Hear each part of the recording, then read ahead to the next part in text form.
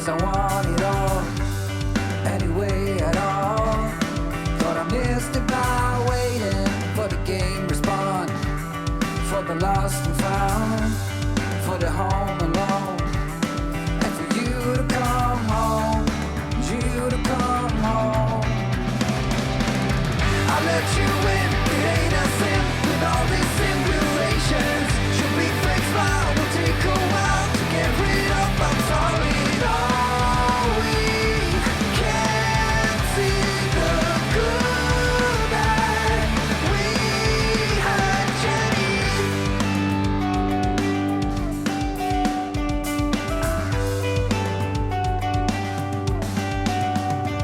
I'm waiting for the curtain call, 'cause I want it all, anyway at all. Thought I missed it by waiting for the game respawn, for the lost and found, for the home alone, and for you to come home, you to come home.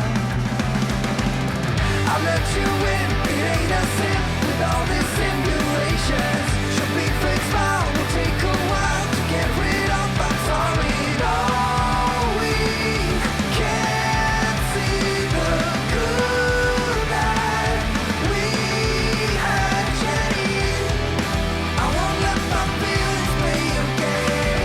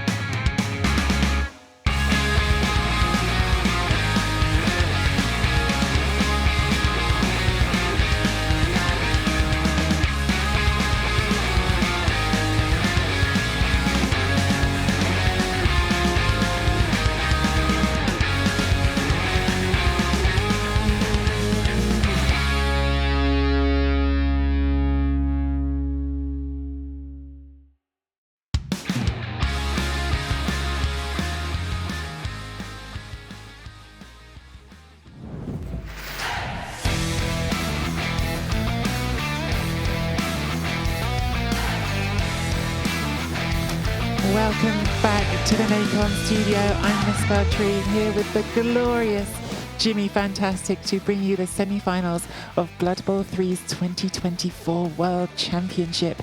That's right, folks. We've had our starting field of 64 teams whittled down to just 4, and we've also had our studio team of 3 whittled down to just 2, just for the first of these games, because Andy Davo is off getting ready to play in the first of today's semi-finals. Jimmy, it's just you and me to start things off today, but at least that meant we were safe from Andy tinkering with our imported tea.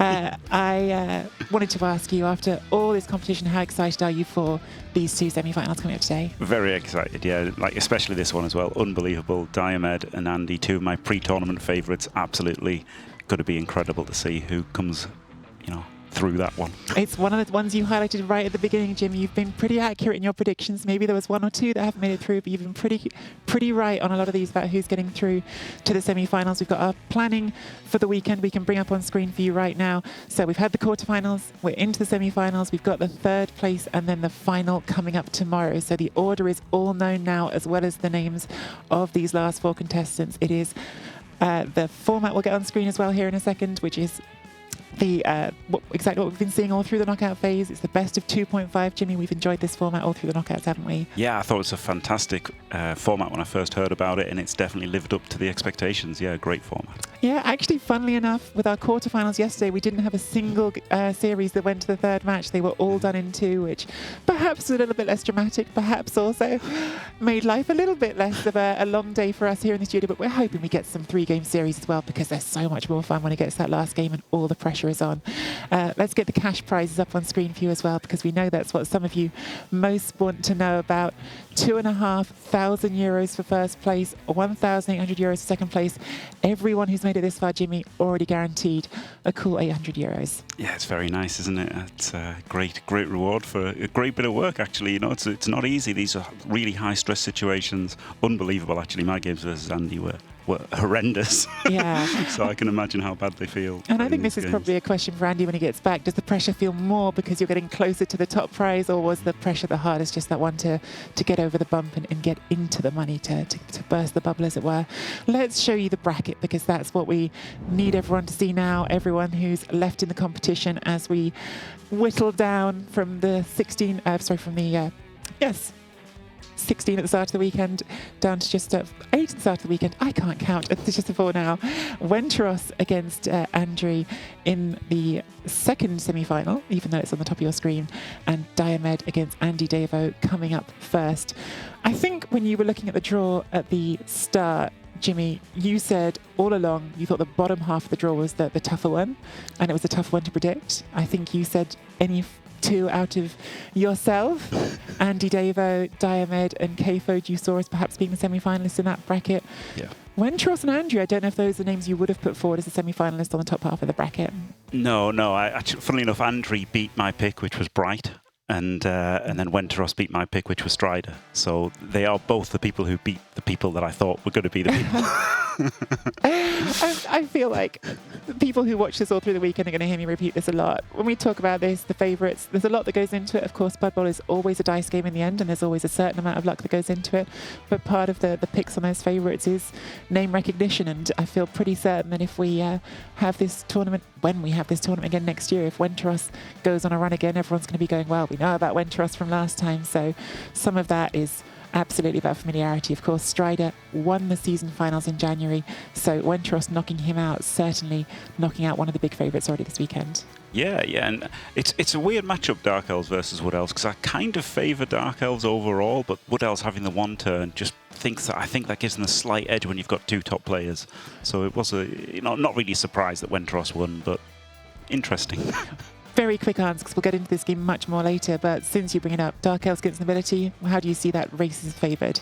Well, I mean, obviously, Dark Elves are favoured, but because... Obviously, chat, remember that.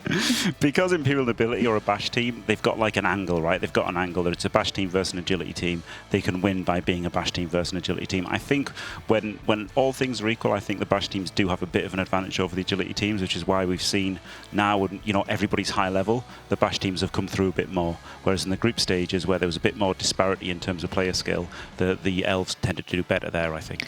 We had 7 Wood Elf teams in the last 16. We have 0 Wood Elf teams in the semi-final. So that tells some story of its own. But first up, we have Necromantic versus Necromantic. Diomed against Andy Davo, 2 incredibly good players, both on their favourite teams. Diomed was in the final of the season finals. He was the runner-up to Strider last time out. This is his Necromantic build on the screen now, Jimmy. This is not the one you would have gone for, I think. It's not what I would have done. No, it's interesting. He's got the advantage that he has over Andy is 13 players. This will help in the third game, if there is one, in overtime, having an extra player. And it will help just generally, if the dice are bad for him, he'll have another player, whereas Andy won't. It means he can foul sometimes a little bit more. But, most of this roster is the same. 90% is the same. They've both got a block wolf, they've both got a block ghoul, they've both got 4 guard, and they've both got up to 12 players. So the difference is Diomed has a wrestle ghoul and a zombie instead of a second wolf. So I've had the privilege of playing against Diomed on this roster in your Super League, Jim. And I was playing Wood Elves, and I really thought he would foul because he's got 13 players, and he didn't really. So I'm not necessarily expecting a fouling game from him here, especially against Necromantic, who with regen aren't that satisfying to foul. True. But it means you can have like a cheeky shot at the ghoul or the wolf, whereas... And also, like, versus Wood Elves, you've got to concentrate on protecting the ball so much. It's not always so easy to get a big gang foul against. But, yeah, I mean, he's doing it for the security rather than the high roll potential. But, if he feels he needs it, he may go for it. So let's compare that then with Andy's roster, which has got the second werewolf. I suppose in terms of utility, if we talk about what you've lost, you've given up wrestle on your team because that is quite a nice sacking option sometimes, having that ghoul with wrestle. Andy hasn't got that because he's just got the one ghoul on this team. Yeah, Andy hasn't got the dodge as well. Like, Blodge and Rodge is a great combination to have. But what Andy has is 2 wolves. He's got double the threat. He's got double the coverage against, like, potatoes and, like, things like this. So he's a bit faster, but a bit less maneuverable because he's lost the dodge. But the main thing is the double threat of he's got more surfing threat, he's got more range, he's got more claws. So, and he's got more like, what's the word? Redundancy. If one of them gets injured, he's still got the other one. But it means he can play more aggressively. He can try to set up as many wolf hits as possible, whereas Diomed's using it more as a surgical tool and just sniping with it more. Stylistically, because there is this subtle difference in the rosters, but would you say they also just approach the game differently, even though they're playing the same race? Yes, exactly. Yes, Diomed is like a tactical genius, putting everything in the right squares, making it horrendous for you, whereas Andy is just a greedy banger, trying to hit everything he can. Poor Andy, not hit. It's just a joke. It's just a joke. No, they're both great. They're both great. They're both absolutely great. But yeah, I mean, that is the difference, right? It's basically Andy is trying to get the high roll more. He's trying to get as many wolf hits as he can, as many surfs as he can. And because ultimately, the more players you have on the pitch, bigger player disparity, the bigger chance you've got of winning. Like, it's a completely sensible way to go about the game. It's really hard for Diomed or Andy to beat the other one if they've both got 11 players. But if one's got 9 and the other's got 11, then all of a sudden they've got a really good chance to actually win the game. So, since we brought up this topic about bangers and not bangers, I know that Andy would swear down that this is a hybrid team, not a bash team. How would you characterise Necromantic? Definitely a bash team. Interesting. Because they have got the high movement, right, with the wolves and the ghouls. But it's very limited to a small number of players. Yeah, exactly. And they're out bashing most teams, right? They've got Claw to deal with high AV, and they've got 4 guard, which is as much or more than most real bash teams. So they're absolutely a bash team in this. They're just a bash team that's also really fast and stops one turns and is just basically the premier bash team in the format. I think one of the things we saw yesterday, watching Necromantic in action, we talked about it with Andy's team, hit denial is such a big part of their game plan because you've got those flesh golems which have the sidestep, the foul appearance, and the flesh golems that have got stand firm, they've all got guard. It really makes it hard to get desirable hits on them, and that is still true even against a fellow Necromantic team, because even more so maybe because you want to get those frenzy hits on the wolf. Yeah, exactly. Yeah, and they're both great at it. I did joke, but they're both absolutely great at the positioning to make it really hard to get hits off. And the thing is, Andy's got 2 chances, right? He's got 2 wolves, so that is going to play in Andy's hands. I do prefer Andy's build, but Diomed prefers Diomed's build, and Diomed's really, really, really good at Blood Bowl, really, really good at Necromantic. So, I don't want to say that I'm right and he's wrong, but, obviously in my opinion, I prefer Andy's roster and Andy's also great at Blood Bowl, and he thinks the 2 rules is better, so who knows? I'm just waiting for a word chat on when exactly this game is ready to start, because it will be any second now. We are very much on the verge, but if you're asking when it starts, the answer is very, very soon. Jimmy, when we get into this game, what are you going to be looking for as your first cues? Like, what are you first looking for in the first few turns? Just who gets to receive, as we're about to find out now. We're heading in now. There you go. The Helen L Productions has won the toss.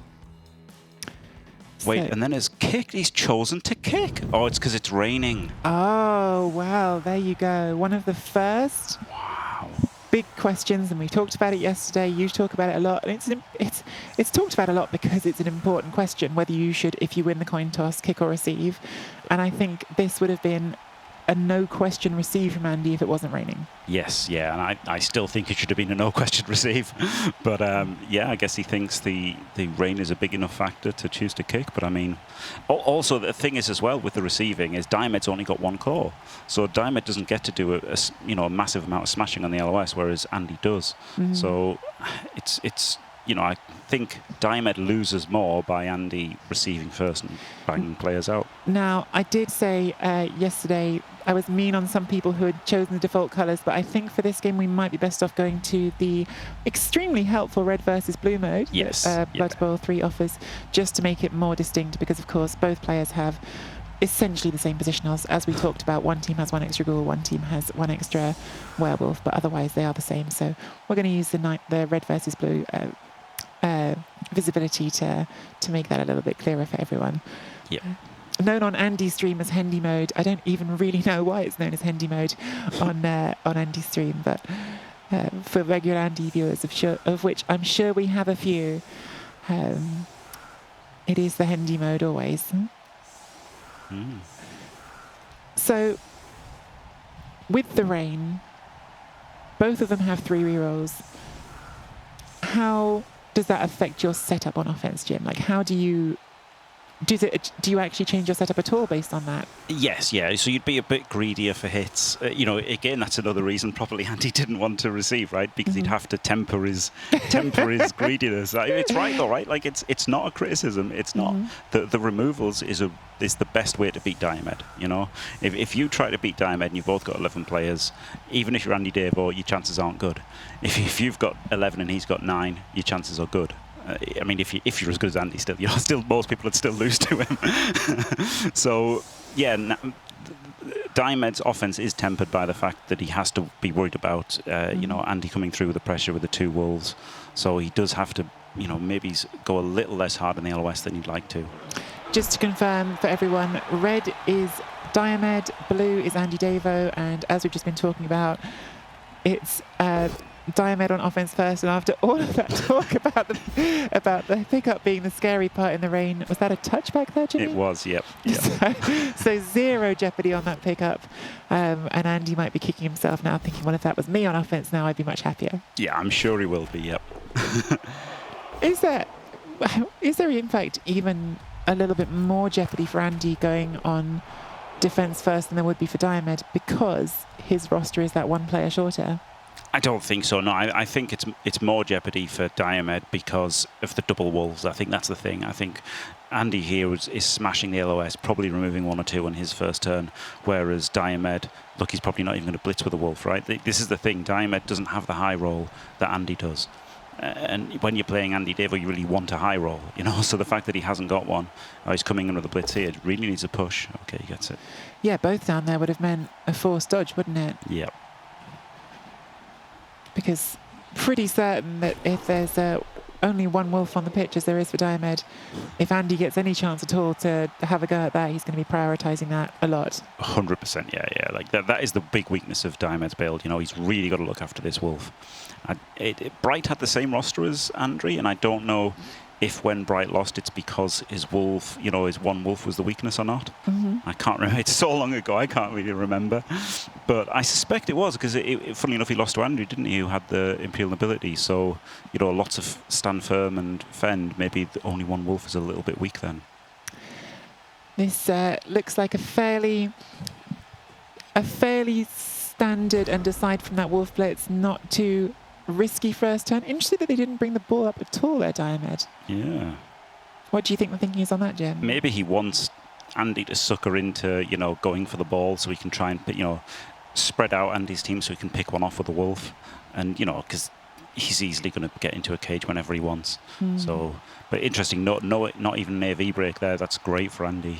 And Andy's definitely going to try and get something going, but it's not going to be easy. Really not going to be easy. But he's got the 2 wolves. That's the key thing, right? He's definitely going to be able to get more claw hits in, you would imagine. I know with these sorts of rosters, what we describe as resurrection format tournaments where players can't die, everything's coming back next game, and you get, as we talked about yesterday, every race assigned to a set tier, and you get a set number of skills to choose. I know with Necromantic, there is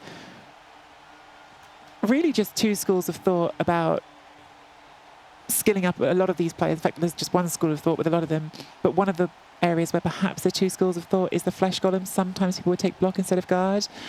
Clearly they've matched each other here. Do you have a feeling about that guard versus block dynamic and whether or not you'd ever take block over guard? Yeah, so I think the people who take block over guard are some people who only took 2 rerolls. So if you take 2 rerolls, I think you have to take at least 1 block there. Which is the only way you're getting both wolves and both ghouls, right? Yes, so that's the trade they're making. Realistically, yeah. You could also have 11 players, but that's really dodgy. So if you go down with 2 rerolls, I think you basically have to have 1 or 2 blocks on the flesh golems.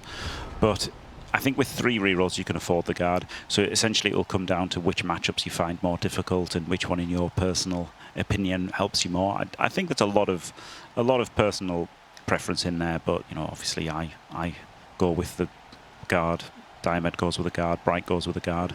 They were the 3 Necro people in the top 16, and I think that is a pretty much consensus. But some people can think other things and be right, maybe. Well, I just think it's interesting that you brought up there the budget part of it. So that decision about if you're going to have the 2 rerolls or the 3 rerolls, because for instance, in some tournaments the TV might be reduced a little bit, and I suppose in those tournaments, if you are looking at 2 rerolls, you've given a good explanation of why in that situation you might rethink it and just want that reliability.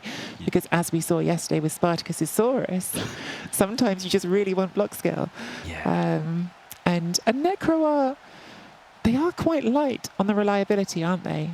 Yeah. They've only got the 2 block on the Wraiths by default. So then the other ones you have to give yourself. So obviously Andy's gone with 2 block wolves and a block ghoul. So the block ghoul can hit a little bit on defense. Of course, generally he's carrying the ball on offense. Sometimes the ball carrier can blitz, but again, usually not, right? So you've really only got two blitzers, 2 with frenzy, 2 without frenzy. So you've got 4 guys with block, which is pretty much okay. Whereas Diomed's got even less. He's got the 2 wraiths and then only 1 frenzy blitzer, but also he's got the wrestle. So yeah, they are a little bit light on reliability. They can get into trouble if they make a few bad rolls, especially with the flesh golems, because the flesh golems do want to hit things. They're strength 4. They want to be basing things up. No real attempt at any penetration yet from Diomed or any pressure from Andy. They're quite content to just stand in front of each other. I think you said it a second ago. It feels like Diomed is almost trying to bait Andy forward. I'm sorry if everyone listening. There is an alarm going off here inside our studio, which we are going to just keep an eye on around us and see if this is a situation we need to react to. We are no more clear than you guys are about what's happening. Andy has breached containment. He's escaped from the broom cupboard. Gosh, yes, genuinely, I have no idea what's happening with that, but I'm trusting that our production crew will let us know if we need to go anyway. So for now, we are carrying on. We've just been given some reassurance from the studio, so hopefully all right. Apologies for the distracting noise in the background. I was just saying there, Jimmy, about, it's really hard to stay focused here, but I'm going to try, about Andy not accepting that invitation to go forward.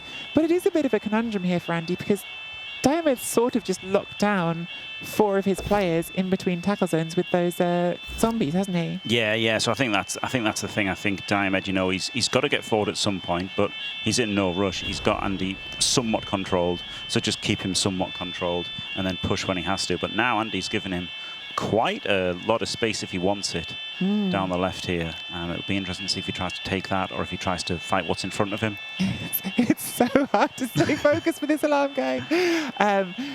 It's definitely not, to the best of my knowledge, related to Andy's attempts to microwave a mug of tea earlier, which did happen. The thing about going forwards here, though, Jimmy, is I think this gets talked about a lot with frenzy teams and also just bash teams in general. You want to hold the middle of the pitch for as long as you can, don't you? Because once you get trapped on one side, you're trapped on one side. Exactly, yeah. And also, you know, you can go either way and stuff. Like, it's so much better to be in the centre. I guess like chess, it's not something I've played, but that's what I've been told by people, that, you know, you want to control the centre and stuff. And it's the same kind of idea, right? You've just got so many more options if you've got the centre. And especially versus Necro, you know, you can get surfed on the sideline. Now, obviously, other Necro can't get surfed so easily and can counter-surf if they are. So it's not so bad. Yeah, it's a team that you can use your stand firm and your sidestep to make those sidelines a bit more scary for you. But it's not just about getting served. When you head down a sideline, sometimes you just get stuck with no way of going forward. You just get stuck in a position where it's like, okay, they've now closed that wall in front of me. I can't go back to the middle. And the only way to go around is go all the way back and around. So that's a part of what you're up against. Yes, this might be distracting Andy as well, guys. I'm not entirely clear where Andy is in the building related to us. I have not actually been to his broom cupboard, but hopefully he has also been given the reassurances we have that we don't need to panic. But yes, definitely not ideal conditions here for the sound, and I'm really sorry not to be able to do something about that. Keep hoping that we'll get some improvement on that really soon. But for now, Diomed taking the hits on the line and locking down even more of Andy's players here now, right? Andy's got that flesh golem on the floor. He's got that wraith. Interesting sidestep there away from the action. I would have thought towards the middle would be the more natural way to go there. I think he might be trying to chain his flesh golem out. That's what I think. I think he'll try and chain the flesh golem out. Interesting. Yeah, I see what you're looking at. So by blitzing with that wraith now onto the zombie, you can push the flesh golem free. I really like that. Yeah. Andy plays with a 5-year-old in the background. It is true, Dudhams. Anyone who's seen Andy's stream knows his wonderful daughter does come sometimes and interrupt the game. So he's certainly used to playing with some distractions as well as the distraction, of course, of not reading his chat. Exactly as Jimmy predicted it, using that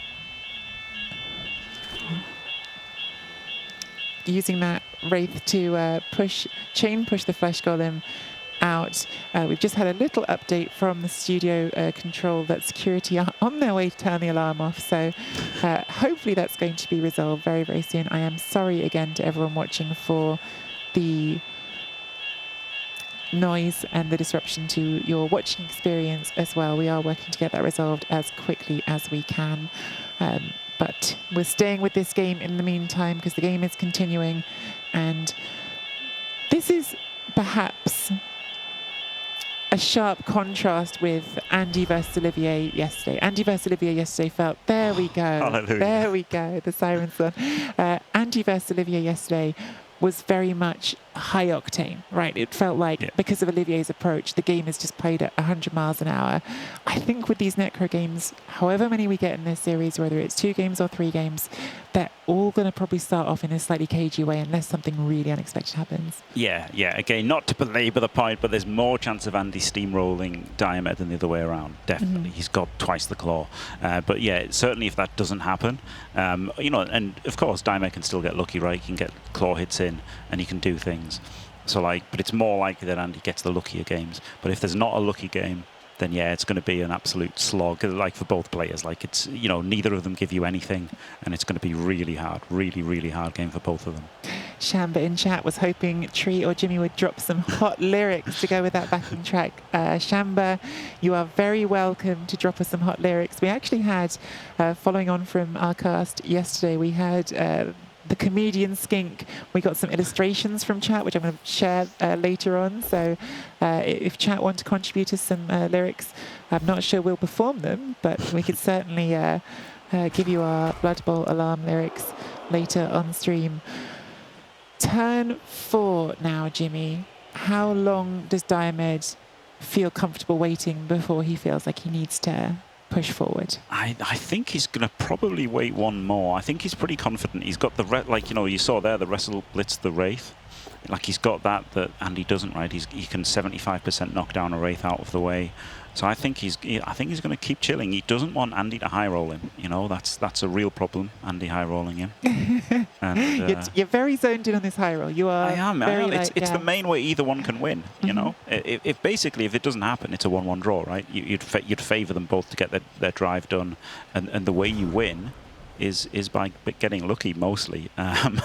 Or you hope the other one will make a mistake, but Andy made one slight mistake in 3 games versus me. Well, that's the level we're playing at, right? That's why these are the people in the semi-finals, because Absolutely. Generally the reason you win at Blood Bowl is making the fewest mistakes for the longest time. Not always, but in general that's a pretty good formula for success. And something I've heard Andy say before is that a really well played game of Blood Bowl essentially just should end 1-1 because oh my goodness. Well, Andy got the first wolf hit in and he instantly gets a Kaz into regen fail. That's a huge removal on the flesh golem. That is half of Diomed's strength 4 just off the pitch. There you go. Crikey. Well, I mean, I hate to be completely proven right instantly, but there you go. I think you don't, Jimmy. I think you don't hate to be proven completely right. And I think Andy, in this instance, will not be sad about you being proved right either. I think somewhere in the building, Andy Davo is giving a pretty loud cheer for that removal. Very unlucky for Diomed that it was not just removal, but also the regen fail. So not seeing that again in the second half. Yeah, and before that, Diomed failed the foul appearance to hit the Wraith. Oh, so wow. if he'd hit the Wraith, maybe that blitz wouldn't have happened. Maybe it still would have done, but certainly that was Diomed's plan, was to hit that Wraith. I have one question about Diomed's approach to this offense. I have a few questions because I don't play Necromantic very often, and so the strategy is not that familiar to me. But also one in particular that's in my head right now, which is that flesh golem was very far away from where the other flesh golem is. And I think about undead, and I know with undead the receive wisdom is you keep your armies close together. You don't want them getting split too far apart.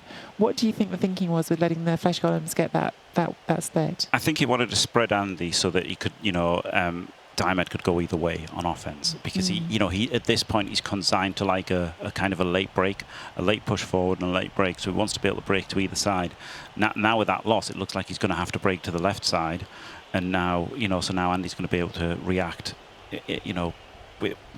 quicker. I don't know, preemptively somewhat. Yeah. He can somewhat preemptively react to this push now because he knows the push is coming down this side, and there's not going to be much less of a switch to the other side. So you're keeping your options open, basically. I think like this, on the surface at least, looks really bad now for Diomed, because you've got the flesh golem on the left-hand side, but you've got both your wraiths stuck on the other side, and neither of them look strong enough to go down. Yeah, no, it looks pretty terrible. It looks pretty terrible for Diomed.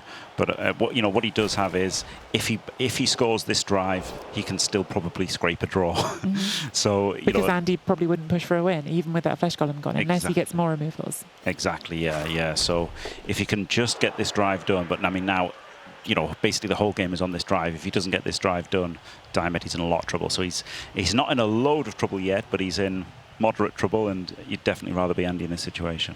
Is there any argument here that if the ghoul had come forward a bit sooner, you'd be able to make the push now and not be having to go quite as far with it? Yeah, but you really don't want to give Andy a 2-turn, do you? So it's... In the rain, Necromantic 2-turn against Necromantic is not an easy one. It's not an easy one, but it is Andy Davo, so you don't want to give him 2 turns. He'll probably just get a timeout and get 3 turns anyway. Yeah.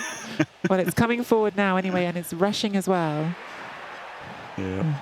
So one more rush would put it in range if you wanted to go next turn. You definitely don't want to go next turn because it's turn 6, but... Well, he wants the option. And I think that's a really important difference, isn't it? It's not that you want to score next turn, but giving yourself if everything goes wrong, I can do this, is sometimes really valuable, isn't it? Yeah, absolutely. And these wolves are so fast. He's going to blitz one here. Wolf on wolf. This is 2 into 1? It is, yep. Reroll it. Yeah, I was going to say, any consideration for that reroll? I would have thought about it. Because now you've got something worse. But into a pow. Diomed doesn't get a casualty on his first wolf blitz. It's not always a fair game, Jimmy. Quite often, actually. I'm not mad about my series at all, Cosmigo. Wait, did you play against Andy in this tournament, Jimmy? We haven't brought that up today. I did a little bit, yeah. The timeout was his game against Olivia yesterday, wasn't it? That was that subtle reference there. Oh. I bet Andy will reroll this one. Yeah. And he gets a Kaz.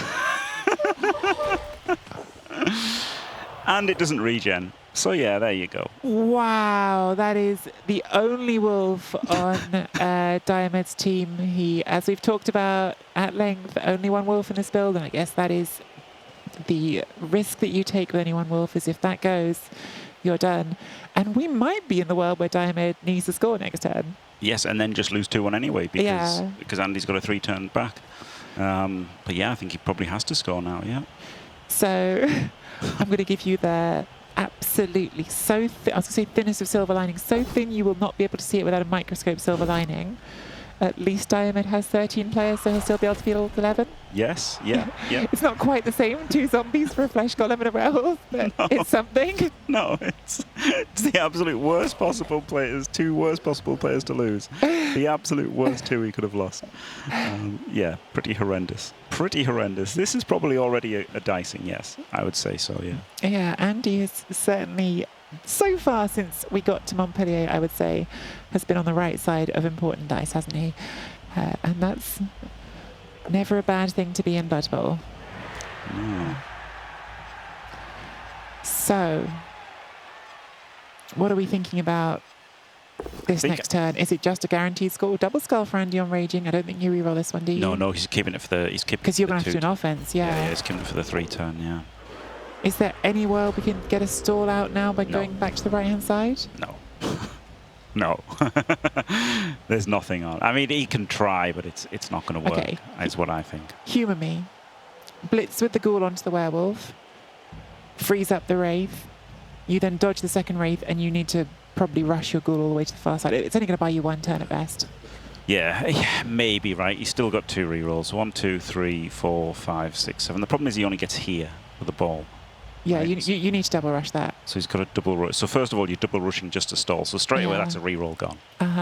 Second of all, this one blitzes and he's got wrestle, so he might just wrestle himself and then not. I guess you can try this first, and then if you pow, then you can think about it. But that's also blocking the path for the other ghoul. To an extent, you might as well do that first anyway, because it's a hit on a werewolf.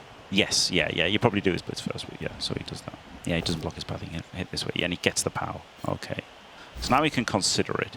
But I still think it's a bad idea. It's good to consider your options in Blood Bowl, even if they are the wrong ones. It's good to think about them first, and then you can always change your mind and not do them. But he's just going to punch. He's we're just punching here. Okay, so we think we're just scoring now. Yeah. Take your blocks and then go in. It's still 2 rushes to score, by the way, which can also fail.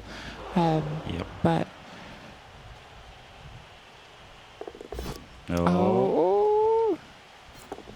does not fail. So as correctly predicted, if you make 2 rushes, you will have to re-roll. Simply not possible to make a 70% chance. Absolutely. Well, I think, listen, this is the most common Blood Bowl knowledge there is that a GFI into the end zone is not the same as a GFI into any other square on the pitch. So that was always going to be at least a re-roll. This is pretty stinking rough for Diomed. Setting up with quite a deep line for defense here. Again, I'm going to give the silver linings because it's what we've got. The silver linings for Diomed are got 11 players, got still enough stand firm and side step to lock down the 2 sidelines with side step, lock them down, but make them hard to go through and put the stand firm in the middle. It is raining. Yep. And Necromantic are not a great quick scoring team. No, they're not great. That's not what they're most built for. Even though they've got speed, because they are agility 3 and they've only got a small number of actual ball carriers, you can't do that elf thing of giving yourself a range of options. You've really got to go with one route and commit to it. So it's looking very, very rough, but it's not over. Don't say it's over. Don't say it's over. No, this is definitely. I still don't think Andy will go for the win in this. If Andy ends this half 1-0 down, I still don't think he'll push for the win in the second half. Depends how many more he kills on the line of scrimmage. Yeah. Okay, true. Unless he makes a few more cards, I don't think he'll push for it. I mean, the biggest silver lining for Diomed is a draw will be fine at this point, and you know he's still got the other games to come. So playing for the draw is way better than like it going to overtime. Overtime, he just loses this game probably, right? Like it's probably over for him if this is going. If this was an overtime game, yeah. So no overtime here again, everyone. Overtime can only happen in the final game. So we will get 16 turns here no matter what. Quick snap, not super impactful. See, this is what I mean about Andy being a greedy banger, right? He's got a 3-turn touchdown, and his Wolves are on the LOS punching zombies, right? Because he just wants to remove wow, players. He's taking both of those in the line. I am surprised about that. Because you do need to get this forward quickly. And that is a deep kick as well, which is not the best. The quick snap has made it a little bit less bad, but the bounce as well could either be very helpful or not so helpful. Yep.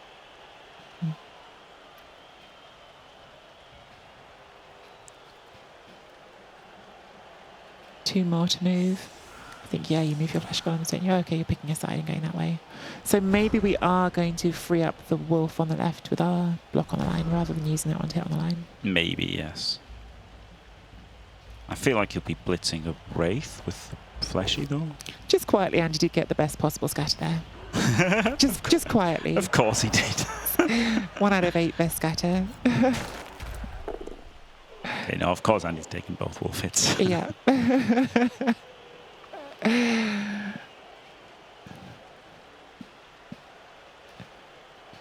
Wow.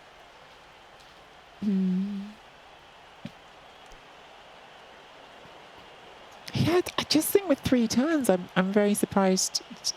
I suppose in terms of the actual movement on them, there's no issue for those wolves covering the rest of the squares there are to the end zone, are there? Yeah, like you've got to get other things in front of them, and the rest of your team is movement 4. So there's no point in them like trying to run up and just get blitzed and die. So it's completely reasonable to do this. I think he probably would have preferred that wolf didn't push first, because now it's slightly, I don't know if exposed is the right word, but you could maybe do something with that. Although the stun makes it probably a little bit harder. Yeah, the stun saves him completely. Yeah.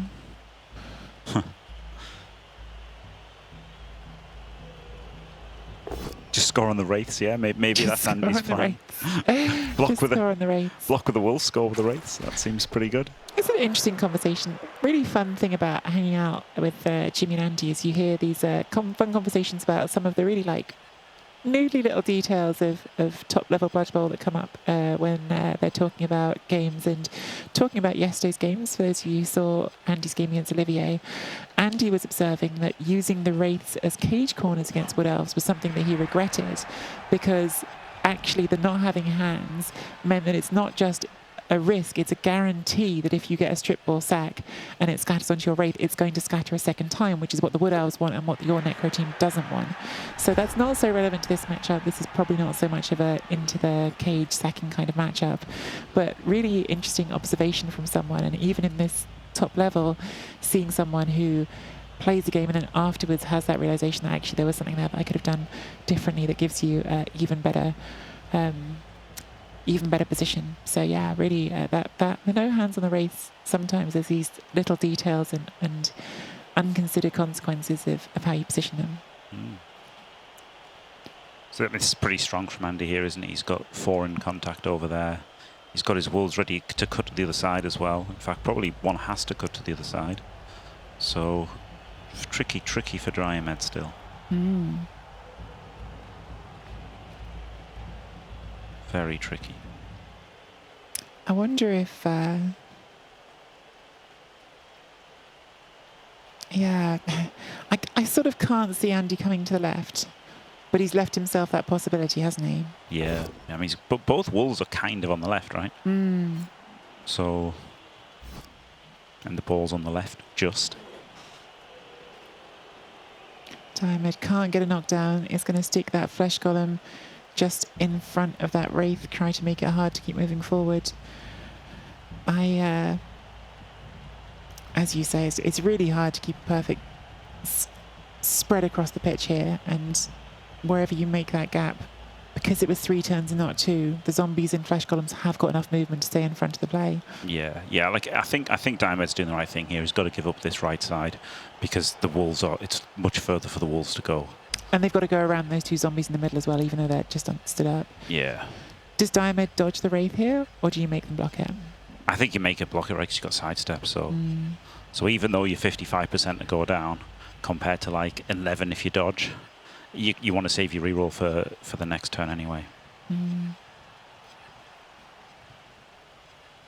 Yeah, Dead Wolf, 2 claw hits and 2 Kaz no regen for Andy. Unbelievable. Dead Flesh Golem and Dead Wolf on the first 2 wolf hits of the game. Pretty impactful in a mirror matchup. And Diomed's hit on the wolf was because...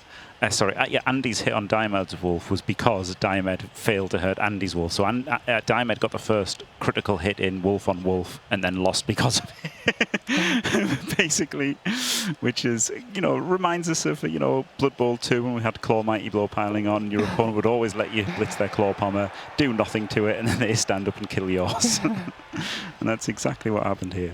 After a long thing, Diomed did do that dodge after all with the Wraith, which it makes it slightly trickier because now you've got to put your blitz into it if you're going that way, or you can do it the other side. Yeah, and you've only got, you still only had 1 chance to power it, I guess. So, yeah. But now you might, you could foul appearance, but you had 2 chances to foul appearance it as well, right? So, so you're almost certainly going to get to hit it. Whereas now you've only got 1 chance against the foul appearance. And 55% to get it down. So this is a pretty good defense. I actually wonder with that dodge if now Andy looks back at the left-hand side. He may do, yeah. Because the Wolves have got, as you said before, much less far to go to get through on that left-hand side. Yeah, much easier to free them. And he can blitz the Wraith, and if he powers it. Yeah, so he's moved here so that if he gets pushed, he can sidestep across. I'm pretty sure. Which does, in theory, let the Flesh Golem just walk past you, but maybe you don't care. Because you're not going to get the rest of your team past. He could run behind you, He could run behind you, but then you just sidestep and close it behind him, which is all right.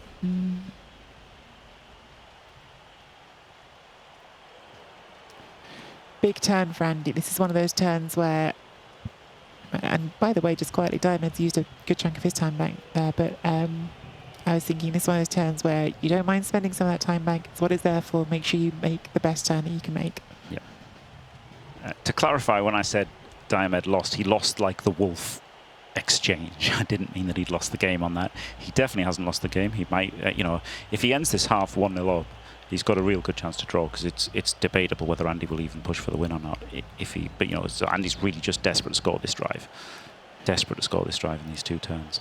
We've said, well, in particular, you and Andy have said, because you're the ones who've been here in these latter stages, in this first game, you're so focused on not losing being the priority over winning. Yeah. But for Andy, if you don't take advantage of this situation, it's going to make you go into that second game thinking, oh, I had a real chance to put this series in my favour, aren't you? Yes, he basically never get a better shot than this, right, in terms of making an instant Flesh Golem Kaz that sticks and then a Wolf Kaz that sticks. Like, this is the game that you have to win, basically. So maybe he will push for the win if he ends the half 1-0 down. Remind us all of that chat when Andy gets a better shot to win. But definitely this is a very nice hand to have to work with after not even 1/2 of the first game. Yeah. But as you keep saying, Jimmy, if it doesn't go in here, then the draw is very much on the table. Yeah, huge chance of a draw.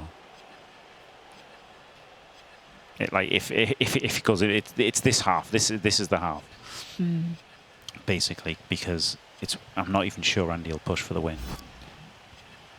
Well, and at that point as well, it's a phrase that I've heard Crystal Hunter using, the draw plus situation. It's not off the table that Diomed finds a way to win. No, it's unlikely. Very unlikely. Yes, yes. He's down a wolf for the Flesh Golem. I mean, but you never know, right? Andy could quad skulls or like make some horrific mistake. Like Andy does make mistakes sometimes, not versus me, but sometimes.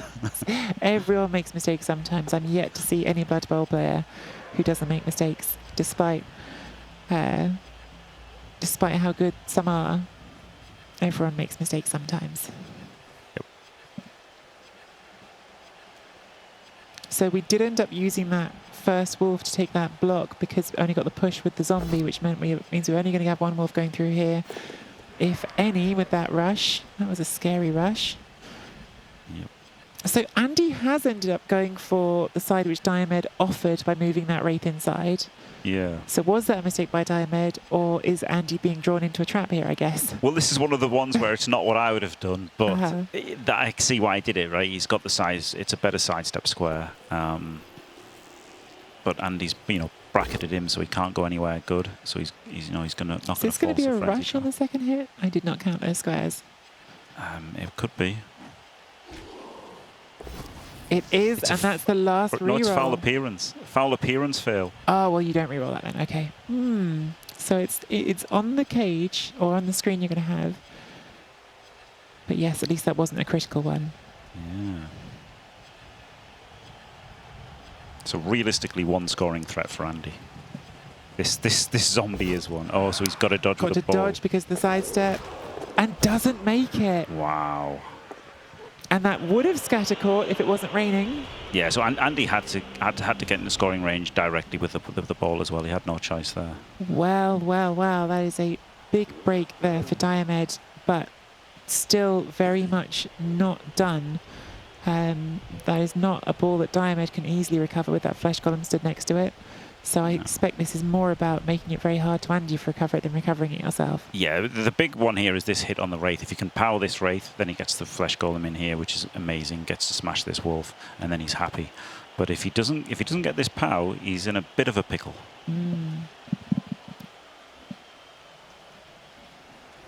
And funnily enough, he wouldn't have had to make that dodge if Andri... sorry, not Andri. It's so confusing. We've been talking about Andri and Andy all morning.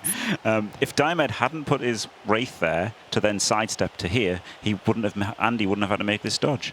Yeah. So again, this is like one of those things where Diomed just makes a subtle thing differently to what, a mere mortal would think was good, and then it turns out to be incredible. Top Blood Bowl strats going on. And I think another thing that I always think when I'm watching people commentate, and I think it's worth saying that we're here commentating, we can only see the plays that we see, and there will no doubt be turns throughout this weekend when the coach has got something completely different in their mind to what we're thinking about and as they're considering, and we just can't know that. There's always things going on. Yeah, often you'll see somebody do something that the commentators just don't understand why they've done it, but it doesn't mean that it's absolutely abjectly terrible. It's just you don't know what they're thinking of. Exactly, just a different idea. Big power. Huge knockdown, yeah, that was absolutely massive. So are we blitzing with the flesh column here onto the wolf? I mean, so he could blitz the zombie. No, he blitzes the wolf. I didn't hear blitzing the zombie here, and then blocking with the Wraith to get more players above. So that's what I would have done. So interesting. So there you go. There's something different. I guess he's going to go for the pickup with the ghoul. So you do go for the pickup here. You don't just leave it on the floor and ooh, something. That's only a zombie, I think, but it is a 5+, isn't it? So yeah, maybe he'll just try and dodge and go on screen, or maybe he'll just punch the flesh golem. I don't know. Could just get another tackle zone on the ball. This is nice though, isn't it? See, so he's pressured the two scoring threats more by doing it this way. So again, just slightly different, right? I would have had two players here, and he's got two players there, but they're both exerting influence with guard. So really good stuff from Diomed. Honestly, Diomed is really incredibly good. Listen, there's a reason why Diomed was in the final of the season finals and is back in the semi-final of this. He's pretty stinking good at the Blood Bowls. Yeah, he's got the highest regular season win rate in Super League. There you go. Although Andy's not far behind him, I think. No, and Andy's very good, yeah. Andy's got 75% over like 30-odd games, whereas Diomed only played 10, to be fair. But has 85% win rate against the best of the best, so that's pretty incredible. And this is the flip side of what we've talked about. It's a dice game, dice matter, but really good players tend to win an awful lot, even against really good players. So. Yep. So this looks really tough for Andy, doesn't it? I don't see an obvious solution to this at all. The zombie can score, right? The zombie can score, and Andy's not going to want to go for a 5+ handoff and double rush, but he might have to. And now, look, I wonder how much he's regretting these wolf hits on the LOS now, right? I think that was a bit too greedy for damage there. I think he really should have Prioritise getting So wolves what down. would you have done as the alternative? Because I instinctively think, yep, that sounds right. And then I think to myself, so what do? Do you just put one zombie there and leave it and not worry about hits line at all? I would have probably put in the one Wraith like that he did, which would then facilitate clearing up the LOS, and then blockless blocks, do them later, and focus on getting both your wolves in good positions. But yeah, and at the end of the day, it's debatable how much difference it makes. But that's just my opinion, isn't it? At the end of the day, whereas we can see what damage does. The thing is, like, Andy's already got the damage at this point, right? So that's like you've got to modify your game plan as the game progresses, right? And at the start of the game, absolutely go for this damage. That's how you beat Diomed. But now you've got the damage. Okay, you've still got 11 players on the pitch, but his player quality is so much behind yours that I think you can switch gears at this point, go a bit safer, go a bit more for like touchdowns and a bit less for damage. So, obviously a huge turn in the game here because it is not impossible for Andy to score. It's looking very tough, but is there a line you can see here at all, Jimmy? There's nothing that I see, no. No, it's really not easy. Is it as simple as try to roll a 6+ on someone to pick that ball up and then hand it off to the werewolf? You don't want to not try, right? Because 6s can happen. Yeah, but I mean, how do you even do that? Like, bring in the zombie to 2-dice this guy, and then you've got to dodge in as well. So, like, do you pow him and then jump over? But then that's a roll, and then dodge around. I mean, maybe that's it. You pow this guy. You bring in the assist, pow the flesh golem, jump over, dodge around, hand out. Okay, so he's going for the scatter, double rush to scatter. I think I like the idea because everything else was so hard. Yes. But you've had to spend a reroll on that rush, which makes it now very unlikely. Well, it depends. Let's see the scatter. Now it's super unlikely. Yeah, he needed a scatter this way. He needed a scatter, right. Because there's a world there where it scatters across your flesh column and ends up on the right side for the wolf to just pick it up and run away. But yeah, he needed the Olivier stat from yesterday. Exactly, yeah. Not to make Olivier sound lucky yesterday, because he really, really, really wasn't. But there was one turn where he got an amazing scatter. Yes, that was the one piece of luck he had in the entire match. But I guess now we stick our claws into another. Is Andy thinking about anything here? The problem is, as we talked about yesterday, most of these players can't even pass. Yeah. So you can't even go for that hero pass play. He was going for the handoff, I guess. Where is it going? We don't know. It doesn't matter. Well, that ghoul, by the way, is named Twitchy Chatter the Ignored. So Andy, who may ignore chat sometimes, I think right now will be blaming chat for failing the dodge twice on that drive. Yeah.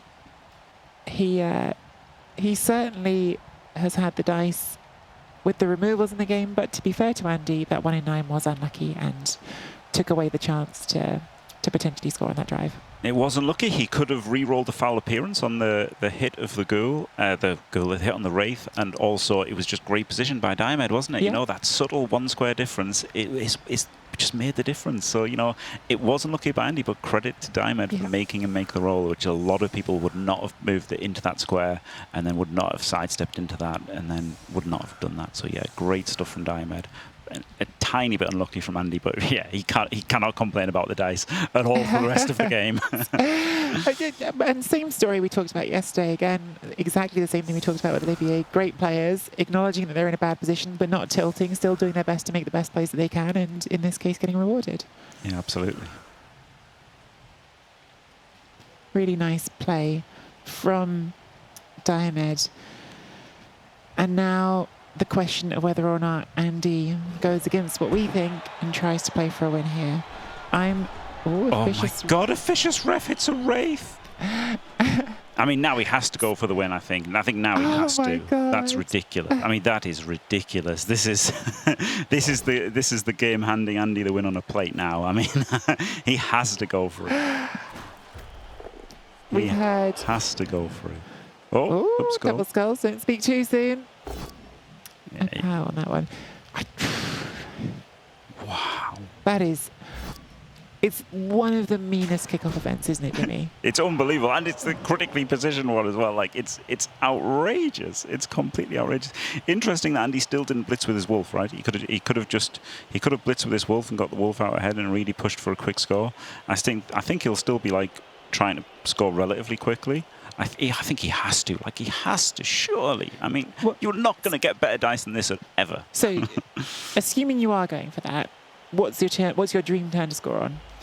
Probably like maybe he's turn 4, turn 5, maybe he's turn 4, turn 5. Because you don't want to give your opponent too long. I mean, now Diomed is down, even with 13 below 11 and with 3 key positionals, maybe you don't care, but there's still some risk that they can score. And you don't want to make more risks scoring yourself, right? Yeah. 1 turn to pick it up and get to here, 2 turns to get to here, 3 turns, 4 turns. So you're going to be adding some kind of crazy risks if you try to go quicker than 4. You can fail the pick up and score in 5. But you still want to try and score basically as quick as you can, just because it's not easy for you to turn over, even if Diomed's offense doesn't carry much threat. The kickoff event, the Officious Ref, is of course the updated version of the old Throw a Rock, and the Throw a Rock used to be an injury roll. The Officious Ref, for anyone who's not familiar with the dynamics, the way that works is it's a failed pickup back there for Andy, which I don't know if he'll re-roll, no, having already spent one. I don't think he would have done anyway, right? Because he'd re-roll this back. turn. Yeah, he'd re-roll this turn.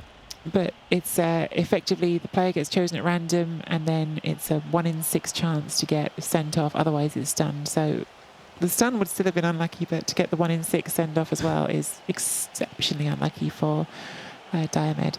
I do remember with the old Throw a Rock, I think it was in Rebel, maybe it was somewhere else, watching a final where a team had induced Glart, which is a fair bit of inducement cash, and on turn 0, a Throw a Rock took Glart off the pitch. Nice. And you thought to yourself, that is pretty game ruining. I have a feeling that team still won, despite losing Glart, which was pretty impressive.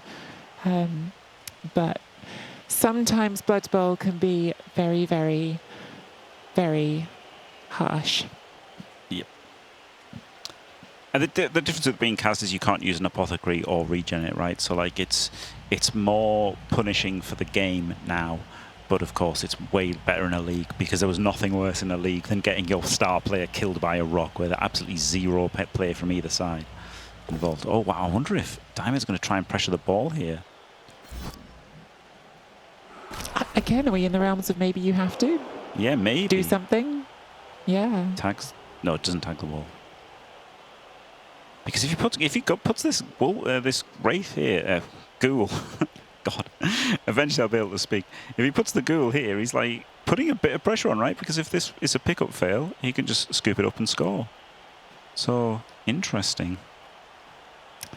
Sans, a favourite Officious Ref, was a 3-skill Dark Elf on a Chaos Pact team. That sounds awful for your opponent.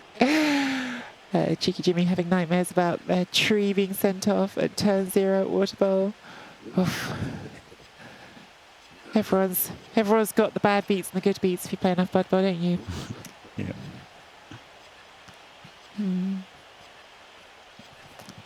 Here we go, there's one with Andy. There was a Throw Rock in Chalice 48 final where Andy lost a Black Hawk to KO on turn 0. One of the commentary team screamed that Andy should Apo it, but sadly that Black Hawk never came back from the KO. So sounds like they must have a pretty good commentary team, Dr. Helber. I don't know, it must have been someone who knew their Blood Bowl. So yeah, some pressure on this now, this 4+ pickup for Andy. Do you know what I like about this, Jimmy? It's not just about put the pressure on, you never know, Andy could fail it and score. That's obviously the dream scenario. But even if that doesn't happen, you kind of force Andy to come back now, because he doesn't want that to happen, which maybe reduces the risk of losing, makes it more likely to be a draw. Exactly. Yeah. He's getting a bit. He's maybe turning Andy's score into like a 6-turn score now. In which case, very unlikely Andy will get the turnover. So yeah, really nice. This really nice from Diomed.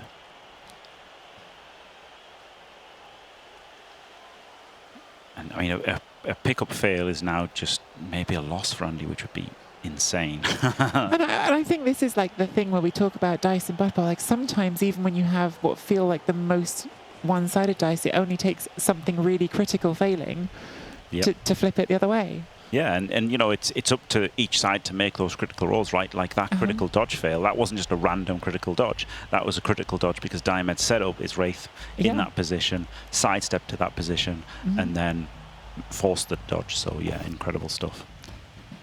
And he does free the wolf. But it's not easy for the wolf to hit because, you know, the ghoul is protected by the guard here, so maybe the wolf's just going to come back to cover the pickup. I mean, Andy not blitzing with a wolf, so maybe he's just going to blitz the zombie F. Yep. That brings the flesh golem into play, which I do like. You can use that to force dodges with these. Actually, do you make a sandwich here? Do you bring it around the back? Yeah. No, I think I would have. I think I would have put the wolf there, but interesting. Not what I would have done, but maybe better. That's okay, isn't it? I like the flesh golem square though. I like the flesh golem square a lot. Yes. Because now you've jammed them between the flesh golem and the zombie. Yeah, for sure. Oh, a blockless block. A blockless block because he needs to get this Wraith back. And now, suddenly, the win looking more and more off the table, to be honest. Yeah, unbelievable. Now, what happens now with your last reroll if you fail this pickup? I mean, you probably have to reroll it, right? I think you're safe enough now. I think you are safe enough with it, with a Wraith coming back. I think you're safe enough. But yeah, maybe the Wraith caused a bigger problem, right? Maybe the Wraith should have hit that, and then this zombie should have come back to here, and maybe that would have been enough. He has failed the pickup. Wow. It's a horrible decision. Horrible, horrible decision, Randy. I think he can accept this. I think he can. He does. He does. It scatters the wrong way for him. There is a world where Diomed scores his turn, right? Yeah. It's a pretty aggressive set of dice rolls, but it's not impossible. It's not even crazy. Like the problem that he's got is hitting the flesh golem, but because he can get what if he. Oh no, that. Do you even hit it, or do you just say, "Nuff will take the wheel"? Give that ghoul some dodges and hope. I mean, it's a 4-4-3, which is pretty horrific. So you'd really love to hit it. So it's just a 3-3. But if you haven't got it, sometimes because you're winning, right? This is not a situation where you even expect it to be in this at all, and you're already winning. And if you make those big numbers, you win the game. Oh, do you know what's better? You can just he can uphill blitz. Oh no, he's got wrestle though. Yeah. Maybe that is still better. You're trading 2 3s for a 4. Yeah, maybe, and then you push him, and then you're out on a single 3. So push him 1, 2, 3, 4, 5, 6, 7 rush. I just think I'm weighing the success against the failure here, Jim. Like, because if you, I still think you want to punch punching the flesh golem's great. It's just great. That's the thing. Like punching things is really good. And you actually could bring the other ghoul. The other ghoul on you a could try and normal get the ghoul free through. yeah. So. Well, it's still questions though. Do you then do you use the flesh golem to try to make it so it only has to do 1 dodge, otherwise it has to do 2? Well, he's got sidestep, so you can just go past this guy. That's his zombie. For some reason, I thought that was Andy's zombie. Yeah, you can just get that up and move it. Yeah. Yeah. I think it's worth it. I think it's worth chasing this. Oh, he does hit the Wraith first, and he pows the Wraith. Like this is the thing. Like punching things is good, you know. So there's a lot to be said for just taking the hits that you can. Punching things that you can is what got Andy in this incredible position in the first place. True. And 2 powers, and got an armor break on that first one. That's also big. Yep. And another armor break. This is really starting to look bad from Andy. From what seemed like a clearly winning position, it's starting to look like this could very well not even be a draw. I wonder if the ghoul could blitz here. So then you've got an extra chance. You've got 1 dice on him, then another 1 dice on him. And if you pound with the first one, then you've freed your Wraith to move around. Right? They're like freeing the Wraith up here is really good. And Diamond's still sitting on all 3 rerolls as well. He is blitzing with the ghoul. Yeah, I quite like this. Oh, he's blitzing the zombie though. Oh. Oh, okay. Oh, it's not what I would have done. Gets a knockdown. I would have really liked the golem hit there, I have to admit. Yeah. We've got to go for this ball, surely. I think he's going to dodge the. Oh, no, he's tagged the wolf out. Just tagging the wolf. No, he's going to dodge the Wraith. Yeah. Okay. Like marking with the Wraith is way better, right? It's pretty powerful. Yeah, it's pretty powerful. And does he 1D the wolf? Probably. Well, if you're going to do that, wouldn't you have hit it before dodging the Wraith? No, because he wants to definitely re-roll the Wraith, right? He wants the Wraith here 100%, Okay. and then he can just have a go at hitting the Wolf if he wants. I think I'd still dodge this and bring it over the ball. He could go for a dodge on the zombie here, so that if he skulls on the ghoul, he's not out of position at all. So we might actually see a zombie dodge. No, we're going for a ghoul dodge as well. I think I like that. Have two players there. I think I would have maybe considered the zombie dodge after that, which he hasn't done. Yeah. Yeah, I think the zombie dodge here would have been real nice. Yeah. Way better than powering and killing that. Like, even if he kills this zombie... It's not doing much. Yeah, I really like tagging out the flesh golem, like, so much. Yeah, I think that was...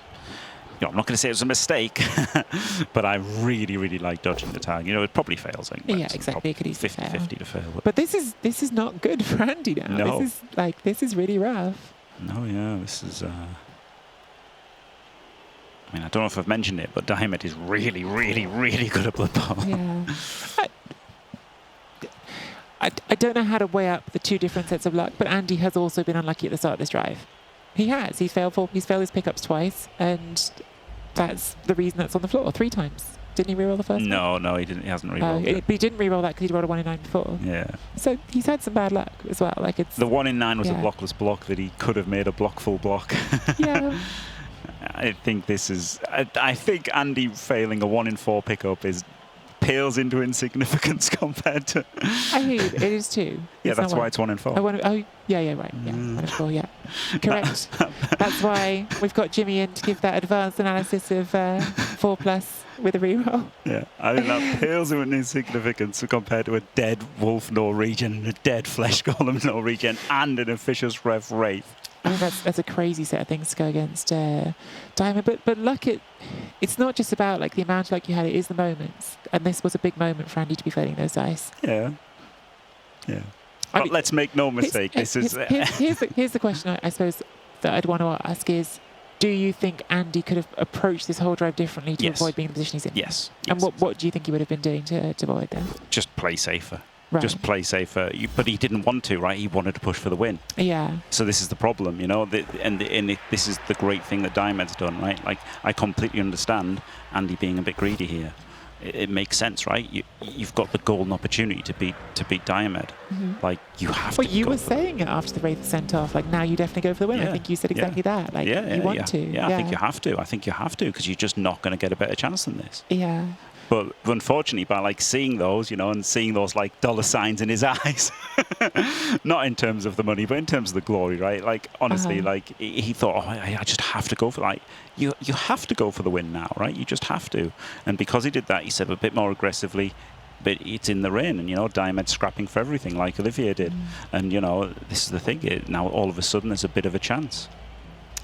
Yeah, that deal. I think that's definitely a bit of my mindset on that one. I think Jimmy makes a good argument for the things you can control. I think both things can be true, but yeah, there's I mean, Andy could have used both rerolls on pickups. Yeah. And then that would have been a 1 in 16 to be in this situation instead of 1 in 4. He could have, he didn't need to have this flesh golem this far into his opponent's half. This zombie didn't need to be blocking with that zombie. Yeah. So he's made a lot of decisions to get himself into this spot.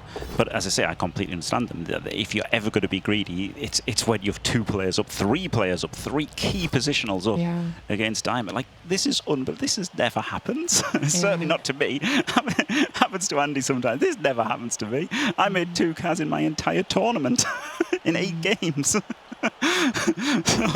so yeah, I'd be doing the same thing as Andy here, definitely. But he doesn't clear the zombie there. That's unlucky. That's pretty unlucky. So there you go. This is a 1 in 4 for Diomed, right? He had 2 chances to power this guy, which would have freed a zombie up, which would have made the blitz on the wolf. Actually, he's got this one free already, so it's not that big a deal. I guess he would have had 2 into 2 this way. Oh. Ooh. Diomed pausing the game. Well, I'm afraid to say we have no information about why that game has been paused. Hopefully it's just something that Diomed can quickly take care of. There's lots of reasons why someone would. I mostly hope just that he's been able to communicate to Andy what the reason is, because of course it's always difficult when your opponent pauses and you don't have that reason, but it's very possible that they're messaging and that it could be the things that Chad is suggesting. We all have nature calls sometimes. We all have people come to the door if we're playing games on our computer at home. All sorts of things can happen. So hopefully we'll get Diamond back very soon. Restart the game, says Shamba. I think that's probably not on the cards. If we get any information through from the players, of course we will communicate that to you as well. We've been having some lags apparently on the game, so I think maybe it's just hoping to smooth those out. Diomed is down to 1:55 on the time bank, so if there's some lags going on, it may be that he's starting to worry that those are going to cost him the chance to get his... Yeah, he can't. He's not. That's why he's not choosing this push, right? He's got no decision to make. He's not re-rolling it. It's just he can't choose the push. Yeah, which is very awkward if you're in the situation he is in, which is down to 1 minute and 50 seconds now in his time bank. Wow, this is horrible for Diamond. Yeah. Blitzing with this zombie. So, you know, he had 2 tries to get that other zombie off. Couldn't do it, but now he blitzes with this zombie. Gets the POW. Good, big POW there. Got a free ghoul. Say again, the 2 armor breaks last turn were huge. The Wolf and the Wraith losing a turn in the middle of the pitch has really strengthened Diamond's position worse than Andy's position. Yep. Now this ghoul is free, and it is coming down the pitch. We need the scroll, Jimmy. Thank you. 1 dice to clear this ball. Oh. Put a reroll into it. Oh, maybe, right? Because you've got this 4-3 to 4-3-4 to win. Doesn't do it. I think you still go for the ball and try to win here, though, right? Oh, you rolled a 1 in 9. Doesn't re-roll. Doesn't re-roll. That is serious re-roll discipline. Oh, I don't know if I would have wanted to give up that chance to go for the ball there. Yeah, I don't think I would have done either. But I guess he thinks he's got Andy in a pickle here. Yeah. Because, you know, this Wolf is still stranded. He's got to dodge off. He can't knock down the Flesh Golem here. The Wolf's got to Frenzy Trap himself. I mean, not trap, you know, 2 into 1. So this isn't a great way, or he's just got to blockless block him free. So, like, he's got no way to clear these wolves realistically, and he's got to worry about all of this. So, yeah, this is still very, very much a pickle. And Andy's not only win chances slipping away, but his draw chances slipping away. Yeah, right now. that's the thing, and that's kind of that. It's such a stupid point, but it's still a true point in Blind Bowl. Even when the situation is bad, having a 1-0 lead, yes. In the end, like if your opponent messes up or the dice betray them enough, you're still winning. That's the point. It wasn't ever 0-0 because he scored on turn 5, was it? 6. 6, sorry, yeah. This was on the table. Yeah. So better to score. And this came up yesterday with Olivier when he turned down a score that you could have taken. Yes. Sometimes it's better just to have that point on the board and you can defend that position rather than to risk that stall and not have that point on the board. Yeah, that was not a stall I would have considered in a million years by Olivier. I was shocked that he did, but I guess, you know, I guess he thought he's playing against Andy and he just has to have the extra turn. Another 1 in 9. That is Andy's last reroll into a double skull. Wow. Oh my goodness. Well, this is almost certainly a Diomed win now. Oh, well, let's not get carried away. There's still nothing there for Diomed, right? Diomed's in just the same position as he ended the turn last time. Oh, no, he's not. He's got this player down. Yeah, And 2D blitz. He can 2D blitz with clear with okay, this is almost certainly a Diomed win now. Blimey, this has been... Well, look... I think Jimmy and I have slightly different perspectives on this, but I will say this much. Andy's dice in this half have been horrendous. Yeah, I wouldn't say horrendous. They've been bad. I think they've been horrendous. I think most of his blocks have been 1 in 9s and he's failed his pickups. Here we go, Will Diomed. No, not Diomed yet. fails the pickup Obviously too. putting in the reroll makes it.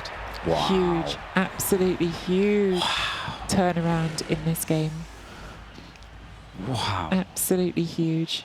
Extraordinary stuff. When that Wraith was sent off, I think this is the last scenario we could have imagined. Yes, yeah, absolutely. Like, absolutely. And it's strange, isn't it? That's Blood Bowl, right? Without that send-off, Andy probably just takes the draw. Plays sensibly, locks it down, safe moves first, stops pressure getting to the ball, and just, you know, takes the 1-1 draw. But because, you know, you've got to go for it. Like, you're not going to get a better chance ever than that. That's crazy. That's such a crazy opportunity to go for the win. So he kind of had to. We were just talking about what turn should he score. You know, Yeah. it was a golden opportunity for Andy, and that's going to be this is going to sting. Unbelievable amount. In fact, it's probably a loss. Like, it's so hard to I win. He's suppose got no rerolls. it's not impossible. You score in 2 turns and turn over and go again in 2 turns. Yeah. It's not impossible. It's very, very hard. Yeah. It's not impossible. Timeout blitz. There's chances. Do you know what else is crazy? Andy, of course, in the first half, to our surprise, chose to kick and not receive. Yes. And then it was a touchback. And then he goes on offense in the second half, and exactly the thing he was afraid of, which is not picking the ball up in the rain, comes back to get him really, really badly. So really rough. I think it's been an extremely unlucky half for Andy, but it was a very lucky first half. And so this is Blood Bowl in a nutshell. You should never count your chickens until you're over the line, I guess. Yep. And K-Fog, please come on. We're trying to do a job here, K-Fog. Don't say it's over. K-Fog thinks it's very unlikely. It's not impossible. Is Andy going for a 1 turn? No, because he'd be going for the wolf into the wolf if he was. This is the bit which is mean to ask, but still maybe we should ask. Is this the setup Andy should have gone for on turn 6? Yes, I think so, yeah. I think he had to really go for the, hell for leather to get the touchdown. I think he took it too easy going for the touchdown. And then, of course, now it's easy to say this half that he was a bit too lax in going for the... But, I mean, I would have done exactly the same. I think you have to versus Diomed. You can't look a gift horse in the mouth, right? You had to go for that win there. You just had to. But yeah, if he'd set up like this, and maybe if he tried harder to push through for the score, and maybe he got the score, if he's 1-1, this second half doesn't happen, right? Yeah. Well, exactly. If it's 2-1 now, even you're still thinking, okay, well, I've got 4 turns, I can get to 2-2. Yeah. But he would have played it differently. That's the point, right? If it's 1-1, he's gonna lay a protection, and he's not gonna let Diomed get through with pressure onto the ball. Yeah. Jimmy, why are you licking horses' mouths? Let's not get started on horses. I think there was a whole discussion about that last year, in January even. Yeah, it's funny how strange sayings are, aren't they? Like, more than one way to skin a cat. I know. More than one way to skin a cat is such like a grim expression. It's like such a when you said it yesterday, it's one of those, I use it sometimes as well, but every time I hear it, it's still like, what a weirdly horrific thing to make as an analogy. Yeah. I guess this game proves that Wolves are pretty overrated. I mean, well, Andy's failed to pick up again. Andy, listen, again, you can't score a touchdown if you can't pick the ball up. 3-0? Yeah. 3-0 now? Could be. I don't think there's any need for Diomed to defend here, actually, right? I think you just go and pressure again. You got 2 rerolls, and he's got none in the rain. This can double rush onto the ball here. So yeah, I think, he's not blitzed. Interesting. I thought the Wraith blitz into, zombie move around, and in fact he could have double based the ball. He could have double based the ball again. Instead he's blitzed with a Flesh Golem and 1 in 9. So he is just trying to defend. More or less, Andy has to pick up and pass next turn now, right? It has to be a Flesh Golem pass, a Ghoul pass to a Werewolf. Yeah. I see. I disagree. I would go for the 3-0 just for the absolute demoralisation of my opponent for the best of 3 series. Again, for anyone who's joining this series who hasn't been watching the whole coverage of the tournament, you've missed a lot of great stuff, by the way. But if you're doing that, the scoreline does not matter. The win or loss matters. The scoreline does not matter. So I hear Jimmy on there doing it for the enjoyment of it, but it wouldn't actually affect the likelihood of the next game. Yeah, correct. Psychological damage only. Exactly, yeah. Some helpful input here from Tex-Mex Robot. You can tell a lot about the health of a horse by examining its teeth and gums. You wouldn't do that to a horse that's gifted to you until after the gifter is gone, but you absolutely look when you're buying. Well, you say that, Tex-Mex, but horses have quite a high upkeep. I don't know if I'd accept a gift horse at all. I've got nowhere to put it. It's a very good point. I live in a flat. I'm not sure where it would go.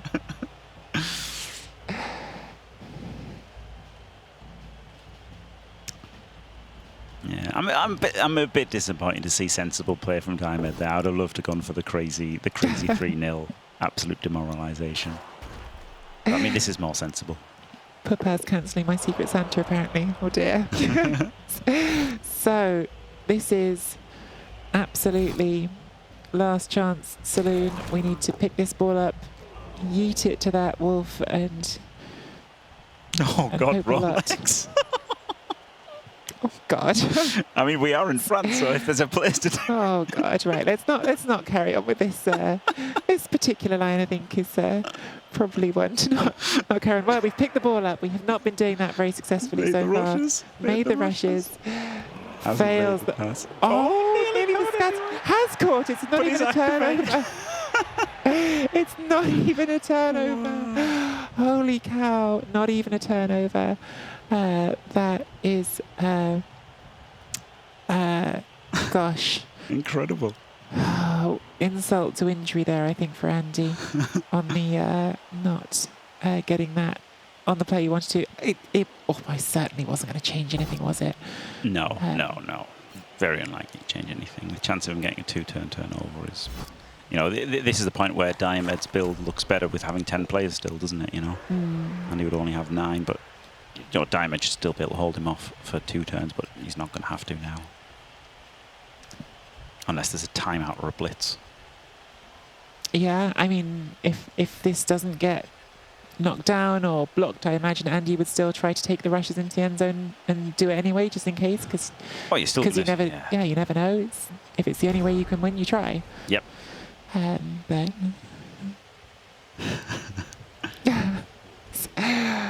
oh dear, the horse chat. The horse chat. I don't know what else to say about the horse chat, except that probably not a good Christmas gift for me. There's other things that I think would be better.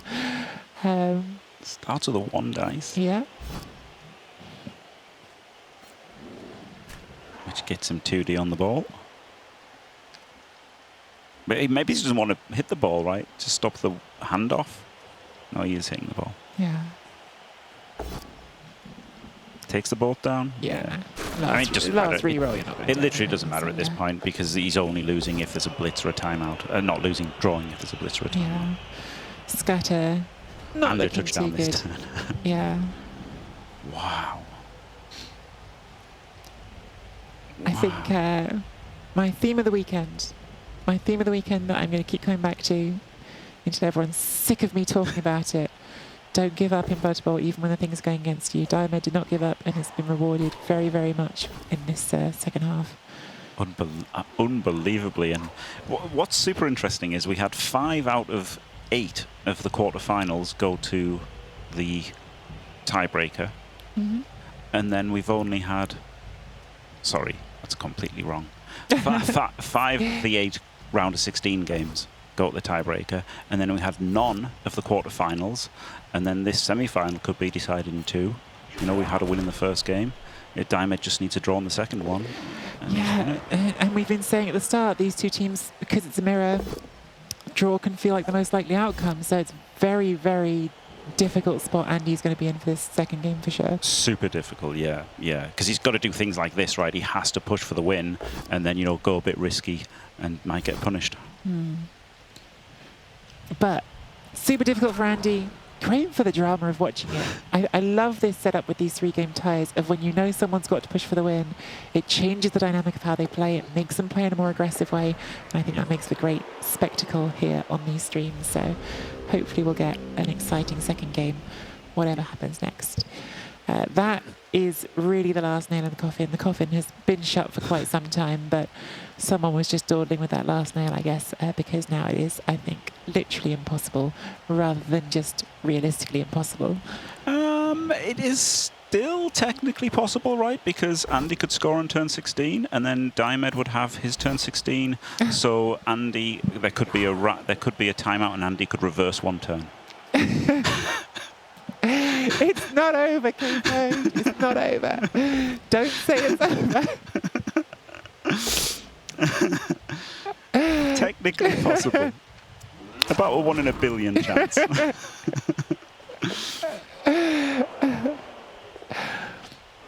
There's about a 1 in a billion goodness. chance.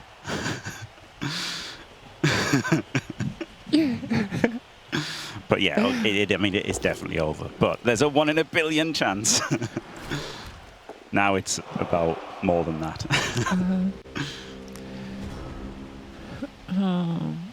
I'm guessing the lag situation improved itself because Diamond has not used much time make those last few turns, or maybe it was just because the game situation put itself in a spot where it was looking pretty good. So a big result in our first semi-final of the weekend. Jimmy, safe to say that is not what we expected. Well, I mean, the way it went, no. Yeah. The way it went was ridiculous. Like, you know, Andy did get the look earlier, which wasn't completely unexpected because he did have the double claws and he was going to play with that way to try to get lucky. He got that good look in the first half, forced in the early score, and then, you know, maybe I would have expected him to try harder for the score. I was surprised he went for the wolf hits on the LOS. You know, when he was really trying in the second half to get that desperation, he went with the wolves for more desperation. I feel like he should have put more desperation into his 3-turn attempt in the first half. And if he'd got that and he goes in at 1-1, he tries a normal drive. He protects the ball. He layers the defences, and he picks it up and he drives it home for 1-1. But because he's 1-0, you know, because he's 1-0 behind, because, you know, he sees the Wraith getting sent off, he has to go for the win. I don't blame him at all for going for the win. I'd have done the same. 3 players down versus Diomed. Like Diomed with 3 players down, it's the perfect chance to go for a win, and then the rain got him. Yeah, absolutely extraordinary. And just again shows how the luck can swing back and forth. Need to tell everyone, if you are waiting to know when that second game will happen, not very long is the answer. We give players a break of about 10 minutes in between the games. It's mostly for them. It's to make sure that they get time to refresh and reset. I'm certain that Andy will want to get up, step away from his computer for a second and just breathe. You need to psychologically do what we've talked about as opponents doing the last 2 games and let yourself get back into that mindset of, okay, fresh start. The next game is a completely clear slate. Everything that's gone needs to go out of your head because yes, you have to play for the win, but you can't go into it with the mindset of, I'm being diced and it's not fair, because if you have that mindset, it's going to go wrong. No, you can't be tilted, but you have to go in with a correct mindset of, you have to win this game. You 100% have to win. A draw is unacceptable. And that's hard. That's really hard with like, you know, a bash team that's with limited options. You know, it's not like an elf team where you can increase the risk profile a lot easier. This is hard for Andy to go for the win now, really hard, especially because Diomed also knows a draw is good enough. Yeah, so big shift in the mindsets. We're going to have a completely different kind of semi-final coming up later on today. We have the Imperial Nobility playing against the Dark Elves. I think we have Andrew now available to join us. Andrew is the coach of the Imperial Nobility team for a quick interview ahead of that semi-final. So, Andrew, hello. Hello, Miss Pellet. Hello, Jimmy. Congratulations, first of all. Imperial Nobility in the semi-finals. I don't think anybody had that on their predictions at the start. Why did you choose Imperial Nobility for this tournament? Thank you. First of all, I want to say sorry about my bad English. I will try my best, but you know. It sounds pretty good to me. Okay. Well, about the Imperial Nobility choose, we were testing with some of my community members about which could be the best faction to choose in this tournament. Some of them participate in this tournament with very good results, like Sergul, like Saryu, who lose with Wenteros, my next opponent.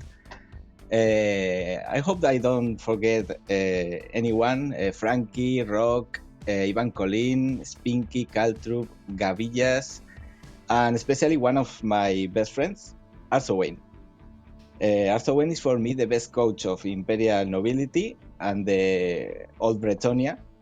He convinced me to choose this faction, and I think it is very solid in this format. He was very unlucky with his team in the group stage, but I was lucky and I am here. Do you want to ask a question, Jim? Yeah, but not really. it's Imperial Nobility. No, I guess my question is, you know, you beat Dark Elves in the group stage to Yes. get the playoff with with the other nobility. You got a few knob-offs, didn't you? You got a nice group there with 3 nobility. Do you think that win versus the Dark Elves has given you confidence for the game against Wenteros? Well, that match against Dark Elf was a little different because I need to win 2-0 or more to get any chance. So this match will be so different, I think. What do you think are the keys for this matchup? So from the nobility standpoint, of course, you've got all that stand firm, you've got the guard. How do you approach, though, a game against a team that can ignore a lot of that? With the dodge, they can just disengage from some of the things that your team does best. Well, this match will be so hard because he has 6 blood chefs and I have no tackle, so it will be very hard. The key must be if I have luck with the pause. If not, maybe I lose this game, but I will try. Just roll POWs is always the best advice. Andrew, I know that you've got a lot of support here in chat for the Imperial Nobility.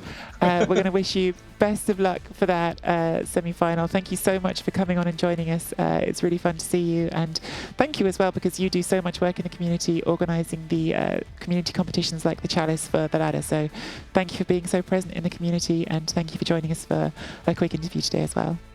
Thank you too for the job you are doing this weekend, and Jimmy Fantastic especially about broadcasting all the matches of this tournament. Thank you very much. Good luck for that semi-final. We're going to turn our attention back now to the first semi-final between Andy and Diomed, because we're going to have more time to talk about the Imperial Nobility coming up later on. Really looking forward to that semi-final as well as this one.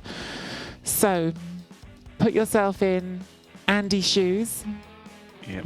What is it change in terms of your approach to the start? So you're still going to want to win the coin toss and go on offense first, I assume, or would you consider wanting to go on defense first because of the situation? Well, funnily enough, I kind of got in this situation with a different team, right? I was playing Andy and I had to beat him in the 3rd game. Now, of course, that I could have technically drawn and gone to overtime, but I figure if it goes to overtime, he'll be out bashing me and I'll lose. Which is maybe what, Andy's, well, it's the same kind of thing, right? Andy's in that same kind of mindset. And I did choose to kick. I did choose to kick and put the pressure on defense and then see if I could get the turnover score. But that's different because I was elves. I still think Andy will stick with the original plan. He'll probably be kicking himself that he kicked. And I think he'll just receive, try to bang a few players out, get the 1-0 done in his drive, and then do everything he can to stop Diomed and just win 1-0. Just win 1-0. So it's not really that 2-1 grind that we hear people talk about so much in Blood Bowl. It's a 1-0 grind with Necromantic because you're so good on defense. Yes, yeah, he's great on defense, but the problem is as well, Diomed's great on offense. He's great on offense, he's great on defense. There's no weaknesses to exploit. He did exploit the one weakness of the build, which was removing the one wolf, and still lost. So it's so hard. It's so hard. He's got to receive. I think he has to receive and make sure of his drive, because if he'd received, he would have made sure of his drive, right? He would have had all the cover in, and he wouldn't have gone for this win. So going for the win is what undid Andy in the 1st game, and so I think he's just got to do what he's got to do: receive, score 1-0, then just hope he gets the defense done. Obviously, if you end up losing the coin toss, that's not a decision that's in your power. You have to roll with it. But I guess it becomes a very simple equation at that point. Make the stop at all costs. Yes, yeah, he has to switch gears there. Normally, Andy is very much a removals first on defense. He doesn't care too much about he moves around and he makes you care about the ball. He doesn't care about the ball so much. On defense, he's picking players off, and that was another reason why I wanted to kick first half against him, because I knew he's just looking for removals on defense. He's not really looking to stop me because he can win in overtime. So, and that's generally how Andy plays on defense more. He's looking for removals. He's looking for that edge, but he can't play like that against Diomed if he has to kick.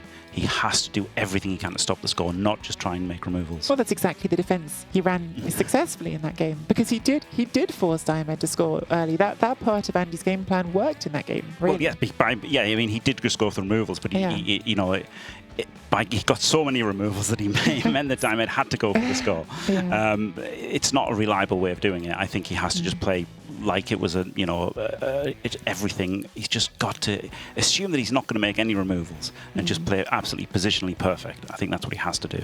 And when we talked about the two builds before, and you were talking about Andy has got that greater power of removals, but he hasn't actually given up anything in terms of playing the way that you're talking about here, because he's got the same number of guard, he's got the same number of stand firm, the same number of sidestep. All of those tools are exactly as available to him as they are to Diomed, because the Ghoul doesn't really change that one way or the other. I suppose the Wrestle has some value, but it's not a big difference in terms of playing in that playstyle, I suppose. No. It's a little bit better, right? Because it gets ball sacks and it knocks over wraiths more reliably. So it's got a few things going for it. I really don't hate Diomed's build. It's not like Andy's build is a 10 out of 10 and Diomed's build is an 8 out of 10. It's more like Andy's is a 10 and Diomed's like a 9.5 or something, or 9.6. Like, it's still a good build. It's still a great build. I just personally think the two wolves, the high roll potential is better. But I think Andy has to dial that back if he has to kick. I think if he has to kick, or just in defense in general, he just has to take a more conservative route and just play the ball more than playing with players. Is there anything you do in a situation where you can feel a bit of the tilt creeping in to try to reset? Do you have any tactics as a non-Blood Bowl tactic, just like a way of dealing with it personally? No, I don't. I just scream at things. Maybe Andy will be screaming. Maybe he set off a fire alarm or something. I credit again to Andy, actually, because that fire alarm in the first part of the game was pretty distracting for us here in the studio, so I can't imagine it was easy for him to deal with. It would have been a nightmare. Yeah. He is, and actually that was not at the part of the game where it went wrong, so he did handle that really, really well. I don't know if we've got any update on how close they are to restarting at the moment, or we're just waiting for Andy. Thank you. We should be on in the next couple of minutes.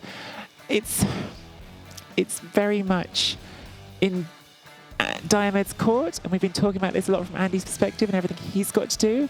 Yep. How do you approach this on the other side as Diomed, and how he's looking at it? The thing is, Diomed is a bit like Crucifer from Blood Bowl 2, right? He's an absolute machine. He's completely tenacious, unwavering. He's like the Terminator. He's like the Blood Bowl Terminator. That's what he is. And so I don't think he has to do anything different. He just keeps going the way he always goes.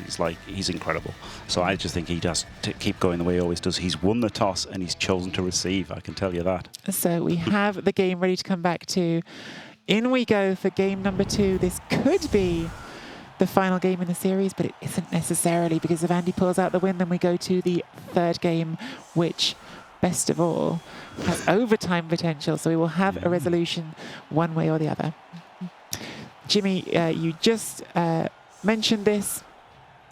Diomed is going first on offense, which is the scenario that we said specifically Andy wanted to avoid.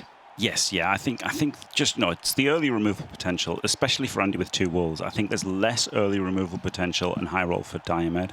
I know I keep repeating myself, but I play the same game 2 or 3 times in a row here, so I guess it's inevitable to repeat yourself. But yeah, I mean, that is the difference between the two builds, is the high roll potential. And yeah, Diomed, it's still good to go first. The important thing for him is that Andy isn't going first. Really more than him going first. It's more that he's preventing Andy going first. And this is a real good defense for Andy, not letting anything get hit really. But yeah, Diomed's not going to cause huge amounts of removals. We're not going to expect it. He still could, obviously. Necro predominantly AV9+, so Diomed can still just randomly make removals and stuff. It's not like he can't. But he's going to be more careful with his wolf, and he's going to be more considered with his play. But yeah, Andy has to be more. I think Andy has to be more like that. He has to, really just focus on the positional play and not the hitting players. Very, very interesting. I hope Andy has got everything he needs to reset. What we'd love most of all is to have another tense game of Blood Bowl. The dice have certainly been very impactful in all of Andy's games in the last 2 days. They were impactful against Olivier. They've been impactful against Day. It is a dice game at the end of it, but I think you also have to give so much credit, don't you, to Diomed for how he approached that situation with 3 of his best positionals off the pitch. Yeah, he's a monster. He's an absolute monster. I mean, I've been saying it since. I've been saying this. I've been saying this since the start. I think Diomed is the best player in Blood Bowl 3. So, and now he's really proved it that game. That was an unbelievable comeback. I don't want to jinx anyone. I don't want to put their hex on anyone with the commentator curse. You just think 2 finals in 2 of maybe not exactly this competition. We keep saying it was the season finals before, whereas this is the World Championships. But the spiritual predecessor to this competition, to get into the final twice would be some reflection of what a consistent Blood Bowl player Diomed is. And all he has to do is draw this one, which is very much in the necromantic wheelhouse. If you wanted a team to draw a game with, this would be up there as one of the ones you would most want to be playing, isn't it? Yeah, this is, I mean, especially Diomed as well. He's always been like more necromantic than other teams, you know, like he used orcs at the season 2 finals, he used orcs, but that was mainly because necromantic weren't an option. Yeah, that's true. With the season finals, they weren't in the game yet. That's a great point. I'd forgotten that. Yeah, but he's always been like a necro main, if you like. He's got a blitz here with a wolf, isn't he? So, you know, there's not a good blitz target, but that's okay because he wants to recover the wolf anyway. Using the... Well, he's not blitzing. Wow. Interesting. I really thought he'd have blitzed there. Using the stand firm to make sure it doesn't have to go anywhere. Saving his blitz for something else. Don't know what. Yeah, maybe the Wraith? Because he could get the Flesh Golem out here and then move both zombies into blitz the Wraith. So it's being talked about in chat and we haven't mentioned it yet. There are treacherous trapdoors on the pitch as a result of that kickoff event. Yes. Generally not very impactful. They are a mechanic that just doesn't get triggered very often. You have to enter that square of one of those 2 trapdoors, which of course everyone can see, so you're going to be pretty conscious about avoiding it. And then you have to roll, I believe, a 1. It's either a 1 or a 6, I can't remember which way it is. Yeah. But either way, it's a 1 in 6 chance of then you have to roll armor and injury if you... Oh no, I think it's just straight to injury possibly if it does. Yes, it does like getting surfed, yeah. It's the same as getting surfed. So on the very rare occasion that it hits, it can be painful. I suppose an analogy for that with the send-off on the officious ref last time, it's not actually that common, but when it hits, it hurts a lot. The thing with this one is it's just very easy to not put yourself into that square. Yes, yeah. It technically makes some asymmetrical setups a little bit stronger as well, right? Because the chance of it coming, so you can think of like, you know, you can leave your trap space over this side on defense because you know that's where the trapdoor may be. So there's a tiny little bit of playing with trapdoors, whereas with Officious Ref it's just pure bad luck. Space Cadet is calling for a version where you get to put a trapdoor down in secret, like Battleship, and have it written down. That would be incredible. And then when your opponent walks over it, you get to declare loudly, you just activate my trap card. Could be a fun implementation for Games Workshop if they ever wanted that. Have a hidden trapdoor. That'd be a lot more interesting. That would be like a terrifying dynamic to just know that somewhere on the pitch, but you don't know where, there is one square you don't want to walk into. Yeah.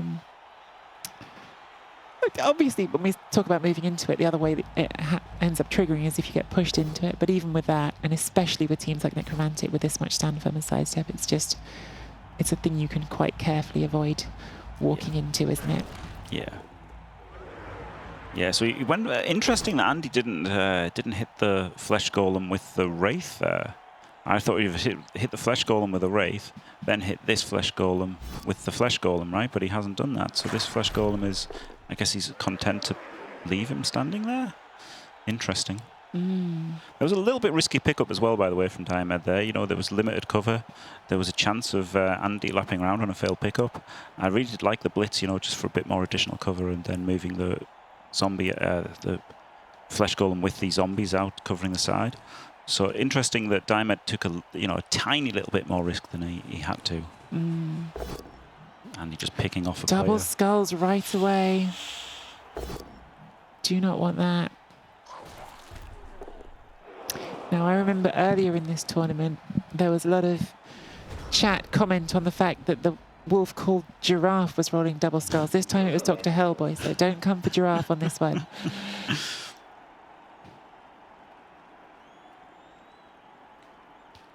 And it's a shame we've had to go to the red versus blue because I like Andy's colour scheme, but very necessary when you've got a mirror match, I think. Yeah. Well, especially with them both being blue. Yeah. And this is very much, I feel like this is straight back for me to with the start of the first game where we were just saying it's this game of chicken almost. How long are you going to hold this position in the middle of the pitch before trying to commit one or the other? And can you force the other opponent to show their hand before you do? This time, though, Andy's got the advantage, hasn't he? He's got these players already stuck in, and he's standing up into it now. Diomed was before they were standing off each other. Now Diomed is in the danger zone, and he's really got to do something about it, as well as trying to get down the pitch and score at some point. Got to think more about stopping frenzy, teeing off. Like Andy can still go for attrition blitzes every turn, like saying that Andy has to concentrate on the position and stopping Diomed scoring more than picking off players. He still wants to pick off players any chance he gets. Of course. Like it's not that that's a bad thing. It's just that sometimes it could be prioritized a little bit more or less. I like this on the left-hand side from Diomed. That wolf is now in an awkward spot where it's probably going to want to dodge, and he's already used a re-roll, so if you can get a dodge fail, there's a chance of getting to roll armor on that piece, which is, as we keep talking about with the wolves, such a huge piece anytime, but especially in the mirror.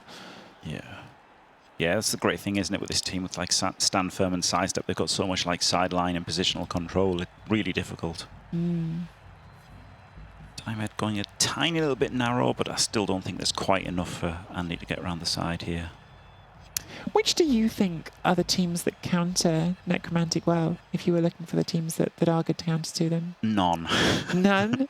None teams. Same as Dark Elves, really, right? They're pretty much in the game against everything. There's nothing that really counters them.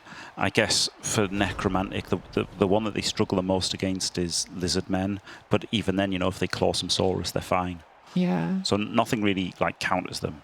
I was thinking the same with Orcs, because the strength advantage, if they've got the same guard as you, can be bad. It's just that then the flip is you've got claws to get some removals. Yeah, they haven't got the strength of lizards, have they really? Orcs are just basically outclassed by lizards when it comes to other bash teams. The thing that Orcs get is, they've got the sure hands and a bit more solidity versus elves than lizard men, especially if people don't play good. So here's a question though. What if there was a team that had even more guard and that also had 4 players with stand firm and wrestle and a bunch more players with fend that would be able to really eliminate that frenzy advantage that you get with the wolves? Wouldn't that be quite a good counter to them, Jim? Well, I'd say surprisingly difficult. I wouldn't call them a counter. I definitely wouldn't call them a counter, but you'd be surprised how tricky they are. Yeah, We're talking about Imperial Nobility, just in case anyone missed my obvious references there. Yeah, surprisingly tricky, but they definitely don't counter them. Nothing counters them, absolutely. But they don't have huge dominance over people really either. They're just really, really solid. Exactly the same as Dark Elves, really. Well, we may yet find out. But that is a little bit of foreshadowing for game or series number 2 coming up later on with the Imperial Nobility facing off against the Dark Elves. But for now, we are doing this standoff at halfway. Andy is about to dip into his time bank for the first time as he sizes up these blocks. Starts with a 1 dice. Oh, double skull. That's 2 double skulls in 2 turns. This is a surfed wolf. This is a surfed wolf instantly. Yep. Wow. Didn't stand this. I mean, it doesn't matter, right? But he probably should have stood that guy up. And yeah, this is just instant wolf surf. Wow. That's really rotten dice for Andy. Wow. Were there other places to start? You could have started with the 2 dice with the... No, you couldn't. No, he didn't have anything good. No 2 dices. He didn't have anything good. Which is really good positioning from Diomed. Yeah, I mean, he could have just 2D blitz somewhere else, but this is what he wanted to blitz to try and rescue the wolf. Yeah, Diomed is a monster. Honestly, he's a machine. It's so horrible to play against him. It's so horrible. He doesn't go for the serve. Oh, he does just do it differently. Oh yeah, we're surfing. Yeah. Oh, I guess because he wants to use the Wraith to protect the wolf, maybe. 2, 3, 4. Is there a rush on this one? Because you can't go through that flush. The Wraith's got. No, it's 8. It's 8. It's exactly 8. Oh, yeah. It's 8, but then you've got to protect your wolf. Yeah. Which you can do. So. Yeah. He's not doing it. Yeah, I guess the Ghoul is going to protect him. Yeah, I guess the Ghoul's going Or to you just do rushes at the end, I suppose, is always the other option. Although, as we've just seen... Oh, yeah, one rush. Yeah. Protected by... Then he's protected by the Wraith. Oh, this is very, very rough for Andy now. Wow. I really like blitzing with the Wolf first. Especially as he didn't take the power from the zombie, right? It's not injured, so that will come back. But yes, as you were just saying, that one rush tucks the Wolf in behind the Wraith. Yeah. Oh, I didn't like that from Diomed. I much preferred my way of just instantly blitzing with Claw. It makes the power a lot better, right? It means it's a block with block. Very interesting that he didn't do that. The surfer becomes the surfy, as Collie says. Yeah, well, Andy got a player surfed against Olivier as well, although then responded by removing a lot of Olivier's players. So there's still time, but that is a big swing early in this drive. And when we were talking about how Andy can win this series still, we talked about the stop on this drive as being the #1 way. And so that's a big dent in that plan. Yeah, this is brutal. I mean, if Diomed scores on his drive, then Andy's just got no other option but to try and score in like 3 or 4 and get a turnover, which is, it's a big ask for a team that just, isn't an agility team. It's not built to do that.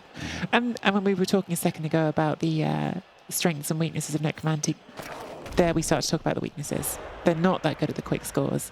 They're not that good at forcing the quick turnover like an Elf team would be. That's not what they're good at. They're good at the... Plan A is great. Yeah. Plan B is slightly thinner. Yeah, only slightly. I mean, well, you asked about what counters them. Yeah, that's a different question. It's a different question. They do have weaknesses, yes. Their weaknesses usually only 3 players that are good ball handlers and very fragile. And overall, they're a somewhat fragile team, right? Like if you look at Lizard Men have AV10 plus Saurus, Orcs have AV10 plus everything.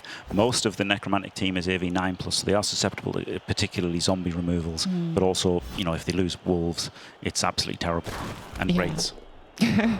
What if they lost a Wolf, a Wraith and a Flesh Golem? That would never happen. They certainly wouldn't win if that happened. Would look pretty bleak, wouldn't it? My goodness. My goodness. Blood Bowl reminding us, as always, that whatever we say, we can still be wrong. But Unbelievable. Andy doing his best here to keep this wall and to take some hits back. Yeah. Yeah, now we're into the territory of he has to dice Diomed, I think. Diomed has to fail. He has to force Diomed, do everything he can to force Diomed into making a critical roll and hope Diomed fails it. And in lots of ways, that's the lesson from Diomed. Diomed was in such a bad position, but he made Andy roll some dice. He made him roll that 1 in 9 dodge that that was critical, ended up failing.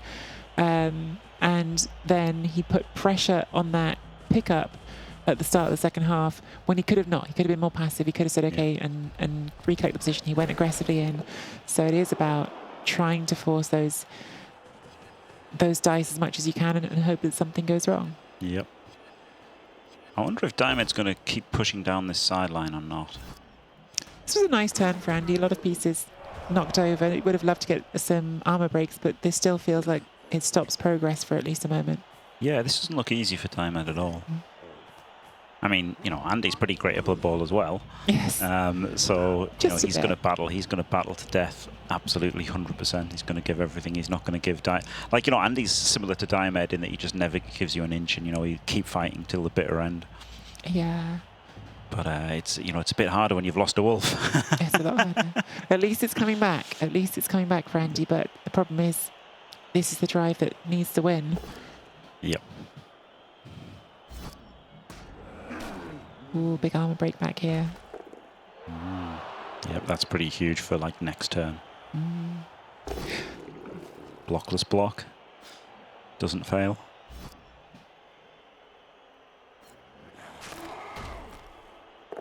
Yes, Apostabsis. Apostabsis. Yeah, exactly. That was absolutely incredible, right? He dodged back directly, and then he thought for ages. He might have gone in his time bank, but he spent loads of time thinking about it, and then he moved it 1 square to the left or right, depending on which way you look at it. And it was just a really, really great position, which I think most of us would have just left it 1 back, right? Yeah. Or not dodged it. It feels like if Diomed wins this series, that single move feels like one of the key moves of the whole thing. Yeah, yeah, and it's not flashy, is it? You know, it's not like Yeah. a chaining a tree into a ball sack and stuff. Yeah, It's not like it's trying so a one true, turner or so something. true. But it was just a great square to put him in. That's so true. I think something you see over and over again with it's a nice Randy, that foul appearance, getting that stuck Yeah. there. Something you see over and over again with really top Blood Bowl players. The flashy plays are fun, and most of the really top players will know how to see a good chain push. But sometimes it's just the consistency of making the play that's 2% better than the other play. Yeah. Well, 11% better in this play. Yeah, exactly. Yeah. And it also had some other subtleties for closing off the sideline, etc. Yeah. But yeah, really good. So we are now halfway through this first drive for Diomed. The good news for Andy is that Diomed is still on his side of the pitch. That's where Andy wants him, but I think we're about to see the push through very possibly next turn, certainly in the next 2 turns. We're going to see that attempt. Yeah, this stunned flesh golem is the key next turn for Diomed pushing through. And, you know, how Andy can try and set up to counter that this turn. First of all, he's got to... So now Andy's other flesh golem is completely out of position. So this is pretty terrible for Andy. He's going to get stranded as well on a zombie. So this is pretty horrible. This is horrible. He needs to cast this flesh golem, basically.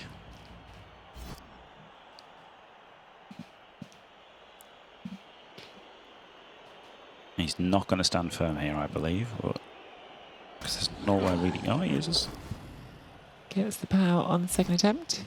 I would have not stood firm there. Interesting. Would that have gone to a 1 dice in no stand firm? I don't think so. No, 3, 4, 5, 6 versus 5. Because you could push the zombie out, couldn't you? Yeah, but it would have pushed my flesh golem closer and stranded him on the wraith, right? So, but then he's done it on the second one. So maybe he just thought he'll do it on the second and not the first. There's that claw value Andy was looking for. Yeah. But this now does give a second hit as well on the wraith. Yes. Yeah, I think not standing firm on the first hit was better there. Big power on that. Big power. That is, again, as we talked about before, 2+ roll and then a 55%. Yep. They feel very, very satisfying when they do fall over the wraiths. Yep. But yeah, it's interesting because if he hadn't stood firm on the first hit, Andy couldn't have pushed him into that square. Yeah. Because he would have frenzy trapped himself, so he would have had to push him up, which would have then left him stuck on the wraith and not been able to make that hit. So I think that might have been a little mistake. Small mistake. There you go. So even Diomed. Yeah, I think so. Big turn of powers for Andy. He's been needing this and he's getting it. Yeah, 2 stuns is lovely. Yeah. That really cools off any progression Diomed was hoping for, I think. I was thinking to say that when you said about the stun on Andy's flesh golem perhaps making this a key turn, and then it's completely flipped again with the stuns the other way. Well, Andy's left a gaping hole here. He's also left to push onto the treacherous trapdoor. Please, for us, for chat, for the animation. Everyone wants to see the treacherous trapdoor do a thing. I wonder if he's going to go for this. Despite, I mean, look, that's the first move he does is strand the flesh golem on that zombie. Without these stuns, obviously this looks horrendous. But with these stuns, it's not too bad. I wonder if he's going to go through into this area here. Looks pretty nice. Yeah, I see what you're looking at. There's not a lot of players to go through though. No, there's not. But I did like the ghoul like standing here, right, and that would have stopped everything. But yeah, he's put it up there. It encourages this. Maybe Andy thinks this is trap space. Explain that concept of trap space, because I know what you mean, but I hear you talk about it, and I wonder if sometimes people watching don't always understand what you mean. Yes, it's a silly Dioism. Dionysian is a somewhat famous Twitch streamer and intellectual, Blood Bowl intellectual, and the idea is you leave some space open for your opponent to take, but it's actually a trap. It's not very complicated. That's what it is. And the idea, it's the same with like if you're leaving a sack on the ball, a sack meaning a hit on the ball, like American football. Sometimes it's a trap sack because you're wanting them to expend the resources in that move, which isn't really a good move for them. So the idea here is you shepherd them into a space, which then you clamp down on. or whatever. Is this not a rush? No. Okay. We're not going to have a closed cage. Okay, we're going to screen it on that side. This is. I mean, it looks a bit dodgy, doesn't it? It definitely looks a bit dodgy.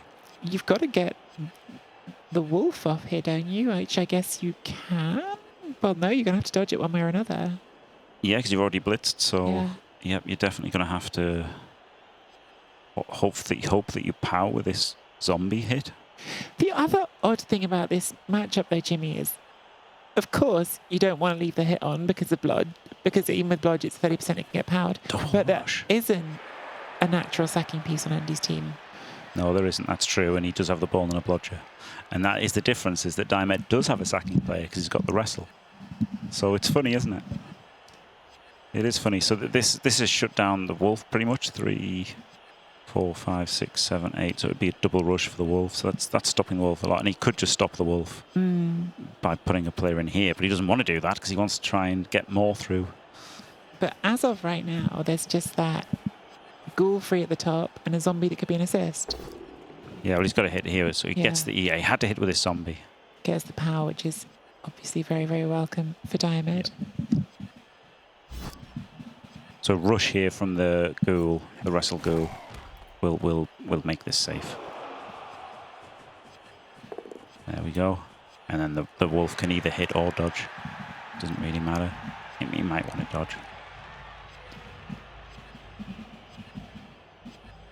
Yeah, you can make a full cage with a dodge. This looks pretty good. It was It was a few dice. It was a few dice, and that's exactly what we said. We want Andy to try to force some dice. He had to, but it wasn't enough dice in this instance to get what he needs to break this open. And now, instead, it looks very, very good for the score for Diomed. Oh yeah, that's a good point. There's a bit of a mistake here from Diomed, is there? 1, 2, 3, 4, rush. Yep, there is definitely. So he might actually put it here. No, he doesn't. He puts it in front. So there's a chance for Andy here. Not a good one. To be fair, calm down, Leet. This is not easy at all. It's not even a good chance. There is a way to get a hit on the ball, but it's a 1D into a 1D basically. But you're not going to get better than that. So maybe you go for it, or maybe you just try and make the next turns harder. Leet says that he would go for it because it's a chem replay. Yeah, I think you probably, like, if you can force Diomed in early, that's still kind of a win, isn't it? Though it wasn't the last game, but it kind of is. It kind of is a win. Well, we talked about plan A being to get the 1-0, but 2-1 is plan B, right? That's your next hope. So Yeah, absolutely. It's a lot more reliable winning strategy against somebody not as good as Andy Davo. You'll see on ladder lots of good players, shepherding people in for an early score and then beat them 2-1 with regularity. You will not beat Andy Davo or Diomed regularly by letting them score early. But yeah, so Andy Did's going for the 3 rushes here and then wants the power on this hit. Does not get the power. Nice play though. Yeah. Maybe, right? His other option was free the wolf, blitz this with the wolf, thinking about a reroll, and then put flesh golems on either side. Like there's lots of things he could have done that wasn't this. I thought for a second that was going to be a reroll because there's a pause there, but I think right not to, with another 3 turns left in this half and the possibility that you might just force the early score. Yeah, maybe. Because Andy's already had to spend 2 rerolls, so. I think there's less chance of that now. I think going for this and failing has made less chance of him stopping the stall. I think the way to stop the stall was blitz with a wolf, get the flesh golem in, just basing the ball, rush with this flesh golem, and maybe dodge here and stuff. I think he could have got a pretty strong position without going for this play. Not a fan of that play, honestly. I like the when Leet said it, I like the idea, but then actually it's 1 into 1. It's not that good. Let's just put pressure on and stop the stall. I preferred. What's your blitz here now? Oh, we've had to find out what Andy's is. Goes for that. Okay. And he pushing the you have to push the zombie. Otherwise your wolf's stuck. Yep. And he can tag the ball. Base the ball. Yeah. GG. It is in some people's heads. That is. I don't know where that meme comes from, actually. It's just a meme. It's just, I think it's ball-based Reddit. I GG. think it's the classic Reddit Reddit advice, and kind of beginner players. They think basing the ball every turn is really good, and usually it's just giving an assist to your blitz. It's not really doing a whole lot. Sometimes it is good, but most of the time it's ineffectual. Like this, it's letting you blitz a zombie. It's letting your zombie blitz a wolf with an assist already. Like it's really Why did that wolf not take a square to the left, do you think? I don't know. I don't know. Because it still would have been blitzable. You could just do it with the flash golem, but Yeah, not by a zombie. yeah, it's a less useful piece. Yeah, this guy couldn't do anything, right? He'd stand up and assist this block, like he's not doing anything. Whereas now you're getting 2 uses out of him. He's hitting the wall. I mean, look, it counterpoint here as 2 powers are rolled, so this will cancel my counterpoint. What dice was it that Diomed forced that Andy failed? It was 1 in 9. That has a 1 in 9 risk of failure. I suppose it hasn't because it got the reroll. Yeah, 1 in 81. I don't think that. And plus, I mean, it would have still been the same chance of failure if it was a flesh golem blitz. So I think that was probably just a mistake, very slight mistake by Andy. But I really didn't like going for the sack either. But there you go. There you go. It's it doesn't make it terrible or anything, does it? But I just think, I feel like if you just blitzed with a wolf and got the flesh golem on the ball, I just feel like that was so much better. And rushing with this, I really like rushing with this flesh golem to attack the other flesh golem.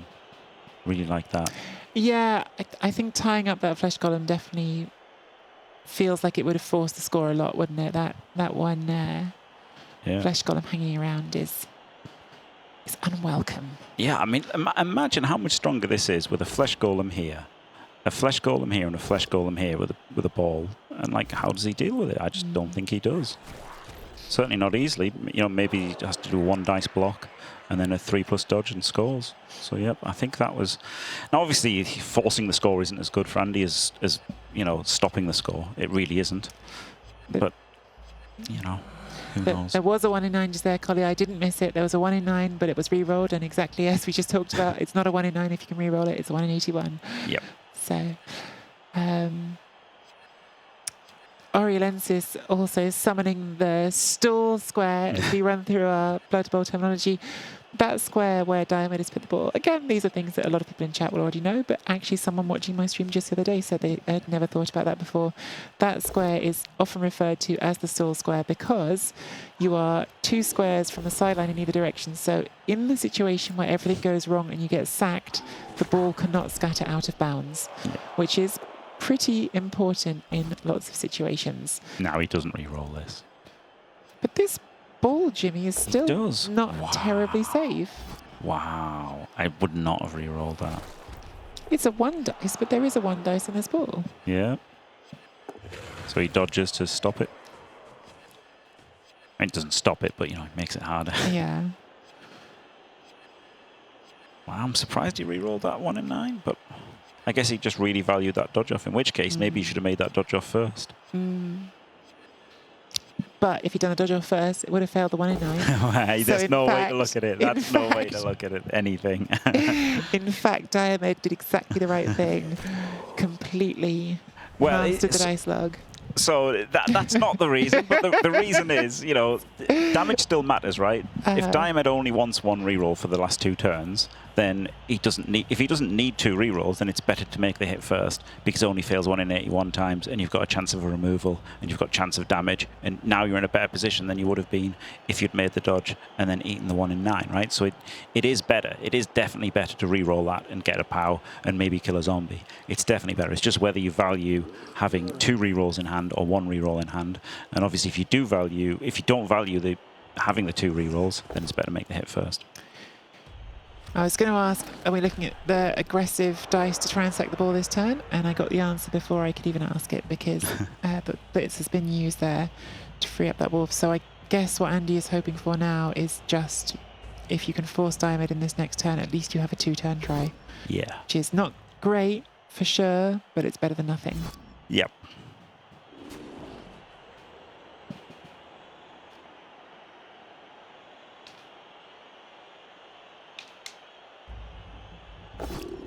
I don't know that it's a rough couple of turns of play, Space Cadet. I think it's been tricky. I think Andy's playing well. difficult. Yeah, he's doing he's doing the right things. I know Jimmy's just had a conversation about a particular play where he wouldn't have gone for the hit on the ball, but we're not talking about black and white when we're talking about this level of play. It's opinion and fine margins, I think, in all of these decisions. Yeah, absolutely. And, Andy's got a 2-turn out of this now. So if he can make this 2-turn touchdown with a re-roll, he can win the game. If you take away the context of Andy being 1-0 down, you would say a drive in which you've lost a wolf on like turn 3, forcing your opponent in a turn early, that's a success. Yeah. That's a good defence. Yeah, it's actually a lot better than you think it could have ended. Yep, this is fine. Andy has got his second wolf back, Night Sword. He was down a wolf for that drive because he got surfed, but it didn't get injured. So Andy has 2, Diomed only has 1 because Diomed only rostered 1. Yeah. No removals on either side now, which is kind of wild. Yeah, very different to last time. Very, very different to last time. Yeah. It's not so crazy to see in a match between 2 regen teams. It's just that there haven't been any regens either. Yeah, there's been nothing. There's a surf that didn't produce anything. Only a few stuns, that's all we've had.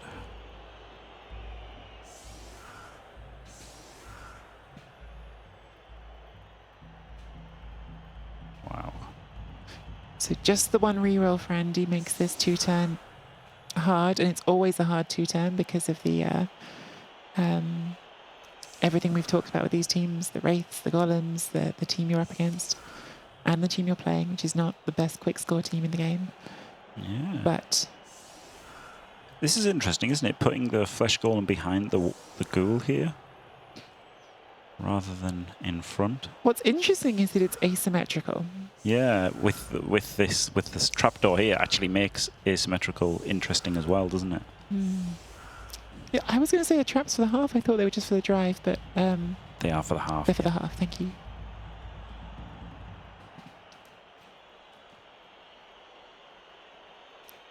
Yeah, the build with the wolf, it's a little bit like Spartacus's build with the 3-block Saurus. Like it's pretty skill intensive, and it's pretty much like a little bit more brittle. A bit more eggs in one basket, that kind of thing. It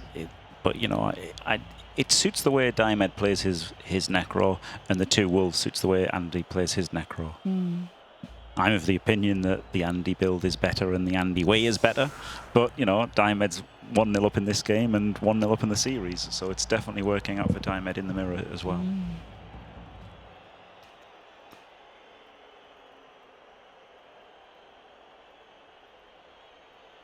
So Andy is pushing down the non-trapdoor side.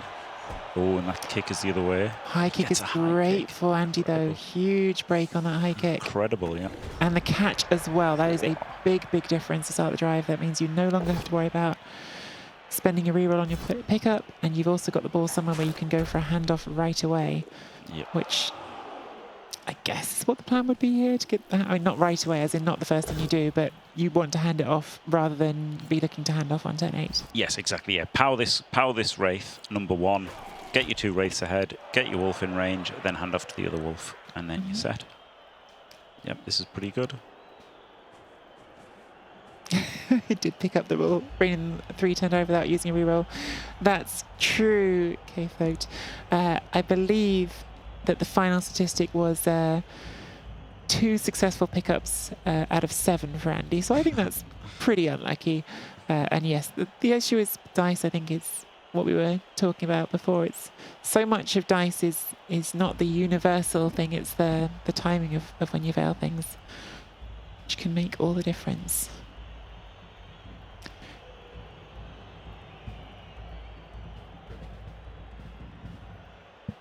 Wow.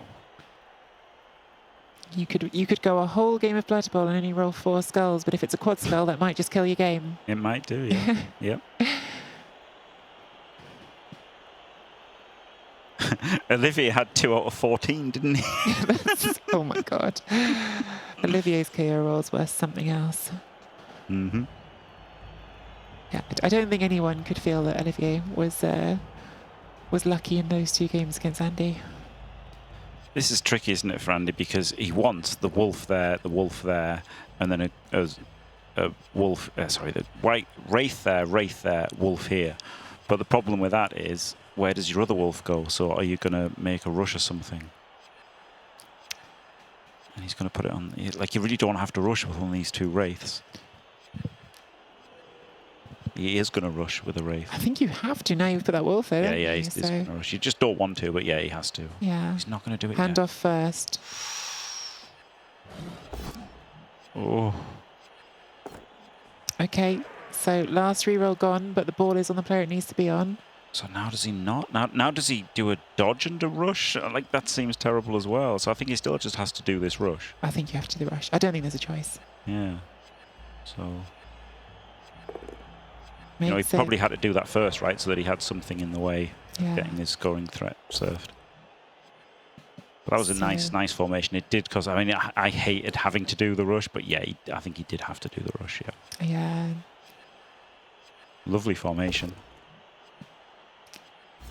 He wishes he didn't have to spend that reroll, but he has got the ball at least into the right position to threaten the score. Yep, very nice from Andy. See, look, this is what he could have done on the last game, right? Look at the difference between this and the last game. Yeah. That 3-turn attempt where he just banged on the line with the wolves. Yeah. It's like the third turn, maybe just allowed that tiny little bit of complacency, that tiny bit of, okay, I can do this. Yeah. Took away that urgency.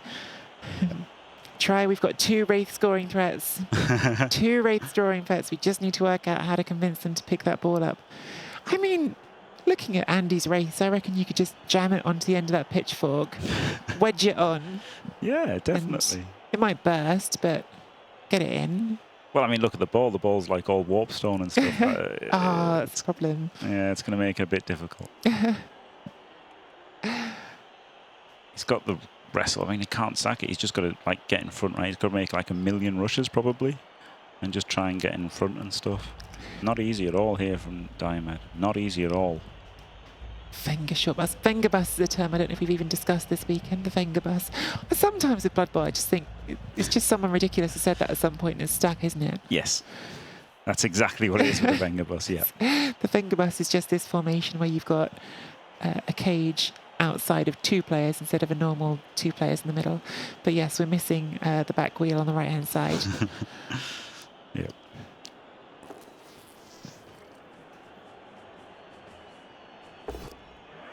Just a push there is nice for Andy. Yep.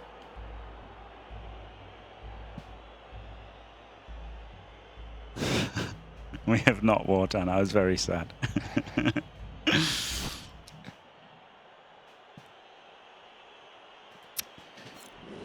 We have a ghoul boarding the bus. This flesh golem's too far away. Yep. I guess he can double rush to do something. But he's really got to move this wolf somewhere, and he can try and dodge this ghoul somewhere. And he might try and dodge the flesh golem to get right in. The flesh golem dodge is pretty great, right? Yeah. And you've got the reroll for it, so... Yeah. Which... You're on turn 8, so there's nothing to save. Yep. It's just whether you want to risk the 1 in 9 first and where it goes, and maybe think about rushes with a wolf where the wolf goes. But I'm sure he's going to try the dodge into there. That seems really nice. Surely it's the flesh golem dodge into here. Do you just dodge the ghoul first just because the odds are better?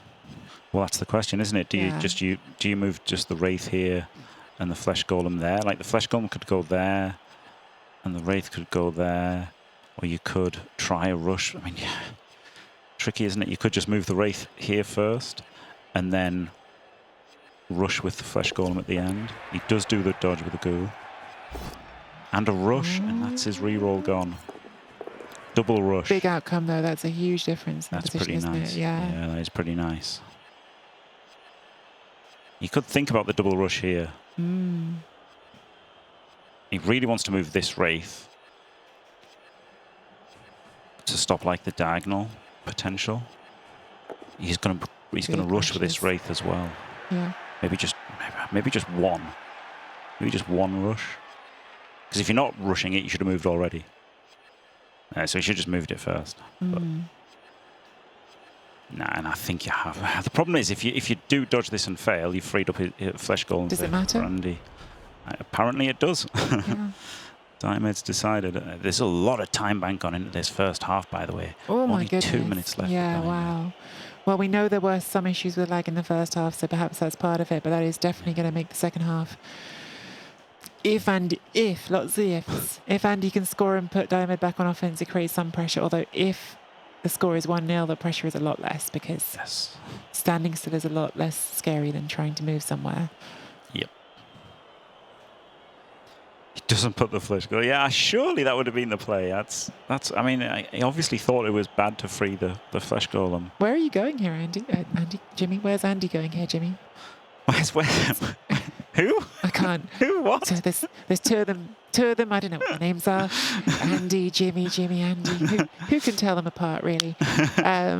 Which way do you see yourself going here? If this was you in Andy's position, is what I was trying to say. I think I try to power the Wraith here, and if I power the Wraith, that frees my Wraith, and then I one dice this guy to here.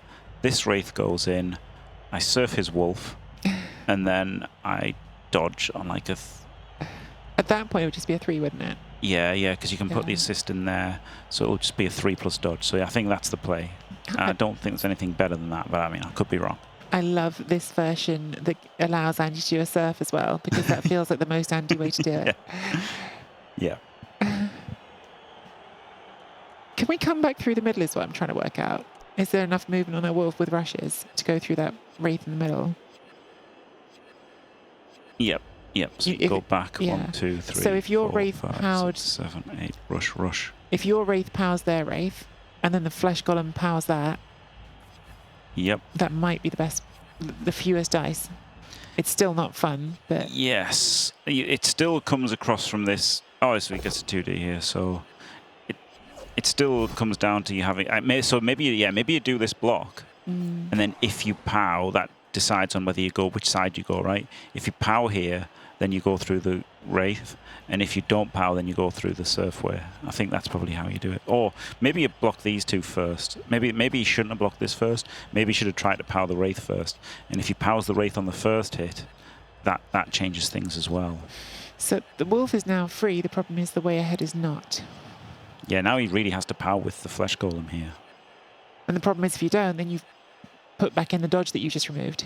If you don't, it's terrible, actually. So maybe you don't even hit it. Maybe you just make the dodge with a Wraith, but then that's a 3+, which is terrible. And then you might as well just do it with a wolf.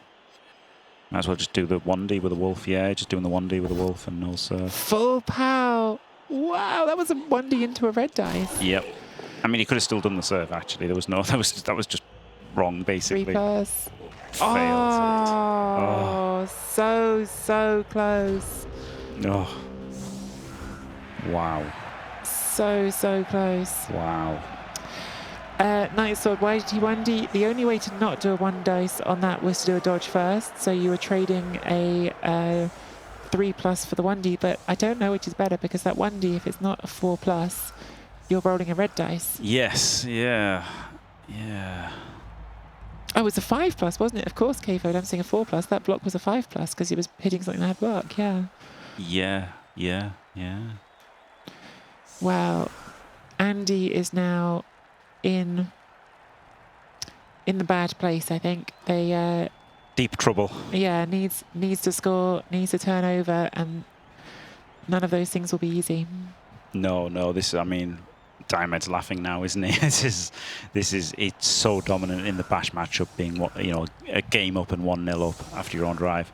It's why you always one of the reasons why you always receive. And now this is really hard for Andy. True, this is the bad place.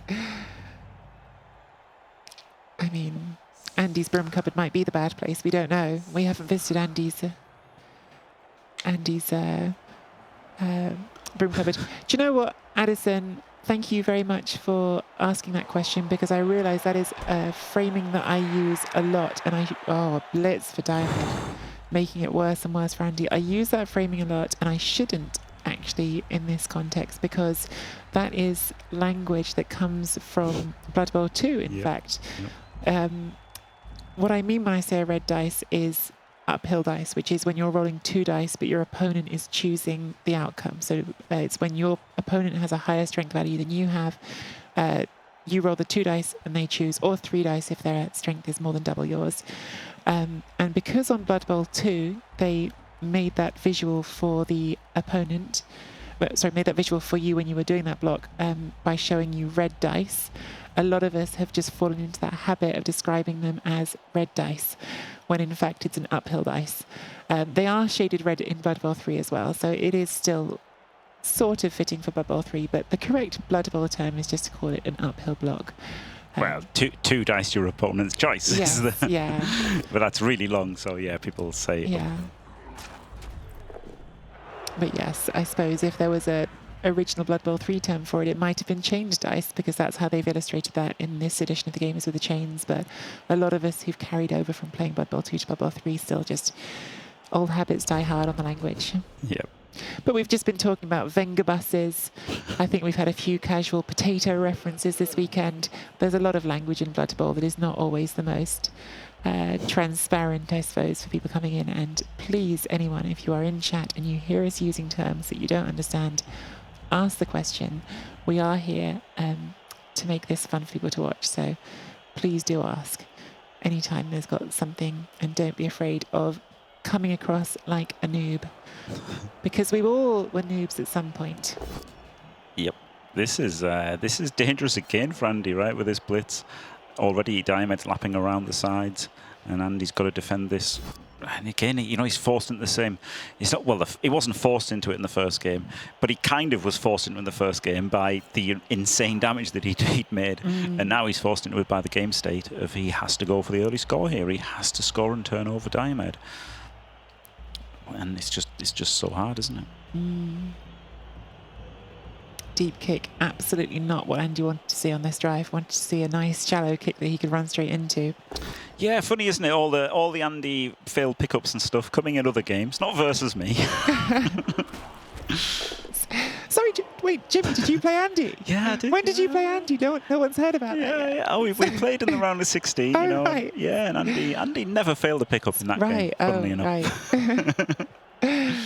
So you didn't win then? No. Right.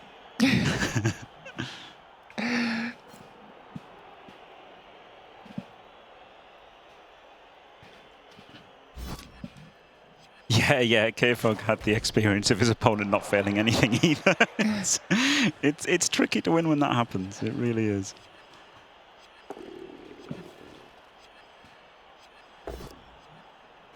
Only gets the push. Oh, well, then doesn't choose it. Well, I think there's things again that are just undeniable. To win a tournament like this, you have to be good. And the fact that Diamed is in a semi-final after being in a final shows it's about being good. But you also have to be lucky. There's no two ways about it. Yep. Oh, thanks, your evil ways.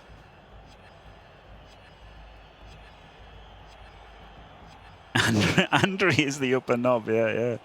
Andre's done incredibly well. How do you get good, what, and well?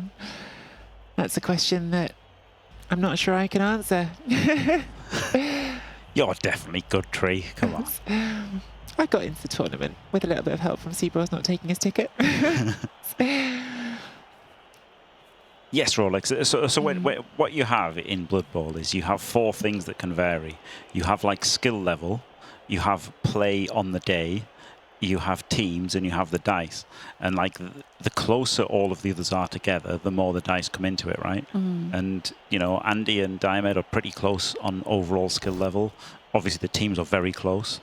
And over this whole tournament, the teams are pretty close, right? Because even the people who have a bad race, like Andre with nobility, he gets more skills and he gets more money. So the teams are kind of controlled in this environment. The skills usually pretty close together. So a lot of it is play on the day and dice. And you know, Diamed has done some really good things on the day. This day, Andy hasn't played badly, but funnily enough, the way he let himself open to those fails, but he was forced into it because his dice were so good. Like, he just had to go for he had to push for the win. He had to.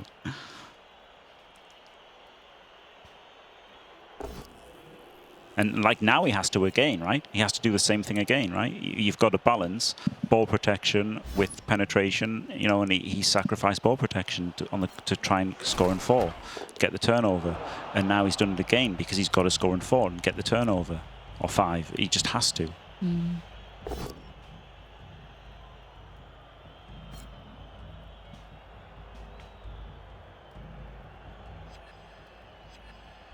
I think what's fun about Blood Bowl for me is this, even within talking about skill level, there's more than one way to be good at it.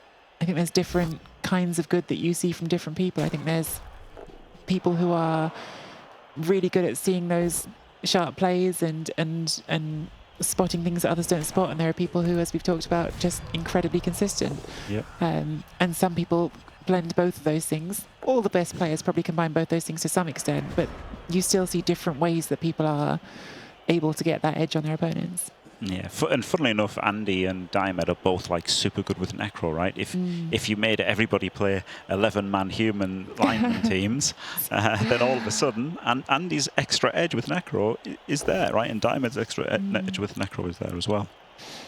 There was a lineman back in the days when Rebel had 800 people every season that were running various side leagues, and there was a full lineman league in that one, which I never dabbled in, but I know some people really enjoyed the neutrality of having equal teams, although the problem is, I think, even with lineman teams, when you start letting it be even more than one race, different linemen can do a lot of different things, so... Yeah. When do we get to play the 11 human? Sometime, K-Fog, we'll do that. Sometime.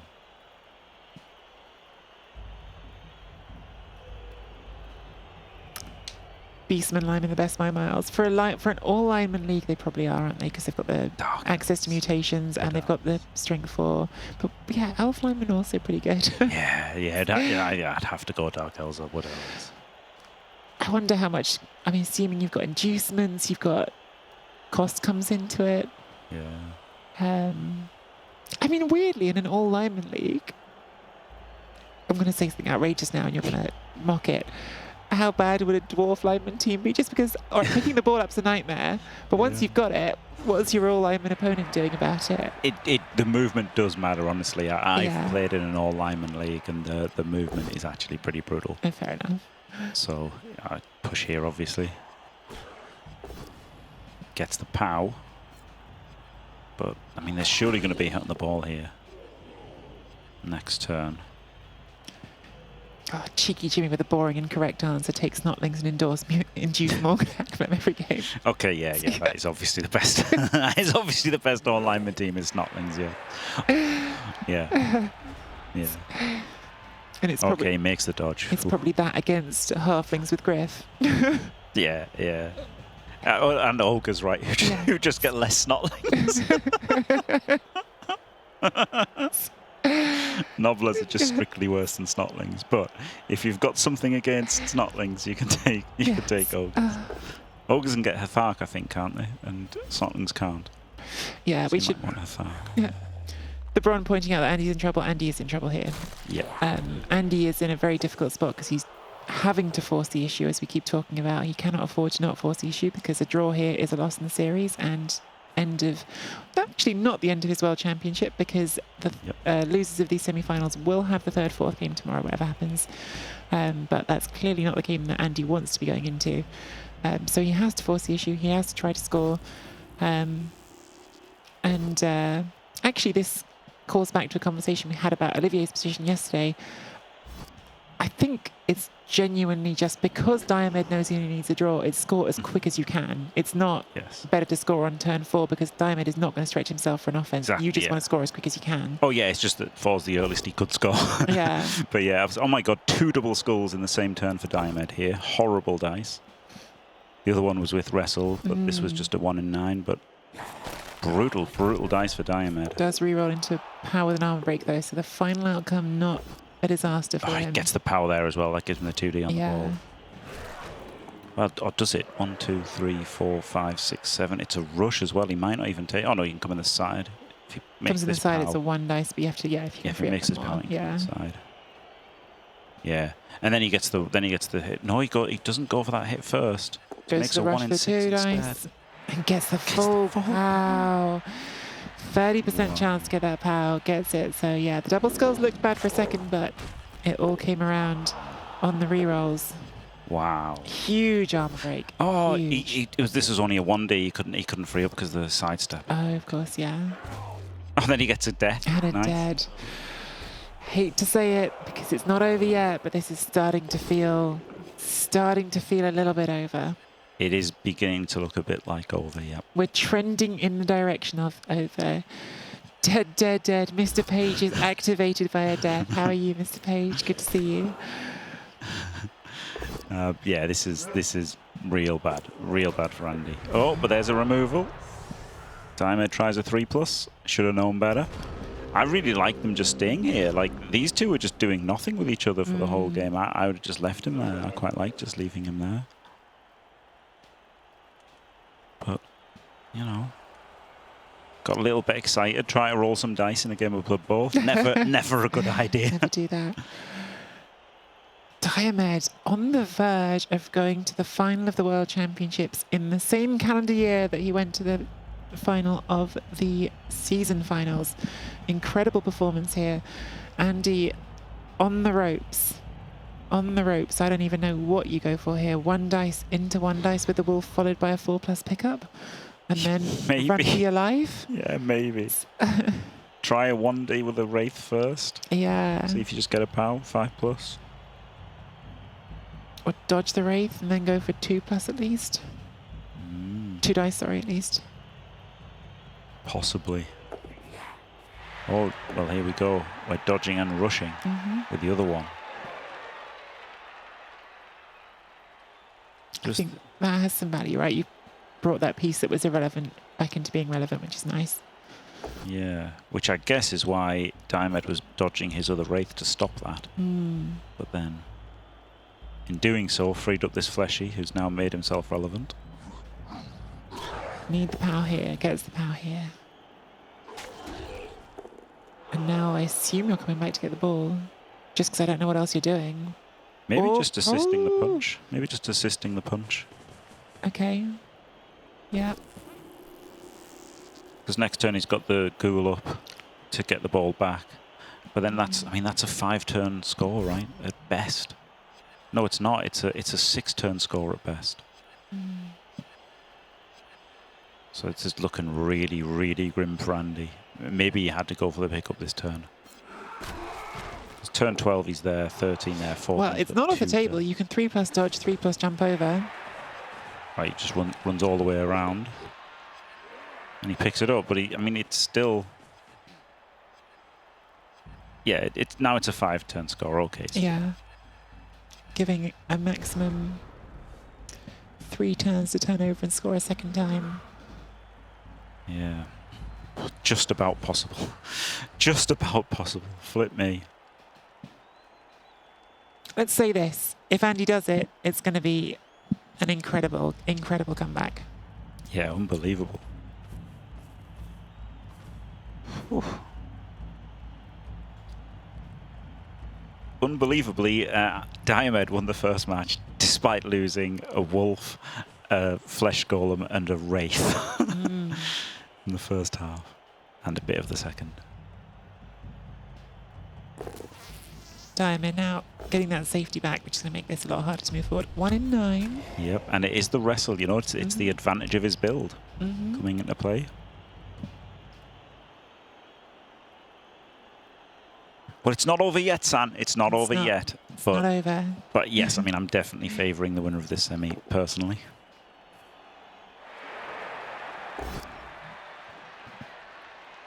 Only gets the push. Jimmy is going to refuse to acknowledge the nobility superiority even after they've won the whole thing. Absolutely. The anti-nobility propaganda wing here. Oh, going for another dodge. Not into death this time. Yeah, you can't reroll that. Because obviously, if there's any risk at all, you get put back on offense here. You need that reroll. Also, Diomed has managed to slow down that time bank churn we were talking about. Yes. So has managed to not spend any more of that time bank. Yeah, he's managed to switch gears, hasn't he? Or his internet's got better. But Oh, that's the worst case. Disaster. Has to re-roll. Only a push. Still a disaster. I was thinking, were you not better off pushing backwards there, because that way you don't get stuck if you roll the 1 in 9. The problem is it costs you a square of movement. Exactly. So, yeah.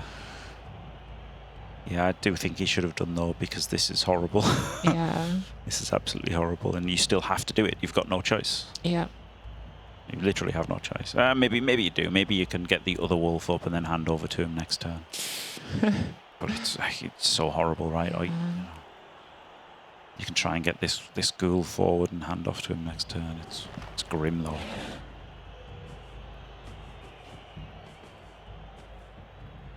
That's what we're going for. That is what we're going for. Oh no, he's hitting with a wolf. Oh no. Oh no. And there's your POW, but I don't know if it's doing you any favours. Yeah. So now the soonest we can score is turn 6. Yeah, 14. 14. Yep. That feels not good enough, doesn't it? It does feel a bit GG-ish. And that's your best scenario. Yes, yes, yes. Yep. Oh dear.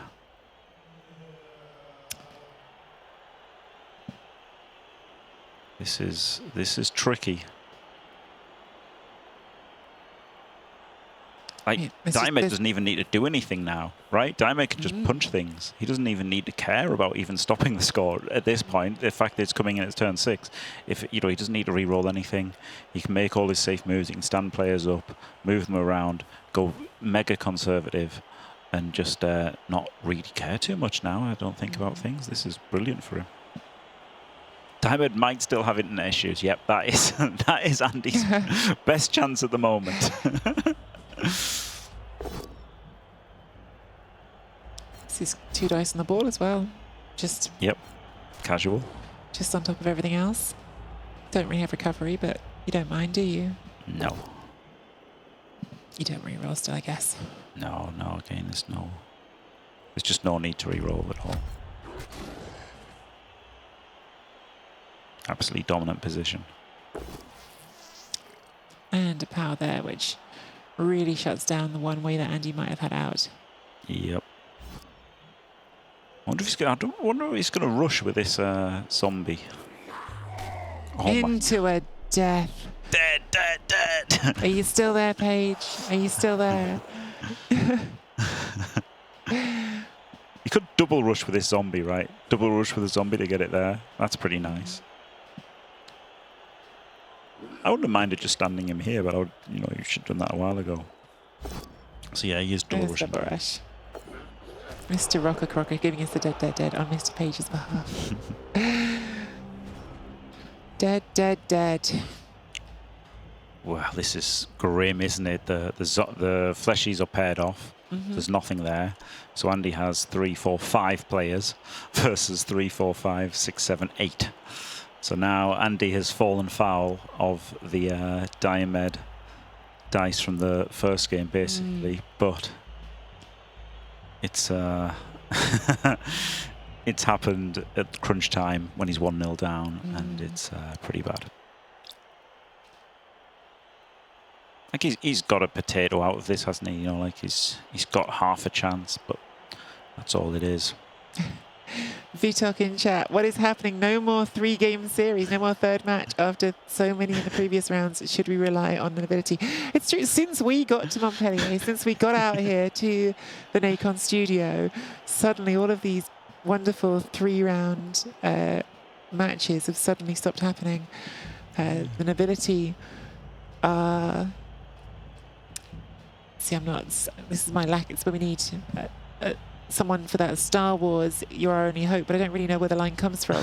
And like, I feel like this is where I'm lacking. I need Andy here. Save us, Andrew, you're our only hope. Save us, Andrew. Thank you, Jimmy. Save us, Andrew, you're our only hope. That's what I was reaching for. So, I am not hot enough on my Star Wars chat, I'm afraid.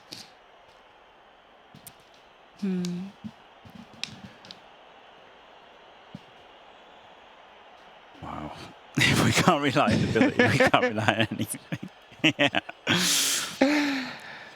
Andre's certainly got a chance. He's a bash team versus an agility team, so yeah, I think, and he's also got a chance if he gets the final versus Necromantic. That's not a spoiler because it will be Necromantic in the final. That's for sure. He's going to have, they're actually probably not that bad against Necromantic. So Andrew's trying to get a push into a POW. Last reroll goes into a skull. A skull. Oh, we might really be at the end here. I don't see, even in the wildest version of things, how this can now go Andy's way. No. This is, it's no. No. Just no. No.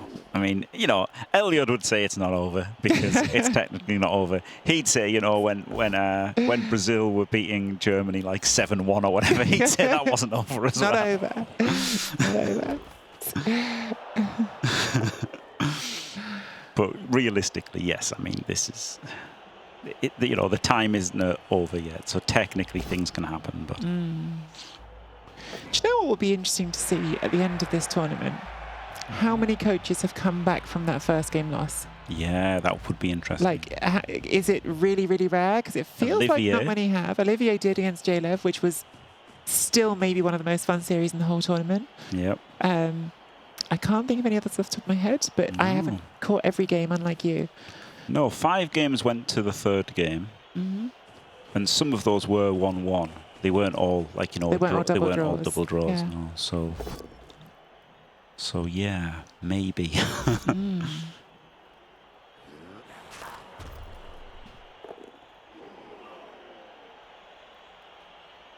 Yep, Diomed was in the final. That was actually still 2024. It was in January, right? It feels like last year, but it actually was in January, I'm pretty sure.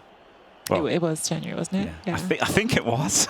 I'm pretty sure as well, but you're making me doubt myself. Wentros in round 1, thank you, Soku, lost the first game 2-0, then won the next 2-2-0. He didn't actually lose the first game. He disconnected. Oh, but yes. Wow, okay. Yes. Huge. Andy's hitting end turn, and I think that is fair enough with the ball out of range and needing 2 touchdowns in 3 turns. That is the point where you can say, we don't need to see this through. Diomed runs in the score. Wow. And incredible stuff. Diomed did not concede a touchdown. No, just unbelievable dominance, 2-0 both games. And funnily enough, brings us actually to exactly what we talked about as Diomed's strength before the game. You said, Andy, he's really leans into those claws. He plays that removal game, which just saying he's just playing a removal game makes it sound like it's just, roll good on your dice. It's not what that means at all. It's about leveraging your hits, getting the best hits, giving yourself the best chance to get those removals. But Diomed is just consistently going to position tightly, and that's what he did for 2 games, for 32 turns. Yeah, he's so good. He's so relentless every single turn. I actually played a practice game against Diomed from before my game with Andy, and it was horrible. I was like, oh no, this is going to be so bad versus Andy. They're pretty close. But Diomed is just something else. I think he's out of this world. I'm a real big fan of Diomed, and I think he is going to be the favourite in the final because I think he's awesome. Yeah, and we're talking about the best of the best. When we're talking about these things, we are talking about, as we've already said, 2 coaches who've won 75% of their games in Super League thereabouts, players who play against the best players all the time and beat the best players all the time. So we are talking about the top facing the top. These are just that level of play. Huge congratulations, because I haven't actually said that yet, pointing to the camera. Diomed, you are through to the final of the World Championships in the same year that you went to the final of the season finals. 1 game away from making up for that loss against Strider last time out, and can go and win the whole thing if he gets the win against either Andri or Wentros in the final. Huge commiserations to Andy as well, who I think has played a sensational tournament all the way through. I think Diomed maybe just had the edge in this one, but still an incredible tournament and not a completed tournament yet. Everyone who is here to cheer for Andy, you still get to cheer for him in 1 more game tomorrow in the third and fourth playoff, which might not be as glamorous as a final, but there's several €100 riding on it. So definitely still a game that I know Andy is going to be going all out to get himself onto that podium. Here it is, the bracket now as we go into the final. Diomed, our first finalist, after sweeping the series 2-0 against Andy Davo. And coming up next, the Imperial Nobility, Andri, who we heard from just earlier in the break between games 1 and 2, up against Wentros and the Dark Elves. Wentros and the Dark Elves, of course, who knocked out your favourite on this side of the draw, Jimmy. They knocked out Striders with Elves. Well, actually, but the other favourite was Bright, who was knocked out by Andri. So these are the two people who've knocked out my two favourites. There you go. So to become the favourite, you've got to eliminate the favourite, and two players who have done that. We are going to take a short break here. Just shortly, we're going to allow ourselves to have a quick pause and reset in between these games, in between the first semi-final and the second semi-final. Hopefully, Andy will be rejoining us as well for the second semi-final. I'm sure right now he needs a moment to himself to acknowledge that frustration of things not going his way, but he'll be with us certainly for the second semi-final. So everyone back there at home, go get yourself a cup of tea, take a break, put your feet up, and we will see you back here very shortly for the second semi-final.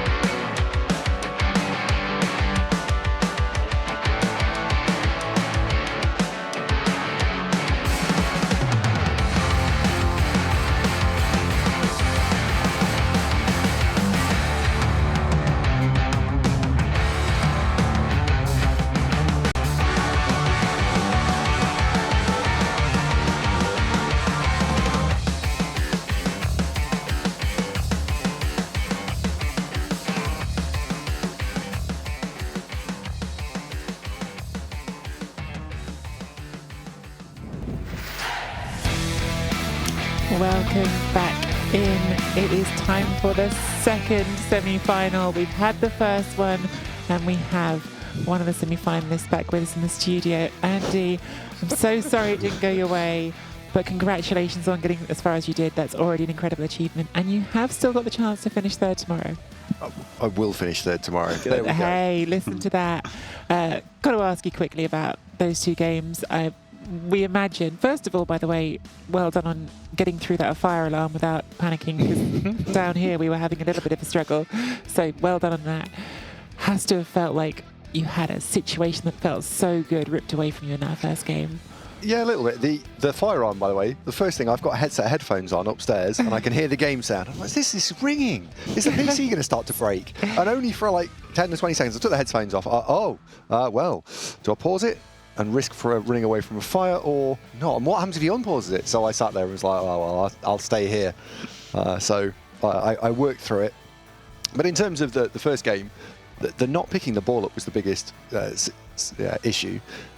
The ball pickup stats were fairly horrendous. However, on the flip side, the round before, Olivier's KO stats were horrendous, right? So it's Blood Bowl. You get some games where it goes for you and some where it doesn't. I realise that we, of course, introduced at the start of the show with me and Jimmy, Andy reappearing. I'm sure everyone who's just been watching the semi-final knows, but of course this is Andy Davo sat with us at the end of the line, whose game you were just watching if you were with us before the interval. We're going to have a look at the bracket again for everyone who's just coming in ahead of this second semi-final.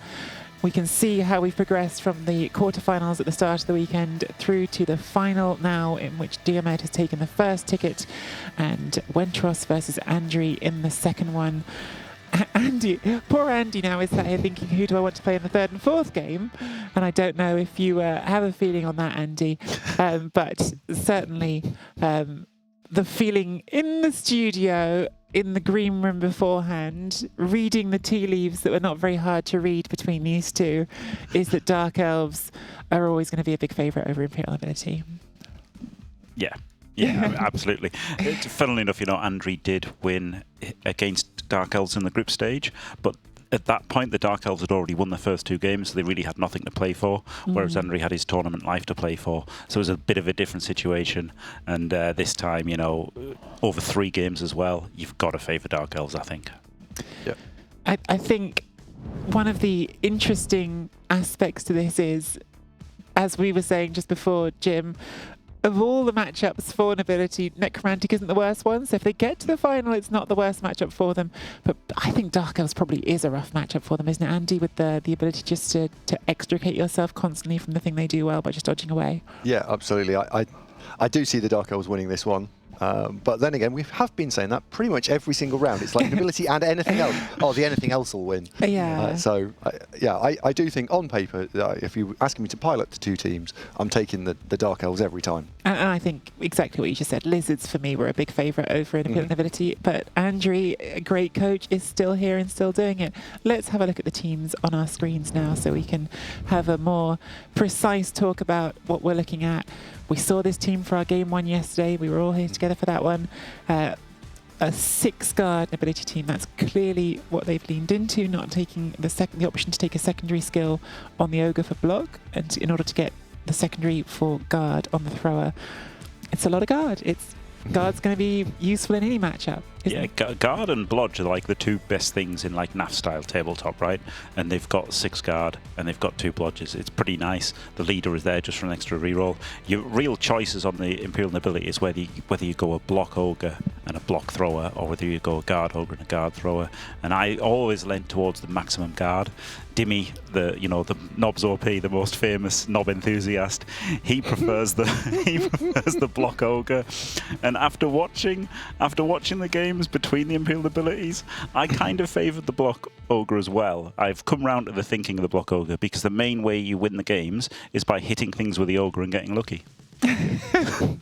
The main way is getting lucky, from Jimmy Fantastic just there. Listen, the team is, when we talk about Nobility, and just to be a bit more specific about when people talk about them as being a weaker team, a big part of it is that they're overpriced compared to other rosters, aren't they? When you try and build this roster and make it look good, it's so expensive. They've got a weak underbelly, which, as we've got the the roster on the screen here, linemen down 8 through 11, are easier, much easier to remove because the AV8 Plus, they also don't have block. So I think the way you deal with an ability team is you pick off those linemen first, and then there's less of them. So they're not a big bash team, not really, and then they run out of options. So I think the Dark Elves will be picking on those linemen pretty heavily. Let's have a look as well at the team they're up against, the Dark Elves. I just feel like this is such a straightforward roster. There's nothing, it's almost nothing to look at. It's just, we've put dodge on all the blitzers, we put wrestle on the witch elves, and we're done. But the thing is, that's perfect, right, Jimmy? That's a Dark Elf team. That's all it needs to do. Yeah, it's very, very similar to the one that I took. He's taken the apothecary and 2 more assistant coaches rather than the 12th player. It's 6 and 2 threes. I don't think there's too much in it.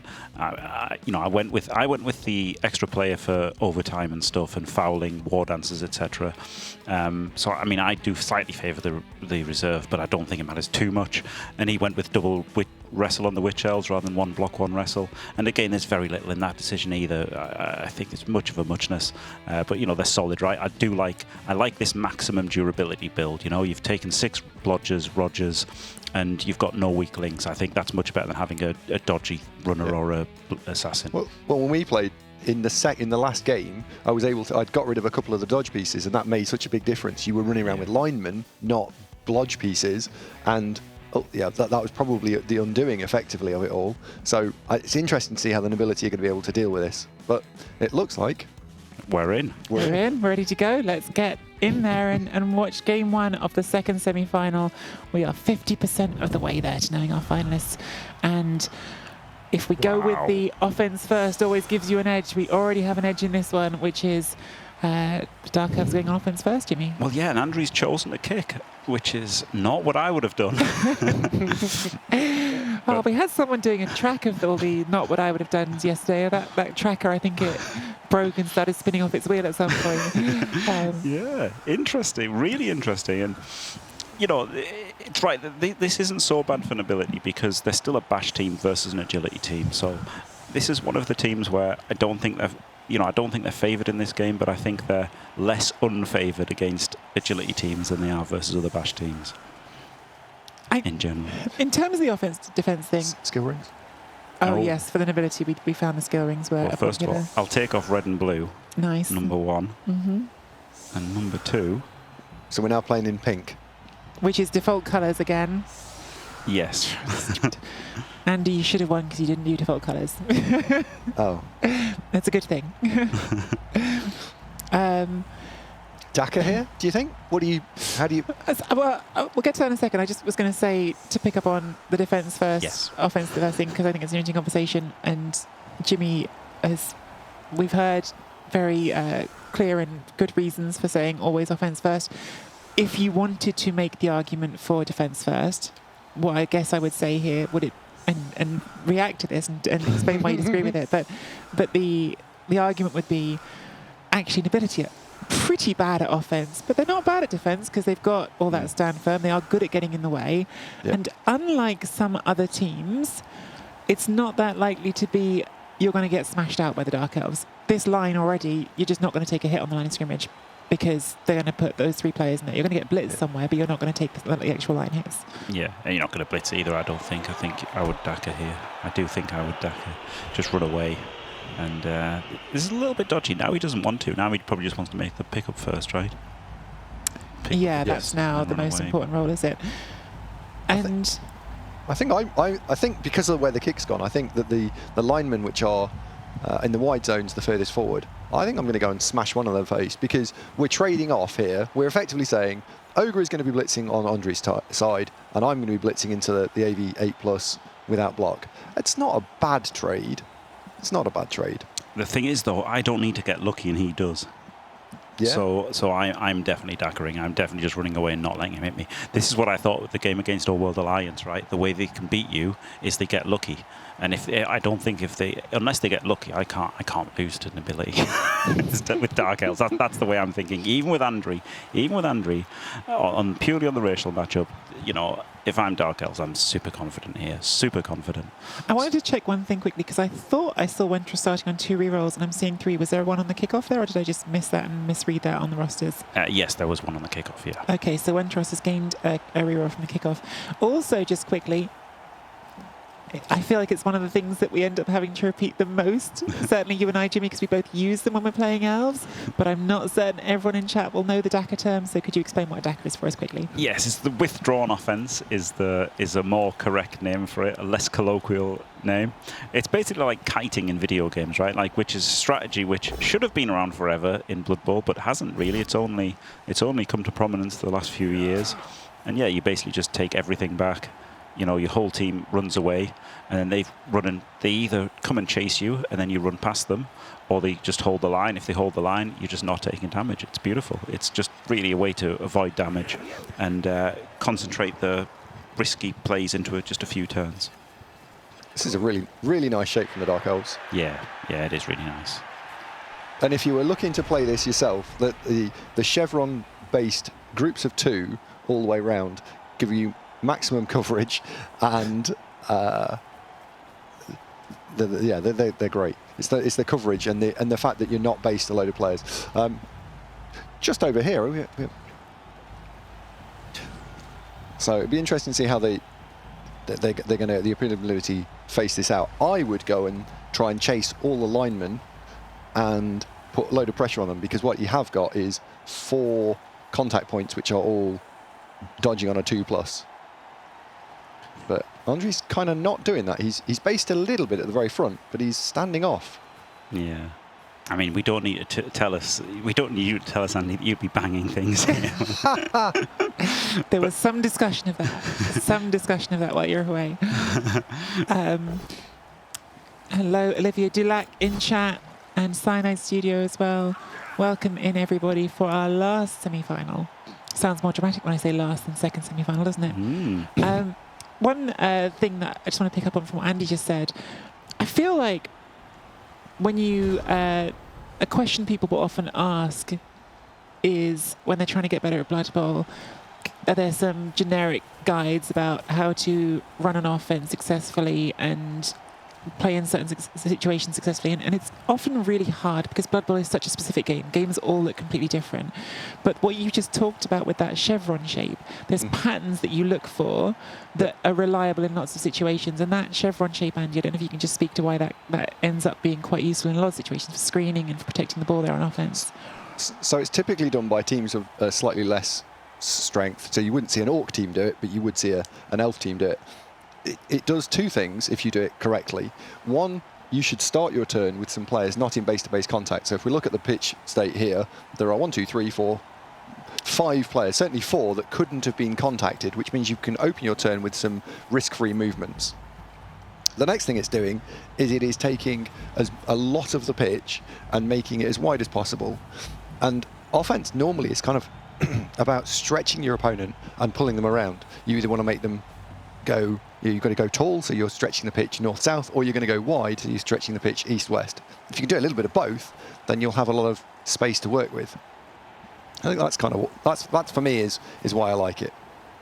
See, this is why Andy and Jimmy are so successful, because they can not only play these games, they can also explain these concepts for us. Thank you. I think that stuff's really helpful, because I think a lot of this stuff is just second nature to players like Wentros. I think some of this is almost autopilot, right? That he will just be doing that without even thinking about it because he's done it 100 times. Yeah, absolutely. Yeah. But someone watching might not understand why that is the approach. And this is why the counterplay to this is you've got to go and be aggressive and chase the lineman around. I like what Wentros has done. He's now switched and put blodging elves at the front in the centre. He hasn't quite got as much width on the far right-hand side, so he's inviting some pressure down, as we look at it, the right-hand side. Yeah, I mean, he doesn't want this Witch Elf to get punched, as he was the big thing. Yes. So, yeah, this tucks in a bit. I'm surprised the ball goes back this far. There's no real need to, right? It's not That's achieving well out of range anything. of everything. I was just wondering about that. Yeah, it could go here. It's just as safe here. And then if the whole team goes back, well, then he can come back with them. It doesn't really make any sense to me that he's not stood here, to be honest. Feels like an excessive caution. I understand wanting to have it back, because one way that you can lose your driver's elves is if you get based and a snake happens, right? Yes. And one thing that Nobility do well is make it hard for you to block them off because they've got the stand firm. So actually, you could just get in a situation where you get forced to do a dodge you don't want to do and you snake. But Sure. it feels excessive Yes, where it is. he's like triple screened if he's here. Yeah. This is as safe as it gets. So yeah, I don't really get going that far back. Big guy blitz. Jimmy, you called this, I think, on the cab ride over when we were talking about the bash versus not bitch and how you're going to do it. I think it was you. Might have been Andy. Maybe I'm getting mixed up. But saying... It was one of us, right? Yeah, it was one of you two. It might have even been you. Oh, I don't think so. So someone said something, right? Someone said something, which is Andrew will do those 3 dice blitzes because it's got to be about damage for the bash team. Yeah, it's the only way he gets it. This is an 11-man team. You know, he's got the Apothecary, but they're only AV9 plus. 3 dice them with Mighty Blow a few times. You can make some removals, and you've got a chance. I love this big line here from Andre. So talking about the chevrons, you've also got just the big line defense. Yeah. And with guard, it just makes blitzing it essentially impossible. You can only blitz on 1 dice, and you've got to blitz through at some point, to get penetration upfield. So, the only thing that can be done is a 1D here. And I feel like I'm struggling go so right, hard to turn this into not just the memeing on the team that has the lesser reputation, but this is a strength and an ability because you've got the stand firm with the guard. Yes. Makes that line so hard to do anything about. Yeah, it's pretty good. He's got guard stand firm on the edges. The problem is they do have wrestle, so they're not as solid as if they had block. And he's got a guard here. He's got a guard here. This is a bit of a weak link. He could 1 dice blitz the thrower, which is also a leader. But if you're going to do that, you probably just blitz this guy because he's AV8 plus instead of AV9 plus. For me, the Dakar always falls apart once something gets behind you, because then you've always got the option to hand it off or throw it or whatever. You mean the Dakar defense force? Yeah, the Dakar defense. So here, if I'm Wentros and I'm looking at this and saying, right, how am I going to break this? Because Andre is just playing a you're not getting past approach. I'm going to try and probably either 3+3+ my way past with a blitzer because it's got dodge, or I'm quite happy to just throw a 1D blitz into it and it falls over kind of half the time. That's okay. I'm okay with either of those outcomes, I think. I think he's going for the leader blitz. Yeah, I think so. And then he can follow up on a push and go for a 3-2 to break through. Whereas if he blitz the lineman, You don't get to get through yet. yeah, exactly. So the Fend would actually see. This is the thing about Fend. People say that Fend's good, but the thing is, it's pretty easy to play around, right? You just blitz somebody else. So yeah. Does go for the 1 dice, does get the power. Well spotted. You called that very quickly, didn't you, Jim, the leader? Does not get the instant high roll removal, which would have been the dream outcome. It would have been. Gets the 3-2 through. So yep, he's got somebody in behind. And has done exactly what Andy said. This is how you get through the Dakar. Once you've got 1 behind, everything defending it stops. I was wondering when you were talking about the Dakar, Jimmy, if this is the easiest team to Dakar against because of this stand firm, what they can do with it, but clearly has proven, because this isn't a Dakar, it didn't start as one, but it's sort of become halfway to one. Yeah, half Dakar. Yeah, it's not a full move everybody away, but it's still. It's the same dynamic. Yeah, I don't know why he's so far away though. That has to come forward. Yeah, he could have just been here. It's totally safe here. There was no critical fails. It could have just been. All this could have been in place. He can be here. And from Andre's perspective, now the ball is so far back, you're not chasing it. You're just trying to deal with the receivers. Exactly. Yeah. It's not tricking Andre into sending 2 players down and then he runs past them. It's not tricking him into that. It's weird. And in the meantime, it's taken one of your better players out of the game completely. Which is going to happen, I guess, anyway with a ball carrier. But well, sometimes he could come up and assist something. I wonder what he's going to... I think there'll be a 3 dice ogre blitzing. News just in, water is also confirmed as wet. on the blodger, look for that power, try to get some value. Yeah.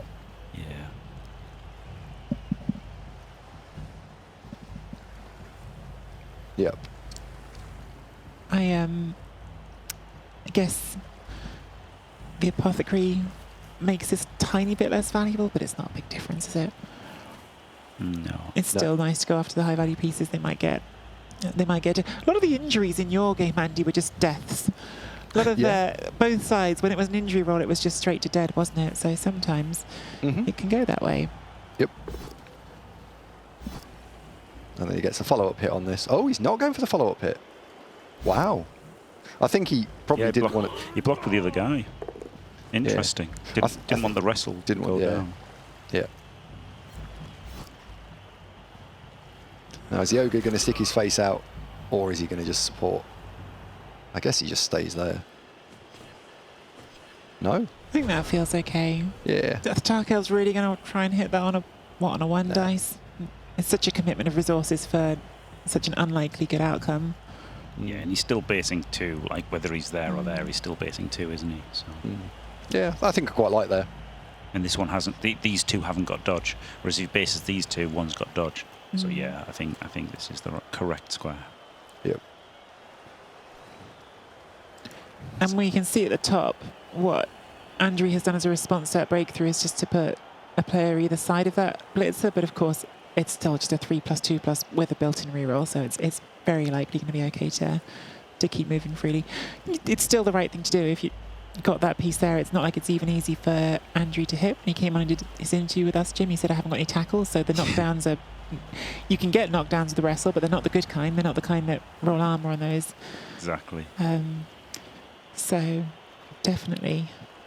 Yeah, I was pondering whether or not where was I going to attack, and for me there were 2 places. There's one where Jim's mouse is giving us a hint of what he's thinking. Yeah. Tiny hint of what he's thinking. Yeah, yeah, I agree. And then I think so long as he's going to do it. I hope he does it with a witch elf here. Actually, No, I'd just do it with a block, I think. 'Cause I hate that witch elves both have wrestle, right? I think if you've got one with wrestle and one with block, then you can always blitz with a block one. When they've both got wrestle, I hate blitzing with a wrestle, honestly. Like, I don't hate 2 wrestle witch elves. Like, it's fine. 2 wrestle witch elves is completely fine. But I just hate blitzing with wrestle when I could blitz with block. I'd like to see him try and break a little bit down the right, on our left flank, sorry. Maybe in the next turn or 2, because the breaking down of the Dakar is now not 11 players across the field he's dealing with, it's 9. So that's great, but therefore I really want to try and stretch that play a little bit wider and go, I mean, maybe the ogre, man marking the ogre possibly here just dodges round. Just put some threat on. I think he just stands here, honestly. I think that's what I'd do. And then this one can come out behind. And there's the easy 3+2+. It's not always easy. Sometimes you can't make them at all, but Yeah. it's often not such a big problem. Yeah. I'd like to see the ball move forward, because if the ball doesn't move forward this turn and he fails that 2+, although where are you putting it? Because actually, There's a guy there, yeah. Oh, here. And then, now you can't move it Yeah, up. you But he can't could have this just turn. moved it back. This is the thing, right? If it had been up all the other time, he could have just moved it back this turn. This is the problem. Like, I kind of hate having it this far back. Wow. Ooh, that was an Wow. aggressive decision. That was And it very didn't spicy. move. Ball no mover. Yeah. This Has he is- forgotten about it? I was going to say, is this like Olivier when he left the player in his end zone? He's just got it zoomed in like this. He's forgotten he's got the ball. He's looking around the pitch trying to work out where it is.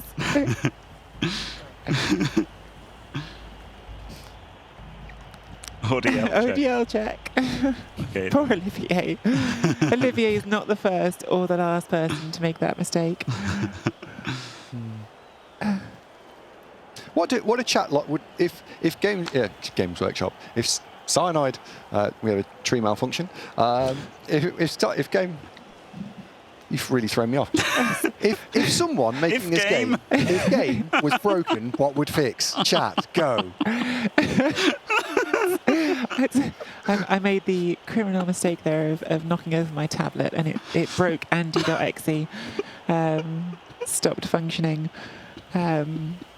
Do you want another go at that question? Yeah, right. Andy? Okay, so part 2. If chat were going to suggest some solutions to the player off-screen problem, what would those suggestions be? Is it a problem? Is it even a problem? Right? You could have like a little arrow, right? But that would get annoying. That's the problem. Like anything that would, that could indicate, like, you know, one player, like with little. Let's just say ODL red arrow. in the inside the box Yeah, and just like yeah. point down there. Yeah, little ODL check, it would say, and then a little arrow. Do you know what's funny is we've been talking about how silly names like Dakar that end up in the thing. The problem Yeah. is now this is how it happens. Yeah.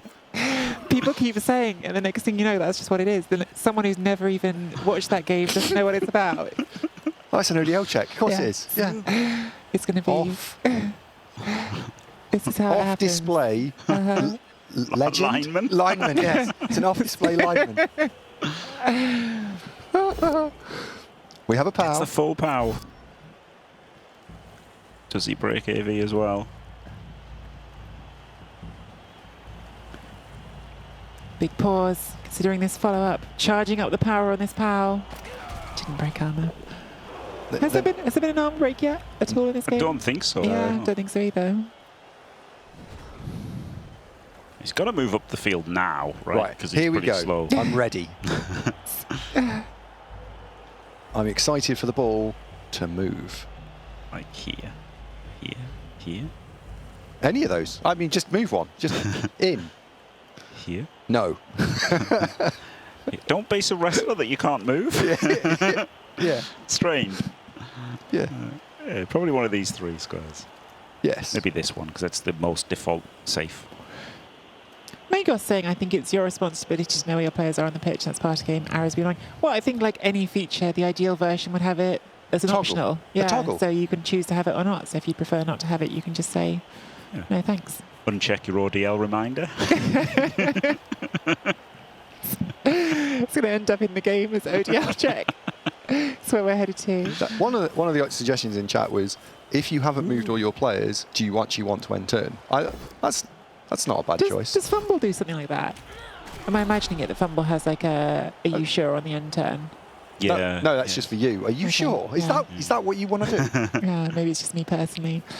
Would be an interesting idea.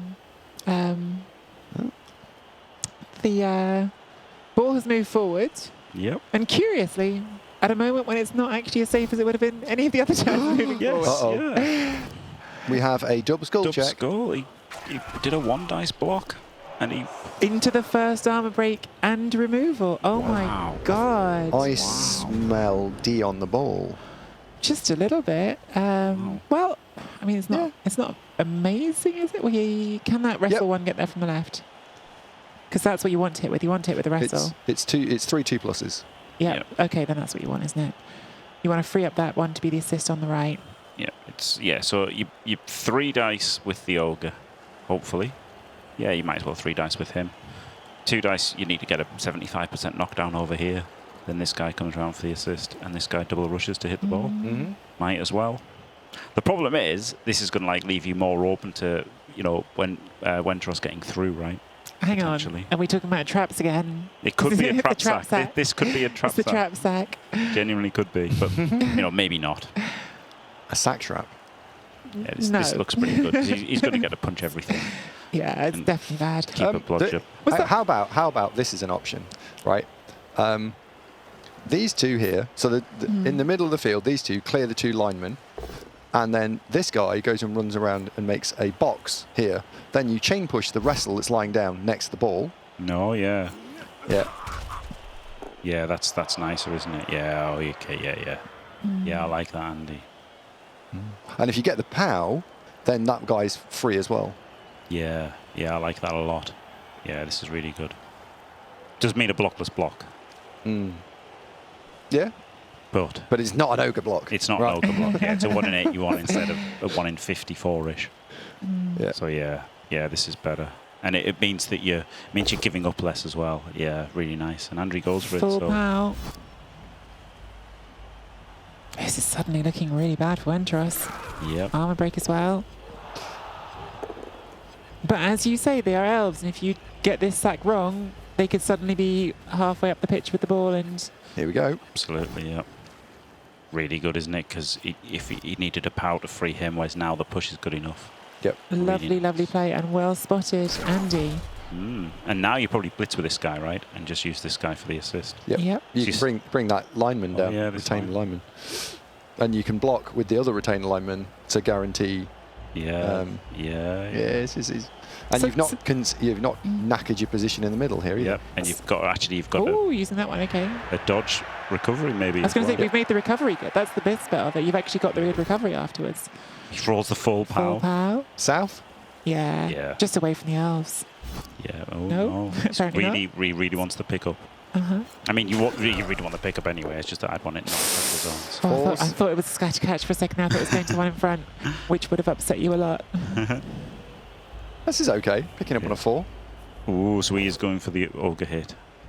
But this lets to the wrestler in here, which is With the great. stand Isn't it? firm. Yeah, really Yeah. nice. No follow here. No follow. No. Oh yeah, that should not have followed. He's given this guy. It's No, he easy. had a 2+ out anyway. Get that stand firm and guard on the way, and then a 4+ pickup. I'm throwing a reroll Definitely. this. Yeah, Reroll. yeah, with only 3 more turns left. Doesn't get it with the reroll. Even so, that's still an absolute nightmare to solve. Yep, this is really nice. 4+ does- four he plus does have pickups, two. Andy. Hey. Too soon? Too soon? Well, let's see if you can fail 5 in a row.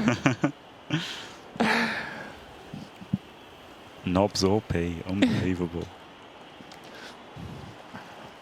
Yeah, this is suddenly a disaster for Wenteros. If only you hadn't brought that ball forward, what will we say? yeah. Just leave that ball back there for the whole drive, and it can't get caught. Yeah, it's so funny that he kept it back when he was making like 7 move actions first and not rolling any dice, and then as soon as he opens his turn with a 1 dice block, he brings the ball up first. That was a weird choice, right? And was there a way to avoid that 1 dice block? Because it seemed very aggressive. I kind of want to go back and look at that turn. It was a tricky turn, but if your plan is opening with a 1 dice block, then don't bring the ball up first. Yeah. Yeah. So it was just weird that he did it at exactly the wrong time. I'm going to say it's the pressure got to him. Yeah, maybe. Can do. There's a lot of pressure. He does have a lot of 2+ dodges, right? Like on the team, not on this turn, but he's got this one, and this one. So he's got 3 2+s out to do things, which is just about enough. Yeah. I think. I think he's going to be looking at a 3-up pickup here. I think this one's really tricky, isn't it? Because you could dodge out to mark and then hit the wrestle, but if you don't roll the pow, it's a 4+ pickup, and we all know their auto fails.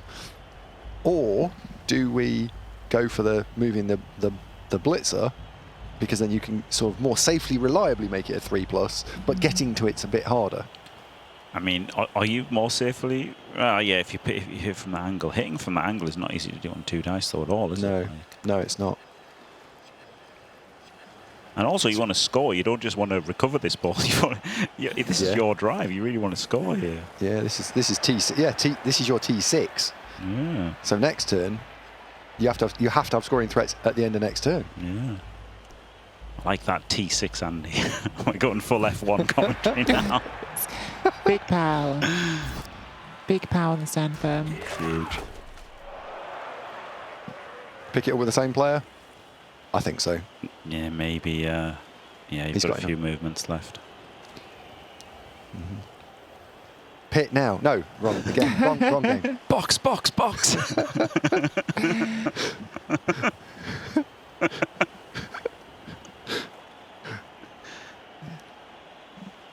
Oh man. I think I'm even more out of my depth on the F1 chat than on the Star Wars chat, to be honest. So Wait, well, they were talking about Star Wars earlier. I tried to do a Star Wars reference and realised I didn't know it because I don't know Star Wars that well. Oh, it's a trap, But Jimmy bailed me out. Oh, see what you did there. See what you did there. Which can make Okay, it screen. Von Roo asking, what did you guys put into the tea this morning, is an opportune moment to bring up the fact that a few things happened with tea this morning. First of all, What? Andy said, oh, I think quite fancy a tea in the green room, and then walks in the direction of where there is a kettle and a microwave and says, how do you make tea? That's what you said. Yeah, that is what you said, Andy. Okay. Right. Let me clarify. I know how to make tea, right? But what I was surprised by was the kettle. No, it was not the kettle. Was, oh dear, this is big 3. He makes it. Rush. Yeah, the rush is lovely, isn't it? Yeah, he's got it. This is a lot safer. Now he's got a 2+ without dodge here, or he's got run all around with a witch elf. Yeah. Does that one first. I think I'd like to see the witch pop out now. Yeah, you've got to run all the way around with a witch now. See if you pop dodge. Go there, see if you pop dodge. Yeah. There's even an argument for even if you don't, just Yeah, being just like one square one less. square Yeah, less, yeah. but guaranteed. Yeah, I think so. I would just go here. The problem is that you can get stuck on the sidelines. There is value in being 3 in rather than being 1 forward. Yeah. But yeah, you know, some people act like 1 in 36 has never happened, so you've got to be wary of that. That's an easy trap to fall into as elves. Yeah. You just start rolling all of the dice, and then Yeah. you know somebody gets KO'd. He's got to move that lineman that hasn't moved. He can't leave it there. It's a chain push. Yeah. Good. Even failing is fine. Yeah. I would have come out. Oh no, yeah, there's 3. I was gonna Big say I turn would of come out. successes for the elves there. Like that turn could look very different. The dice Yep. were, and then to be fair, there was a double skull before, but it was a really important turn to make dice, and a lot of dice were made. Yep. Blood Bowl not saying I heard Andy makes tea in an air fryer. To be clear, this was only part 1 of the story. Now I know that everyone who watched last year already saw the story about Andy and the freezer tea and Adam Savage's shocked reactions to that, which was exceptional no. content. Oh no. And Andy decided to relive this conversation in the green room earlier, at which point he's trying to tell his story to justify why the tea ended up in the freezer in the first place. And at one point, Andy, you said, "So I was cooking the tea." You used the word cooking for making tea. I have so many questions about your whole process of What, the cooking process? of tea. I thought you were going to talk about the toaster. Thank God for that. Oh my god. Oh my the god, the toaster. toaster was a whole separate thing. I don't know if chat's ready for the toaster. We'll save that one for the next one. Yeah. We've got to save that one. Is that saving that for the final? The ogre has unfortunately decided that now is the time. Yeah, this is about the best game Andries Ogre's ever had, honestly. 5 ones without a fail, and then now he finally fails it. It is dizzy. It's absolutely that. Although it's more than that. He's added layers. Layers? Layers. I'm not a comic, right? I don't start just adding extra stuff in. We haven't shared our comedian skink. We'll do that after this game. We'll do that after this game. You Oh, yeah. reminded me I meant to do it before this game. Oh, the one with the mic. We had an so yesterday in chat, Comedian Skink was misheard by someone watching as Comedian Skink, and one of our amazing viewers has drawn us a Comedian Skink, which we're going to share with you later because it is incredible, but we can't do that during the middle of the game. Looks quite funny. Way. I'm a bit concerned here that Dark Elves are just going to just bludge their way past here. Yep. Yeah, it doesn't look that hard to do, does it? Nope. I'd like falling back. Possibly a blitz on the guy north of the ball just to limit stuff, push it back in front of the wrestle. But really, I just get. Yeah, you need to seal this edge, yeah. Yeah. Yeah, you need to seal the edge. Is there any thought at all here to... Okay, it's a 5+ dodge to hit the ball. No, it's not. No. Is it? Yeah, I'm just asking the question. That's a pow, lovely pow. For the record, that would have been a 5+ dodge and a pow on the one dice. Just saying, that's what those dice said. So... Yeah, that's. I don't know if you can. Oh, I think sealing the edge was better than this. Mr. Page saying, what's the deal with Go For It? Is that... Oh, that's it. They're free movement. They are free movement. I was wondering if one of us had said Go For It instead of Rush, which of course is the modern terminology, but I think that was just Mr. Page doing the Comedian Skink warm-up line. What's the deal with Go For It? That does sound like how you would start a set, doesn't it? The Dark Elves, the ball being so deep, this is not it's not easy, straightforward. is it? No, it's definitely not easy. And that pow on that blodger has suddenly curtailed its movement considerably. So where on earth are you going to put the cage here? Yeah. I mean, I don't think you are. I think you're looking at scoring threats and trying to get it to them. I think you're looking at a Witch Elf blitz on this guy, and then running through. But then you can't move him, right? No. So you'd have to dodge and then jump over as well. You have to blitz him, then jump over him to get that, and then that gives you a 2+ dodge there. and it gives you a 2+ dodge and a jump over here, and then it leaves you like the ball behind a screen here or something, and then 3-2 these guys away as well for more scoring threats. That's looking about the best you get, or just try and defend and get out of this 0.5-0. Not good at all for the Earls. Although they were looking like they were going to go 0-1 down. So Yeah. the point here, this is quite good. Yeah, I'll take this. Yeah, they rescued that pretty much last turn, didn't they? And now, you know, Andries maybe rescued the going 1-0 down. Maybe. And again, nobility better on defense and offense. So 0-0 is not a disaster for Dark Elves. No. The Dark Elves definitely could look at that and say we believe in ourselves to win this in the second half. Definitely, yeah. I wouldn't feel bad about this at all if I was the Dark Elves. Complete confidence I would have. I mean, I think the message we've got from you is if you were playing nobility at any point, you would be feeling good about it. Any point in my life, Yes. with any team, in any situation, I'd be supremely confident. The general. Jump. Jump for the blitz, roll the 1. Oh my goodness, we do love a jump over. We do love a jump over. Wow. And a rush. He's going to have no time bank left. This is weird. We are into the last 3 minutes of time bank, as Andy points out. Is he going to hand it off? He can't reach get the there. hand. Oh, no, he can. He could jump. No, the witch elf's got in the way. The lying down witch is in the way. He is going to be out of time bank. Has he run out of time bank at all so far in the finals? Well, we have not been on Winteros's games all the time. We were there when it was at almost 0 in the first game against Strider. Yeah, he went down really low, didn't he? Like 12 seconds yeah. or something. I don't know about in the last 16 before we got to this weekend. I don't remember, to be honest. There's a lot of games. We're on to what, number 165 for you now? Something like that, yeah. What, you can't remember them all in crystal clarity? I'm sorry, no. Not quite. Outrageous. Incredible marathon effort. I'm gonna call out here. I think there might be 2D on the ball again. I think there's no way on earth that there couldn't be. I think, yeah. I think there's very much D's on the ball. But he managed this 3-2 without a re-roll out, so that was good. I kind of hate this leap thing, honestly. Here's one nice thing about this. Yes, there's the hit on the ball. You've also got enough Dark Elves back there just to make the nobility scared of if it goes wrong. Yeah. Like this is, again, hitting the ball here doesn't do you that much good unless you can recover it. Because the elves will just get it back and then, you know, get it to the witch elf and score. Even if you do recover it, they might do that anyway. Like, you have to recover it and get it away from that Blodge witch elf. Yep. Rodge, I mean. Rodge. Yeah. Yeah, it is good having 2 wrestle witch elves sometimes. Like, I'm not, you know, PC loves to say how much better 2 wrestle witch elves are, and I was completely wrong for having 1 block and 1 wrestle. I don't think he's quite, I don't think he's quite spot on there. I think there is pros and cons to each build.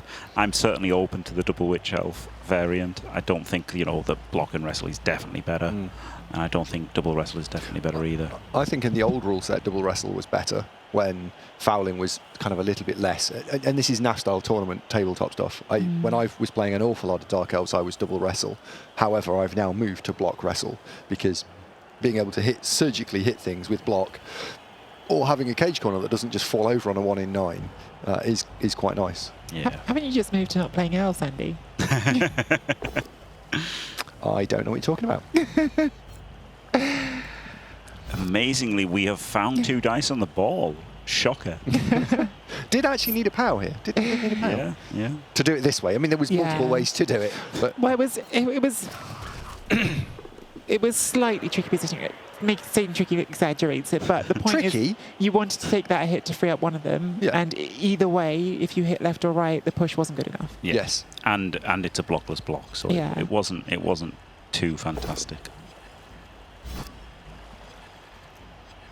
So now he's got to make a choice. Is he going to charge in with the fend lineman, which would leave a hole if he messes this up, and then hit with the wrestle, I think and you've leave got himself the recovery? because you want to recover on the blood. Yeah, he's Yeah. got to rush. He's got to rush with this guy for the assist.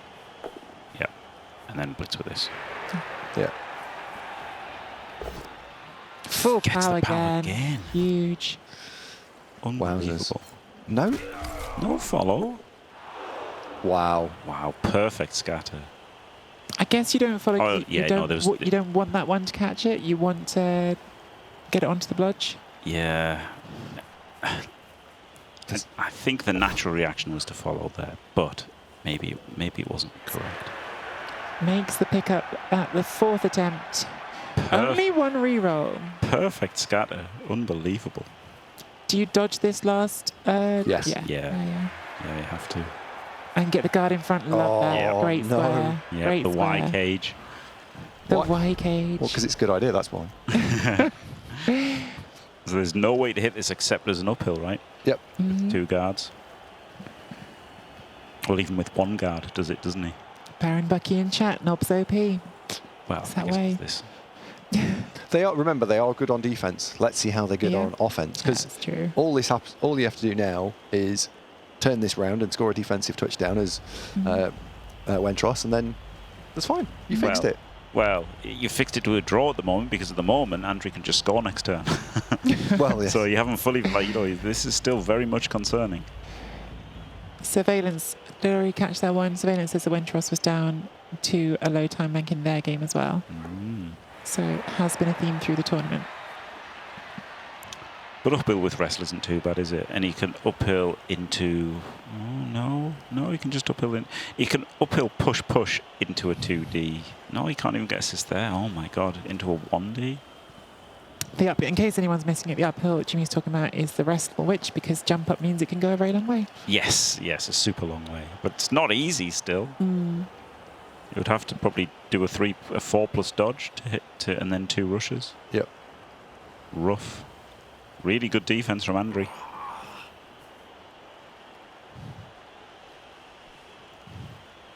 Yeah, all jokes aside about the ability, the reason he's here is because he's playing really well.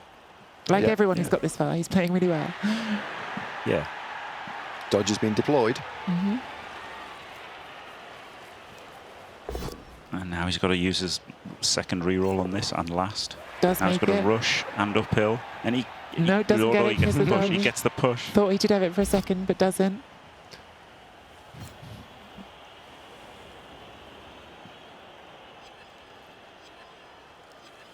Okay.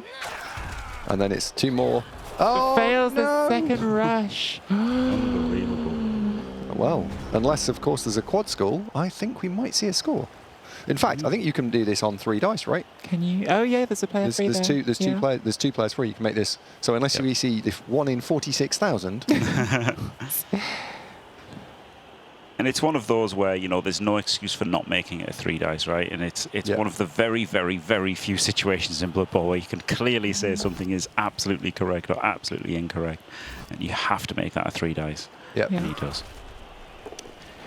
Goodness gracious, we are looking at the scenario that all our Nobility fans in chat were dreaming of. It's the semi-final of the World Championships, and Imperial Nobility are 1-0 up after their defense. Good news for Wentros is they did get their KO back, so they are back to 11 players. Right, I'm going to say something controversial here. What is that? You two almost looked a little bit concerned. It's a bit So many times today, Andy. So many times. I think the Dark Elves are going to stop. I think they're not only going to stop, they're going to get a defensive touchdown. And I think we're going to see a draw here. What do you two think? This is kind of like a miniaturized version of what we keep talking about with if you win the first game. The thing is now, Andrew can play this whole offense going, I don't have to win this offense. I just have to draw this offense. I just have to not give you the ball. Like, I don't have to score. Yeah. Yep. Cheering fans. Iron Man. He gets an extra AV, maybe on the leader, right, or the guard. Or the guard. I think, yeah, the guard, because the guard's going to have value all the way through, isn't it? Yes. Where That did was you just put a it? blodger. On the bludger. Oh, okay. He's got a bludgeoning ogre with strength 3. What? What? What? Well, it's the same armor, isn't it? It's an ogre. It's an ogre. It's the same armor. It's different in every other way. What the hell? No, but no. But think about it. It's more like he's got to move up blodging Orc Blitzer, isn't it? That would be a lot more sensible. Or he's got a plus AV blitzer. In fact, it's even the way better way of saying. Really, it's just double movement up, double strength up, armor up. Noblar, isn't it? When you think of it without Titchy, obviously. Yeah, yeah, and stunty. In fact, he's like a Chaos Warrior with 2 move-ups and a Strength Bust and catch and dodge. Jesus, Andy. I'm going to drink my water. Sorry. Oh, goodness.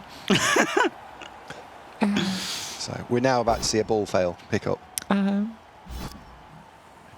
Ball pick up fail. Could happen, but if it does, it's not really like the deep kick in this situation. I think you don't hate the deep kick as the offense, do you? It gives you a bit of extra leeway in case you can't pick the ball up. Well, the thing is, it depends if the Delves get in behind, right? If they can blitz this guy and get in behind, it's got like a good form. Okay, so he's fixed that. Yeah, he's got a good bit of like length on the team here, right? But because sometimes what happens is you have like a line here and nothing in behind. But you're probably going to target this guy and get a few players wedged in as best you can. Yeah, I think the ogre needs to go right. Yeah. Which ogre? I'm sorry. Hey. I'm sorry. I don't know. If he was right, he wouldn't be doing much good. He does fail the pickup. Well called. Yeah. And now it's on the sideline. He'll have to re-roll the pickup next time. Yeah. This is exactly the line that we were talking about in the first half that you were talking about, Jimmy, like just using that simple formation, but does its job, doesn't it? Yep. Yep. Blitz the ogre. So there's a lot of knob strokes in chat, which I'm not sure are all fit for air. Goodness. Yeah, he's going to take the ogre out, then he's going to be able to get down the sideline. Andrew's done a good job from the centre point all the way out to the left of blocking advancement. Yeah. And he gave him something to chew on, which is the big ogre, which is fine. Yeah. Yeah, the big ogre, not the little ogre. The little ogre's near the ball. No, the little ogre's hiding the ball.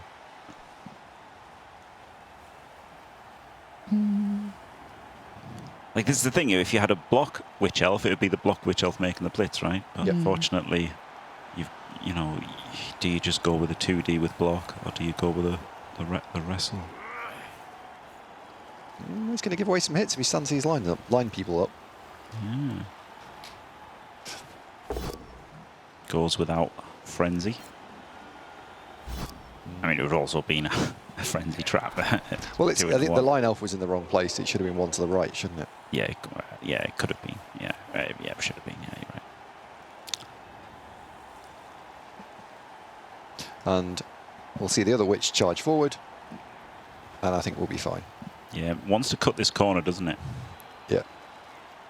But probably shouldn't. Probably shouldn't. And again, so if he'd put this guy here, then it could have come down without that dodge. Yep. So if we see it fail this dodge, it will be because his misposition, not the 1 in 36 chance. I mean, well, it'll be because of both. But you know, it's harder to complain about the bad luck when it's been kind of caused by one of the players, right? Yep.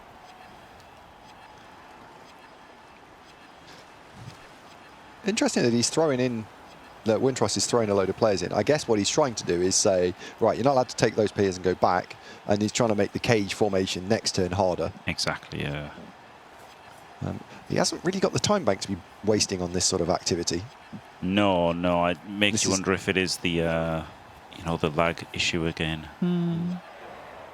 He's got, because what the? Tries a 4-3-2. Wowzers. I guess as a last action. Oh la la. Ooh la la, yeah, that was very spicy. I mean, it was pretty cool to get it through as well, to be fair. So, yeah, spicy last action. It's last action. It doesn't cost you anything unless it injures itself, which certainly can happen. Yeah.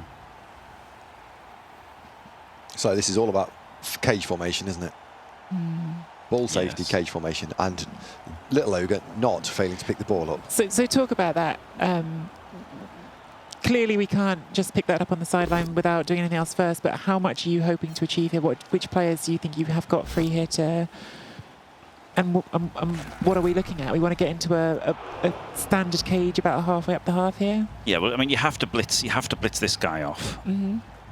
or this guy. You could block this and then blitz this guy off and bring him back. But at the end of the day, you're blitzing. You've got 3 players plus 1, right? So you've got 4 players, and then down here you've got another 2. So you've got to blitz one of them off. Apparently we're going more aggressive than that. Yeah, but I mean, you're still doing the same thing. Like you're still blitzing one off somehow.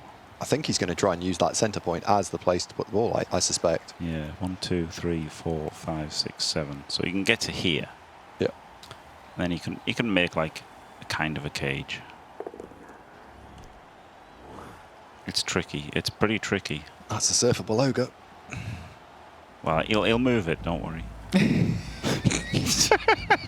Wow. Wow. So he does do the blockless blitz, which he kind of had to because it would have been a lot of movement for one of the others to do the blitz. I wonder if he's going to rush. We're going to find out. It doesn't pick it up on the other one. Easy pick up. And it doesn't rush. He's going to go behind that. So yeah, he's got like a cage. Yeah. The logos, well, they're both surfable now. Yeah, probably. Although I think he'll be okay. Or the leader's surfable. But it's not easy, is it? No. Yeah, and it makes you go behind the player, which you don't necessarily want to do. Like, Yeah.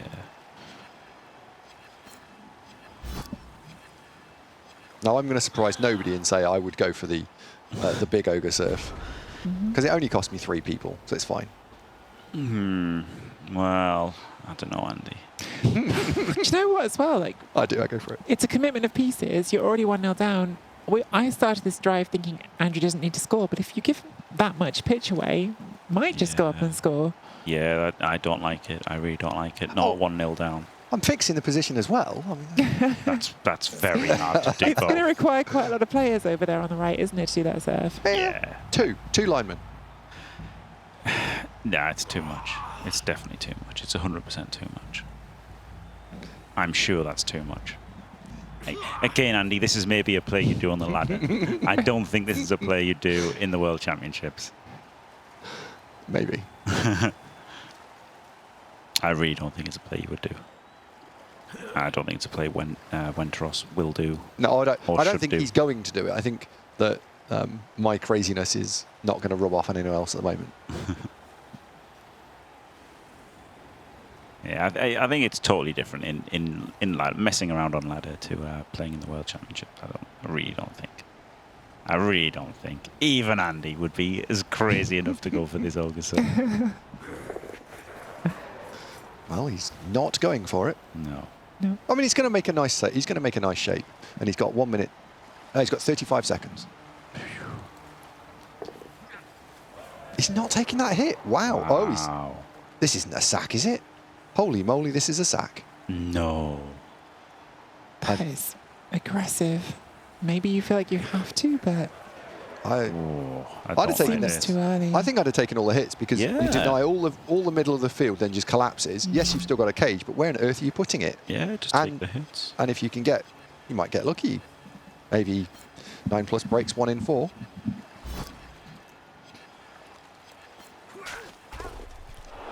Wow. I'm running out of time again. Yeah, this lag really killing. I assume it's lag killing Wentros here.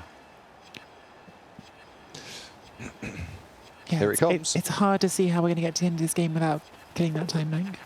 I hate that he hasn't stood up this line. 5+5+, easy Gets the roll. wrestle. Gets the wrestle.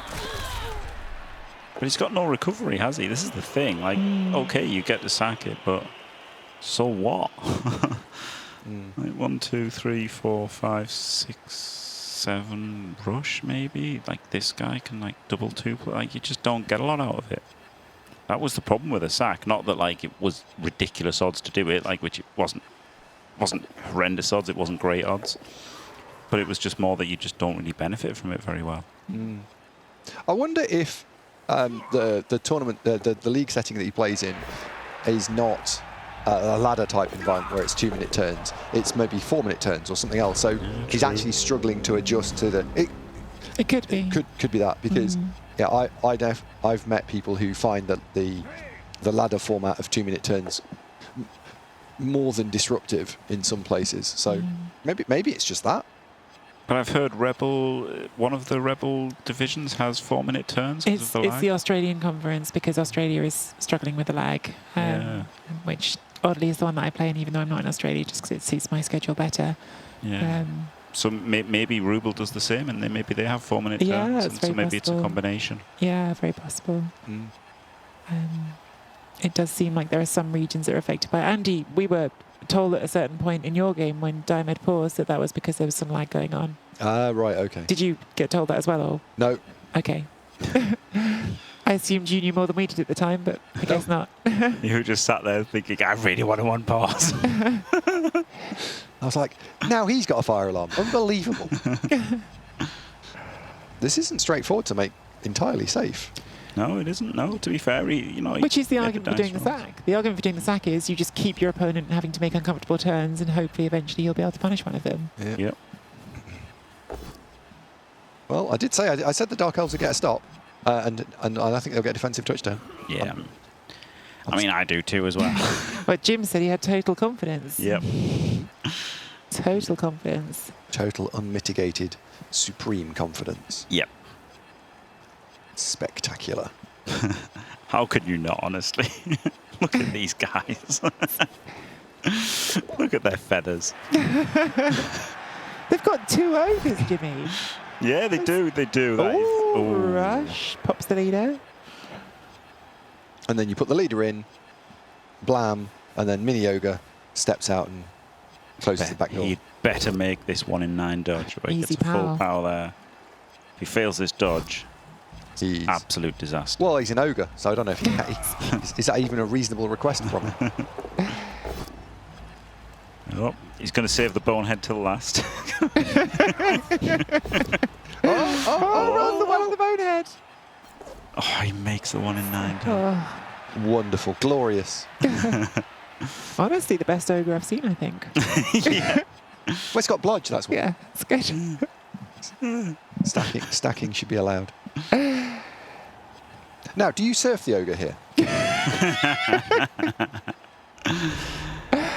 I think now you can start to clamp down, right? So the thing that going for the sack did is it did slow him down a turn, right? He would have been further down and blitzing and stuff. So what it did was it did slow down Andrew for a turn, and now he does get these guys relevant in. Now he gets to put everything into the cage this turn, apart from the stun guys.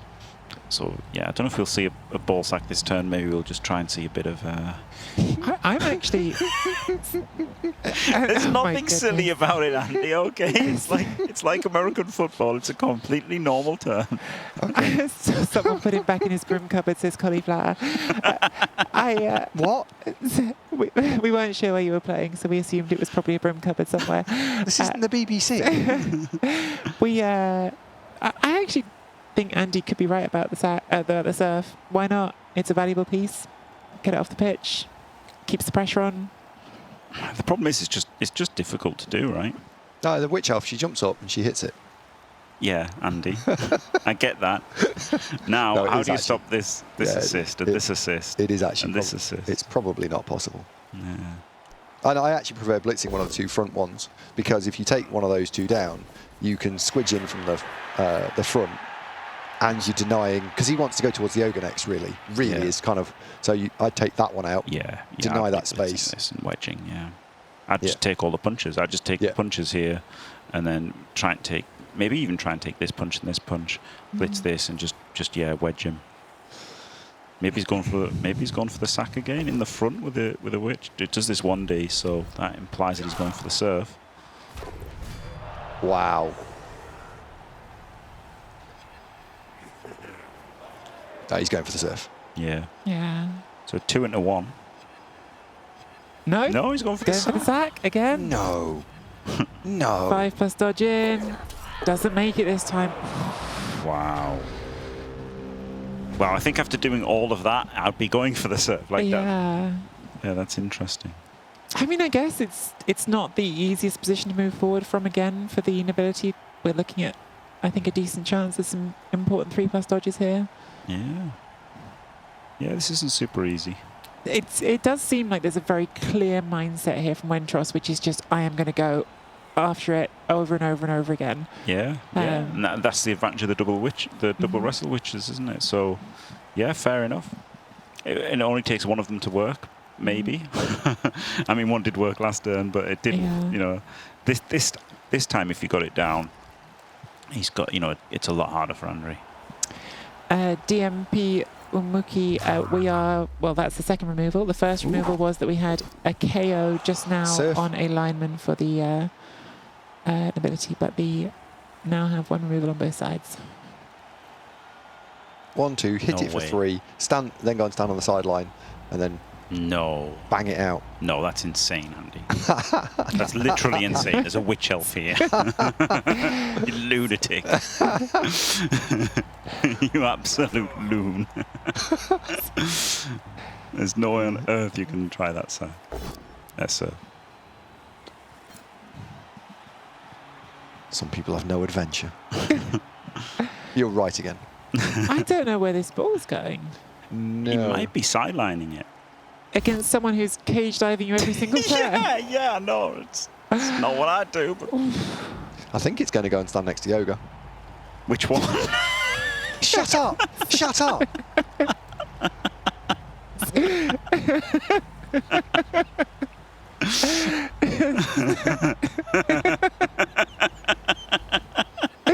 Oh gosh.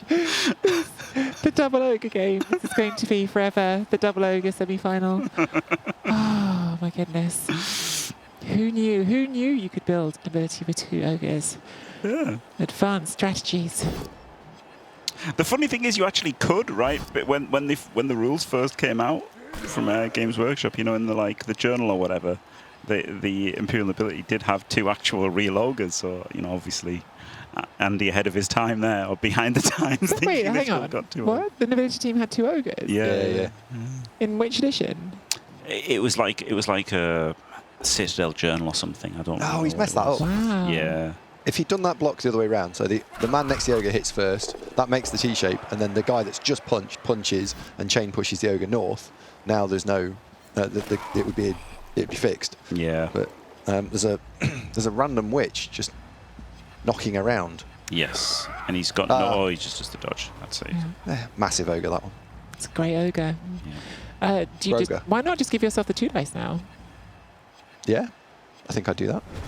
Okay. Time bank.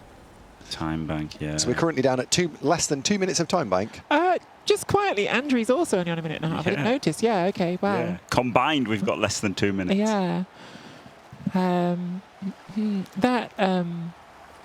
This setup is interesting, right? Because it feels just instinctively wrong to be putting your ball carrier next to an opponent who's on the floor. But when you've got all this guard, it's fine. And you've got a blodger And a as blodger well. ball So carrier, it's 1 yeah. in 36. And there's no there's no blitz him into another hit or anything.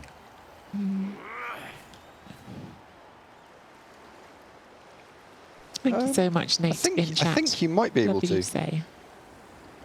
Enjoying our comments. Apparently Glory. our ogre comments aren't, people aren't ogre them yet. Hey. Just if I can move the ball north 1 easily, I'm just curious if then the blitzer that hasn't moved, that's 2 squares south of the ball, could then do the other hit, and you could bounce it 2 Oh, he's forward. moved. But I think it's I don't. He's moved this. I was thinking, try and come up this way and then Yeah. into the other witch. But no, he's just going You're for the just dive going again. My again. God. Just going to keep going for the ball back until he dies. If at first you don't succeed, keep failing, unfortunately, for Wenteros with this strategy. I'll say this for that strategy. When you've got 30 seconds in the time bank, at least it's quick. Yeah. Maybe if I'd done that versus Andy, I'd have won, right? Just relentlessly going for the sack with the wrestle. So Worked the one time I tried it.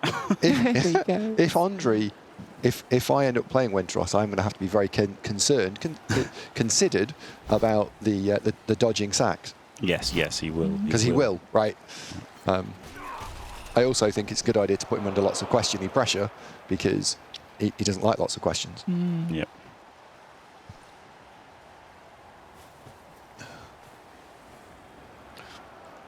Do we need to go that Big far? move. That's- Big move. Because again, they don't need to score. I feel like you're better off just keeping it a little bit tighter. It makes recovery harder, though, doesn't it? And if Yeah. he's thought about where things are going, which looks like he doesn't, because he's like, oh no, I didn't pow. Well, you can use wrestle there. That's what Yeah. you've got. That's fine. He's gonna blitz the witch. No, No, he's already blitz. blitzed. He's already. Yeah. Oh, That's a bad Oh. turn for the big ogre to go bonehead. Oh, this is suddenly a little bit thin, isn't it? Yeah. So we've got ODL check, which is a player that's in the wrong place. We've got Ogre check, which is Bonehead, which is an Andre fail. We need to. Ogre check. There's going to be a third place playoff, Baron Bucky. So Yes. Andy will be playing one of these two, and Diomed will be playing the winner Yes. of the match, tie, Yep. confrontation, semi-final, whatever you want to call it. And it might not sound exciting, third, fourth to some people, but I think when there's several hundred euros riding on third or fourth, it'll be quite exciting, isn't it, Andy? Absolutely, yeah. What's the third, second and third? So it's 2.5 for first, isn't it? Mm-hmm. Is it? 1800, 1300, 800. Thank you. You're welcome. 18. Wowzers. I thought I had them in my head, but I was like, oh, my 100% certain. I thought Jimmy. it was I thought it was 13, or I Yeah. just wasn't quite sure. I know it was a 13 or 12. I was just doubting Yeah. myself on. So that means it's another 500 euros. We're playing for 500 euros. Yeah. Oh, Andy is welcome to a cup of tea whenever he wants one. I will make a cup of tea for him just for my own sanity, so I don't have to watch what he might do trying to make his own cup of tea. I'll make you one.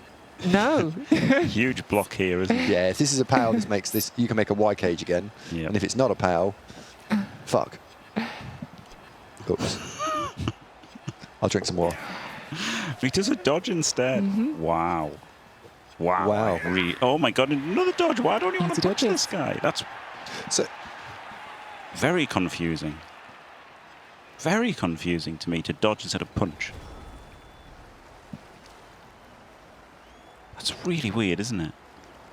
yeah. Why not just take the punch? Yeah. Because it's a shot in the dark. You may as well. Yeah. It's less likely to fail, and it's got upside. Oh, I guess because the ogre's stupid. So he was thinking that it could then come up and do something, maybe if you pushed it one square. So I mean, I assume we're about to see one more try with this last witch elf. I can't Yeah. assume anything else. No. The rest of the match tells you one thing, it's that he's going to come in with a witch elf.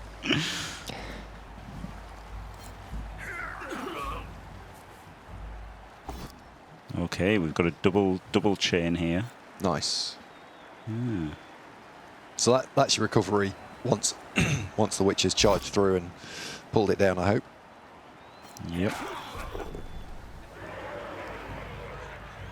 There's a blodge elf just at the very south. There we go. I'd like to see that just go and be relevant. Yep. Stand up the line elf mocking in the midfield because that's another freebie. Why not?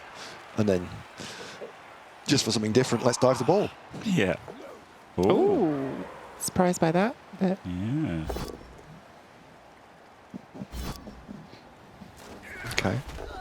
we are not at timeout point yet, Shamba, although, yes, if this sack were to happen, I could imagine we might hit the end of the time bank, but it might cut us short before that happens. He's got 1 minute left. Total time 1 minute. Here it Ooh, comes. double dodge off the start so we can go around that way. Okay, yeah, that probably is better than going in the 5+ way. Cheeky 4+. Yep.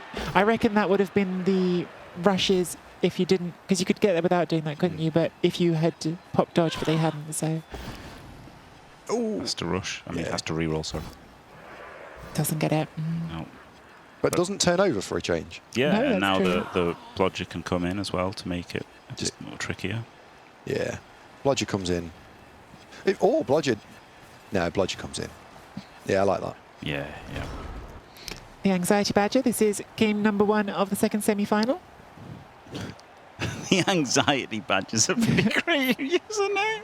It's a great username. It's a very good username, the Anxiety Badger. So, hands up anyone who wants to surf a witch elf.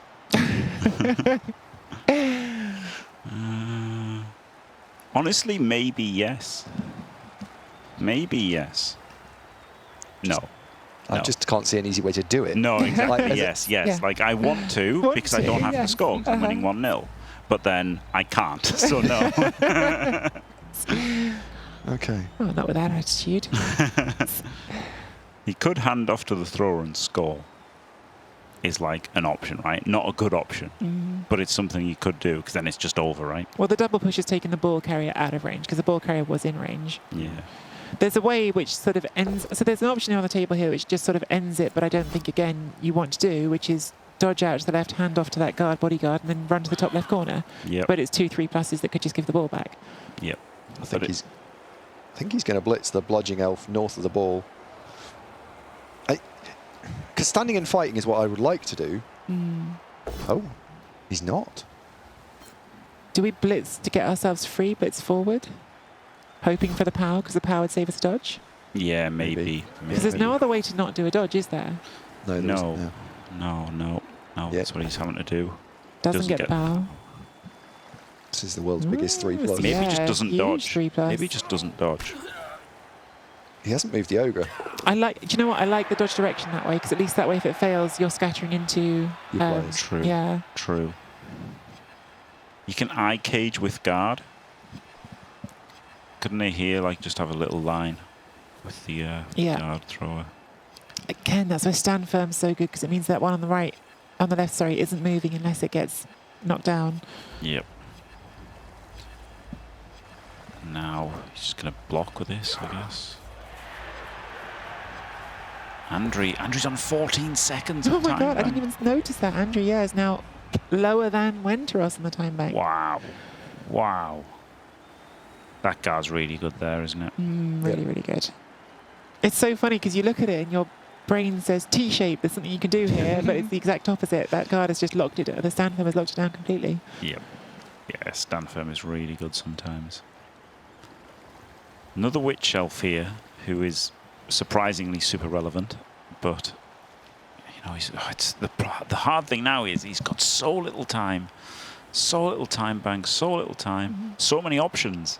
Actually, it's just frustrating to have so many options, isn't it, with so little time? But he's just got to think first thing he thinks of and just go for it, which is probably the instant uphill Yeah. into a 1D. He needs to get somebody round there, probably maybe this blitzer, I don't know, but then you want recovery as well. But you've just got Witch to elf. think of it pretty quickly. Wi- Yeah. Which possibly? Just to say on the time Yeah, bank. double like, rush from the witch elf. She's got to cut the corner and then double rush. So you get 2D uphill, 1D.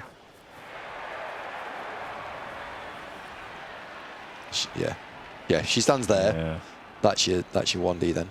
And then you haven't moved the bludgeoning dude. Yeah, who's your recovery? Who's your recovery? You kind of want to do it pretty soon, though, Wenteros. oh, that's not your recovery now. No, but this was a bit safer. And he has got 2 turns afterwards, so I understand doing that. It just kind of feels like if you don't get it now, they're probably just going to score, though. Yes. Yes. Yeah. Actually, what he could have done was he could have double rushed with the witch elf, and if he didn't use a reroll, double rush with the blitzer and make this a Goes uphill in. into 2D, couldn't he? Does not get it. Oh, but this is now 1D. 1D because you brought that round. So that's, yeah, okay. And it's a 1D Full pow. pow. Oh, it's not over, chat. Oh, nearly the incredible scatter catch fallen ability. Oh, No.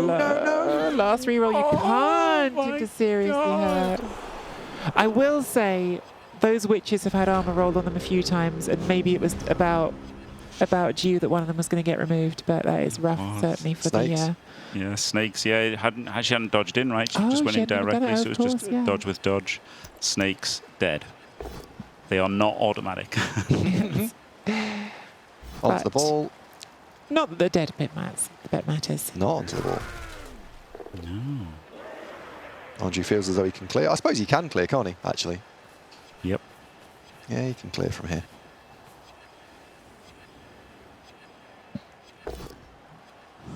He's just rolled up pow at the There top. is a scoring threat here. Yep. So he's not out of the woods, Andrew.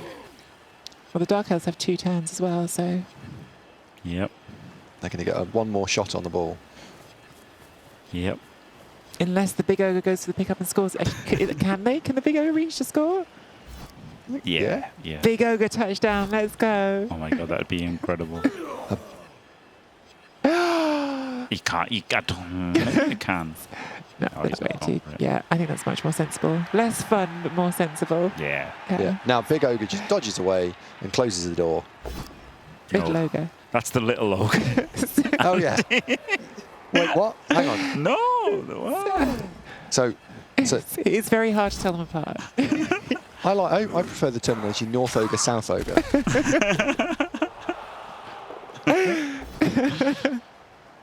Oh dear. Oh, that's cute. Yeah, I like that. A blockless block rather than a 2D, but it frees this guy to come in and be relevant. And go and bother a witch. Yeah, rushed, lovely. Yeah, very nice. So about that prediction I had. I'd still be supremely confident, even whilst losing 1-0. Jimmy, 1-0 down on turn 15 without the ball. It's got this. Ability. Yeah, it's a definite win. So we've got four elves tied up on 3 and another elf here, so 5 elves away. But, you know, he's got a chance here. Oh, yeah. Gets the power. So we've got the 1 dice again. Yep, so a 3, 2, 3, 1D. Or you can do the 1 dice with no dodges on the right. Easy. But it has to be a 6. No. Yeah, I think you have to add the dodges in to get the wrestle hit. Easy. It adds so much, right, making Yeah. it 33%. Here it comes. Yeah. Just roll 6s. See if you'd gone for it, Jimmy, because that's absolutely how you should play. Read the dice log afterwards and say what you should have done. Exactly. Instantly. Oh, I should have jumped. Should have done the jump. Silly. That's over. Yeah, yeah. He did rolled a 2. So what he could have done was, if he'd popped dodge there, he was going to jump over this and then rush and hit from there.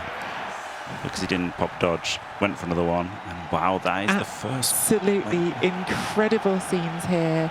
The Imperial Nobility team have, well, it's not over, it's over. The Imperial Nobility team have won game 1 of the second semi-final. So we are 1 game now. It requires 1 more draw, not even a win from the Nobility, to have a Nobility team in the final of the first ever Blood Bowl 3 World Championships. Incredible. Absolutely incredible stuff. Jimmy, are you yet starting to think that Nobility could win this whole tournament? Oh, of course they could win. Once they're in the final 8, it's not unlikely at all that they win. Once they're in the final chat. We all heard that. In the final 8, from the final 8, anyone can win. But they've got a real shot. Of course, they're favoured now by far. Now that they've got to win, absolutely big favourites. We were talking about this earlier. I think it was before you came back in, Andy, about how few teams have come back from 1-0 down in this tournament. Olivier did it against Jalev. Wentros did it. But Wentros is one of the ones who's done it after a disconnect in round 1, then had to win the next 2 games and did both of them. So it's difficult, but it's not impossible. Sorry, you were going to come in. No, the problem is that what it does is it impacts your thinking in the second game. So when I was playing the other semi-final, because I was 1-0 down, I knew I had to win. Not even draw, win. So it impacts the way you play your defensive drive. It impacts the way that you have to, if you don't create the stop, you then have to go and score in 4 turns to give yourself the option to then turn them over and score again. So this is a massive, massive problem now, I think. Yeah, absolutely. And between the two of them, I suppose, we talked about a lot, Jimmy, the last one, Necromantic, not a team built to play in that aggressive way. At least Dark Elves are built to play in that aggressive way. If you wanted a team to try to win with, if you have to win, you're probably picking an Elf team ahead of anything else, just because that has got lots of outs to go after a win with. Yeah, and you saw it this game, didn't you? A million wrestle cage dives, and so he can just score early and keep doing that. I mean, if he can score at all. Yeah, I mean that game sort of proved everything we said at the start about the offense being the difficult bit for the Nobility. The Nobility, and perhaps maybe a team in this matchup where defense for us was correct. It certainly felt correct in the way the game played out, which is applying the retrospective thinking. But they are so much better on defense than they are on offense. On offense, they're a real struggle. Yeah. I think that's more than being bad on offense than good on defense. But I didn't like the way Wendros played his offense. I really didn't like the ball being back when it was totally safe to be near, and then when it was dangerous to be near, that's when he moved it up directly before the one die. So yeah, I really didn't like the way Wendros played it, and I think Andri played better and just fully deserved the win. Yeah, we've got a few minutes here, chat, just while we're waiting for the players to reset, as we do between every game, to get their thoughts together. I'm hoping we can take this moment in a second to get our comedian skink up on screen. I know the production team have got it ready. So those of you who were here yesterday when Andrew was playing Spartacus, one of our audience, Mef Spores, misheard us talking about a comedian skink as a comedian skink, and she did 2 absolutely incredible sketches of a comedian skink for us. So this is a joke that perhaps will hit better for those of you who were here yesterday and saw it, but I love this comedian skink. I love the second picture even more. I hope we've got that on here. I absolutely love the pose on the second panel where he really wants you to laugh, doesn't he?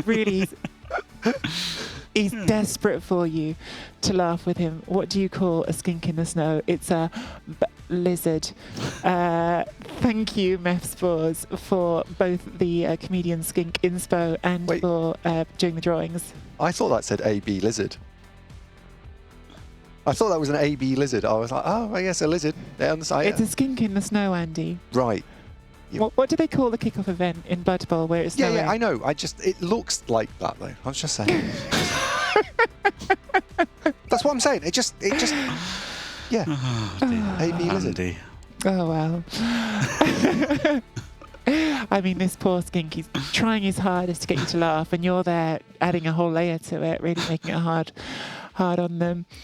So, Jimmy, you said you were confident if you're Wendros going into the first game against Nobility. You said you were confident at 1-0 down on turn 15. You're now 1-0 down in the series, but you think Wendros is still there, feet up. Even more confident. Look, Totally beautiful certain. Beautiful adversity. He's going to be so disappointed when he loses the second game, Andri, that I'm going to have the mental edge in the third game, and I know that already, which gives me an even bigger edge in the second game. Andy, because I've had a lot of Jim's Nobility doubting here, and you weren't here, so I'm going to see if we can pull it back here. You played in Euro Bowl, that's the premier European tabletop Blood Bowl competition. And the top race by win percentage, admittedly with a very small sample size, was Imperial Nobility. Now they're in the semi-final of the World Championships. Maybe. 3 people. 3. Now we're in the semi-finals of the World Championships. They've won their game 1. You're going to give us the case right now, aren't you, for Nobility actually being much stronger than everyone thinks? I mean, Apparently sorry. not. Yes, obviously, yeah. I'm going to go with Nobility. I think Andri's he's a great player. I've played him on tabletop. And He's good. we're teasing and we're joking, but actually, I think personally, and not wanting to be disrespectful from the other side either, I think in that game, I thought Andrew played the better game. I thought he played a good game. I think he played a decent amount better. And you know, they've got a good package, right? They've got 9 skills and they've got a lot more money. So you know, you're looking at them, you're pretty impressed.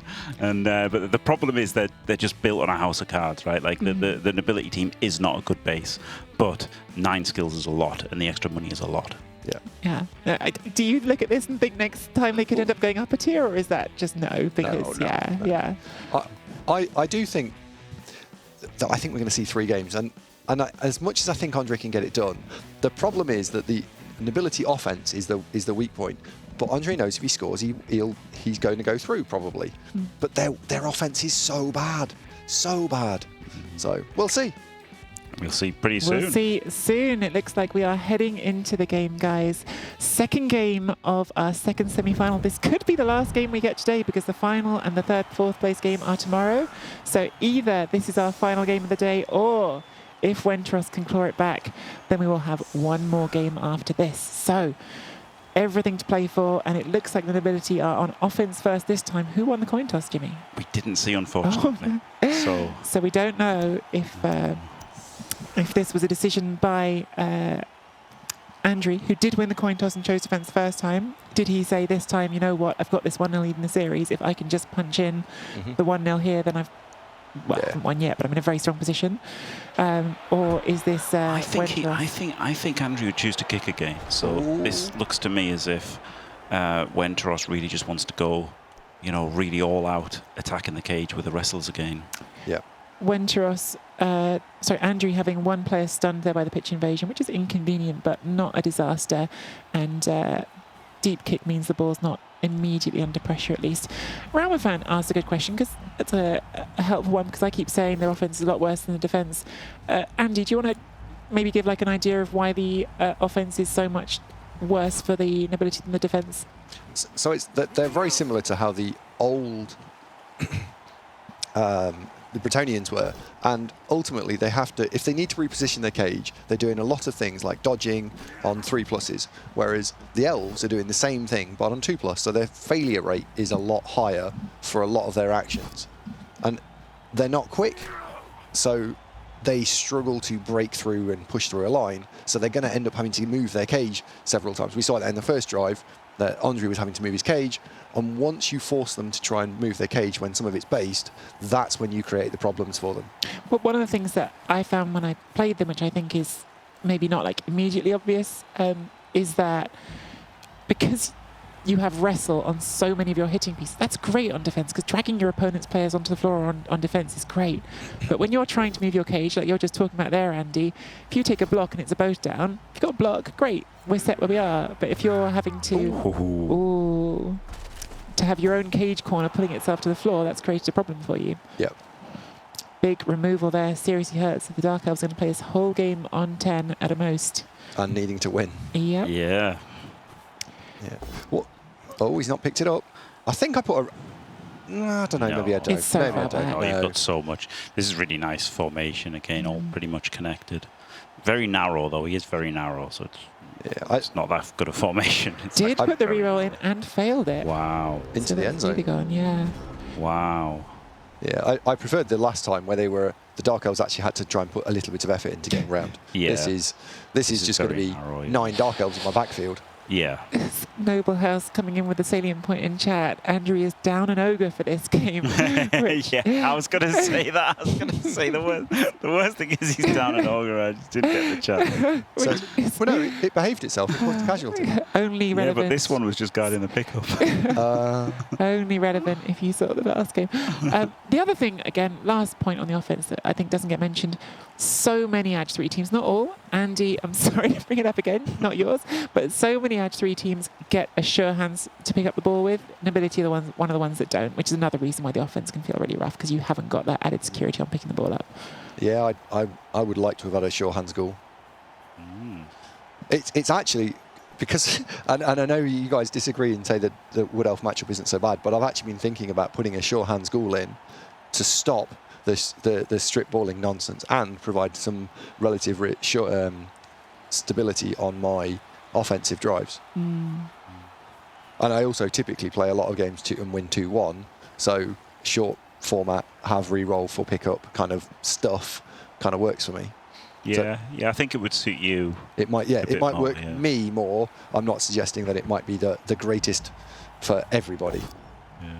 Oh, that's not great for with only anybody. 2 rerolls, you've probably got to eat that, don't you? I don't know. This is such a good opportunity to Yeah. get in. If he'd only had moved the other players first, Yes. you can eat. So if you've moved everyone else Yes. first, you eat this, but because you haven't, you can't.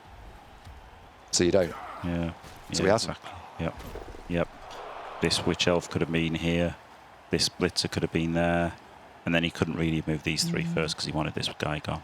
But these 2 could have still moved first, right, and just haven't. Do you think there's any chance that is coming back to the time bank issue and thinking, oh, I kept running out of time bank, I've got to rush these first turns a bit to not get in that position, and then you Maybe. do something too quickly and... Maybe. Yeah, maybe. I also think that most people probably have a broad understanding of where the general structure and shape of this would go. So like all 3 of us, and I think a good number of people in chat would look at this and say, right, what am I trying to achieve? I'm trying to push people down the field because the ball's vulnerable. So what can I do? It doesn't have to be perfect, but what can I do that's easy and quick within the first 20 seconds of this turn if I'm concerned about playing slowly, or if I'm just going to guarantee to play really mega quick? don't like Another these corner snake. cuts. I don't like these corner cuts. Move this guy down Yeah. first. I know, and Yeah. that- Again, you could have just, That's the reasoning there for doing like 80% consistently will be much better than doing 100% and 20% and 100% and 20%. See, counter to These could have Jim, both been here. I think that specific corner cut, I don't hate it if you've done the other ones first. Yeah, Because you're trying to exactly, like yeah. create that as much pressure as you can, clearly, with that failed pickup, and, Yeah. and you've Yeah. made that decision, but you have to just do it first. Yeah, Yep. you have to move these first. Mm. You Yep. just have to. That was a pretty bad turn ordering there from Wenteros. Maybe he's struggling, mentally, because I think Andri did outplay him. It is really hard to be First 1-0 game. down after the first game. Like, Yep. I was definitely having to stop, ponder, consider, like, am I okay? Can I play this game? Mm. We know Wenteros has done it, has come back from 1-0 down, so has done it before, but this is not the start they would have been hoping for. To spend a reroll already on turn number 1 and still wind up with a it's player on the missed. floor. Had to get it that time, didn't he? Yeah. And look how much worse this is for him if these two players are here and here, like where they could have been without any dice rolls whatsoever. He's taken that space completely. Yeah. That was actively bad from Wenteros. I'm sorry, Wenteros. that was a bad one. Safe moves first, the mantra of Blood Bowl, and it just shows how important that is there. I don't know if I even actually activate the ogre here. I know it's a nice hitting and blodging thing, but it's going silly would be quite sad. Yeah, it's holding good space there, isn't it? Yeah. But Andrew says, get lucky. You're imperial ability. You have to get lucky still. You still have to, right? You still have to. Do you agree, Andy? Even at 2-0 up? Even at 2-0 up with him capped on 10 players, do you still think you have to get lucky? it's not, they're not tuning up. Sorry, what 1-0 up? 1-0 up in the series. series Yeah. and 1-0 up on players. Mm. You still think you have to get lucky? No, you No. don't. They don't have to get lucky anymore. They do need to consistently be slightly luckier than your opponent, yes. But that was, as we said, that was holding a nice bit of block of space. Yeah, I wouldn't have gone for that block, I don't think. I think I'd have just not activated him. But, Yeah. imagine if you go for it and you pow him and you Kaz him. Like, the equity shift is massive, isn't it? Yeah. It's such a big win potential. Well, so in that case then, right, what does it do if it goes bonehead? Very little. What does it do if it works? Pretty large. All right, actually. Yeah. Okay. I was just I'm thinking, sold. like, how much do you really lose? I understand what you're saying, but it's not drive shifting, really, is it? No, but the upside is huge, Yeah. and you do need to be lucky. So, all right, I'm changing my mind. Thank God yes, that was the right play. Bryden, no one's keeping track of it anymore. We think we broke the I wouldn't have done that meter yesterday at some point. What about the... Came off its hinges. Actually, I would have done that. I've changed my mind. Uh-huh. But I really like the idea that they just take all the hits available here. Yeah. And there's even a free bonus hit if he gets... Oh, he didn't. Drew, do you take that hit on the ogre? 'Cause now Ooh. you've... Oh, hang on. Oh, we're doing something cute here. No. No, I guess not. No, he's... If you'd roll the power there, Yes, if you get the power, Then you you've get to got hit one a free dice. bonus hit. for a 1 dice on the wall, with some rushes, and then probably get your blitzers served afterwards. Yeah, no, it doesn't sound too good, It does doesn't it? sound like good, to be honest. I've heard better plans. Crunch. Oh, I put the witch elf in here. Yeah, And put the then witch take in the the, extra in the 2D. dark elf in and Yeah. punch this guy. Yeah, I Yep. thought that was the plan of the chain. I thought, oh, it's quite nice in getting that here, but nope, not even doing that. I guess he's just going to dodge off. Bloodborne, I think the nobility will be going up to collect the trophy, and Jimmy will still be saying, I'm not sure I fancy them here. Don't think that. They'll fall over. Yeah. He'll trip up. I'd still be supremely confident, even as I see them lift the trophy. There'll be a count back or something. It'll go wrong.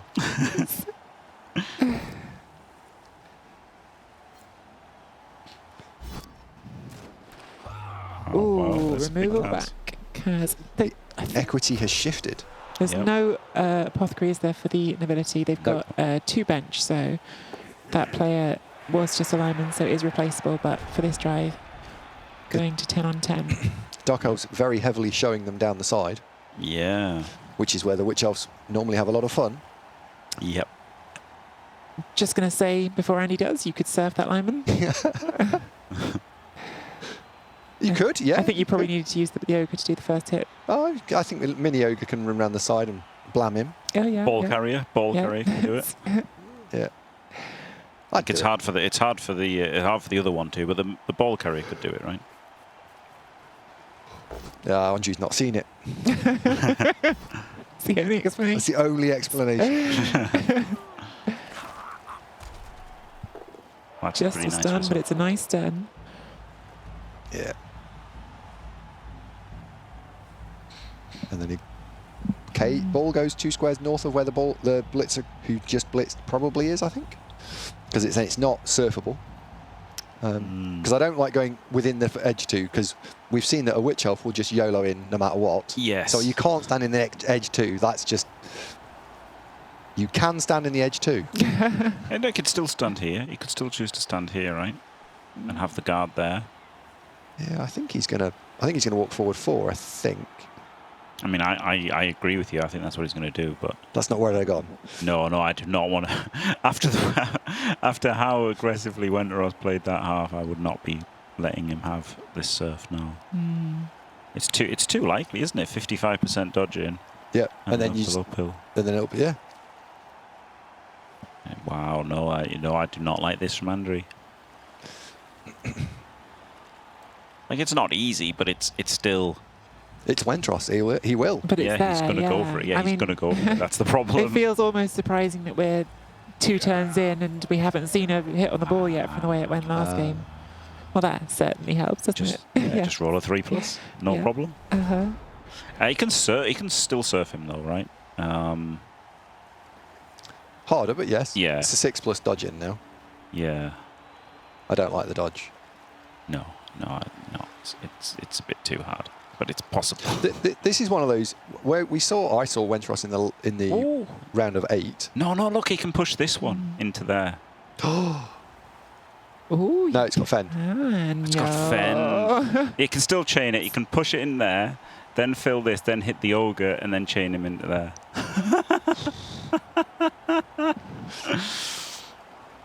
It's still technically possible. Well, in that, all right. I just think in of that Homer case, once Simpson. you've done that, That well, Simpson sketch in fact- where he's chasing the barbecued pig down the road, going, "It's still good," while it gets shot out of a sewer. And No, but once he's done that, right, there's a T shape. Once you've put the guy in front where your cursor is, Yeah, exactly, you then blitz the lineman, blitz this guy, into push him there. in, and he's surfable. Yeah, exactly. Yeah, you can't do it with either of these two because they stand firm. But yeah, that's what I was looking at. Yeah, this guy. do wish we had a little marker on the board here to just show some of these things you're thinking about, because you're talking about them and it's not always totally clear as you're explaining them exactly where you're looking. So that guy needs to go there. Drew. Okay, that guy there's there. Yeah, easy. this guy has to get powered first, and then you'd bring a player in here, and then you'd run around, blitz this guy into there, into the crowd. But you'd need to fill this square, which you could do by punching the ogre and punching the lineman. Which, are we ruling it out? It's ruled out now. Okay, yeah. Yep. Unfortunately, it is out. Yeah. It was a nice little idea though, but it wasn't easy.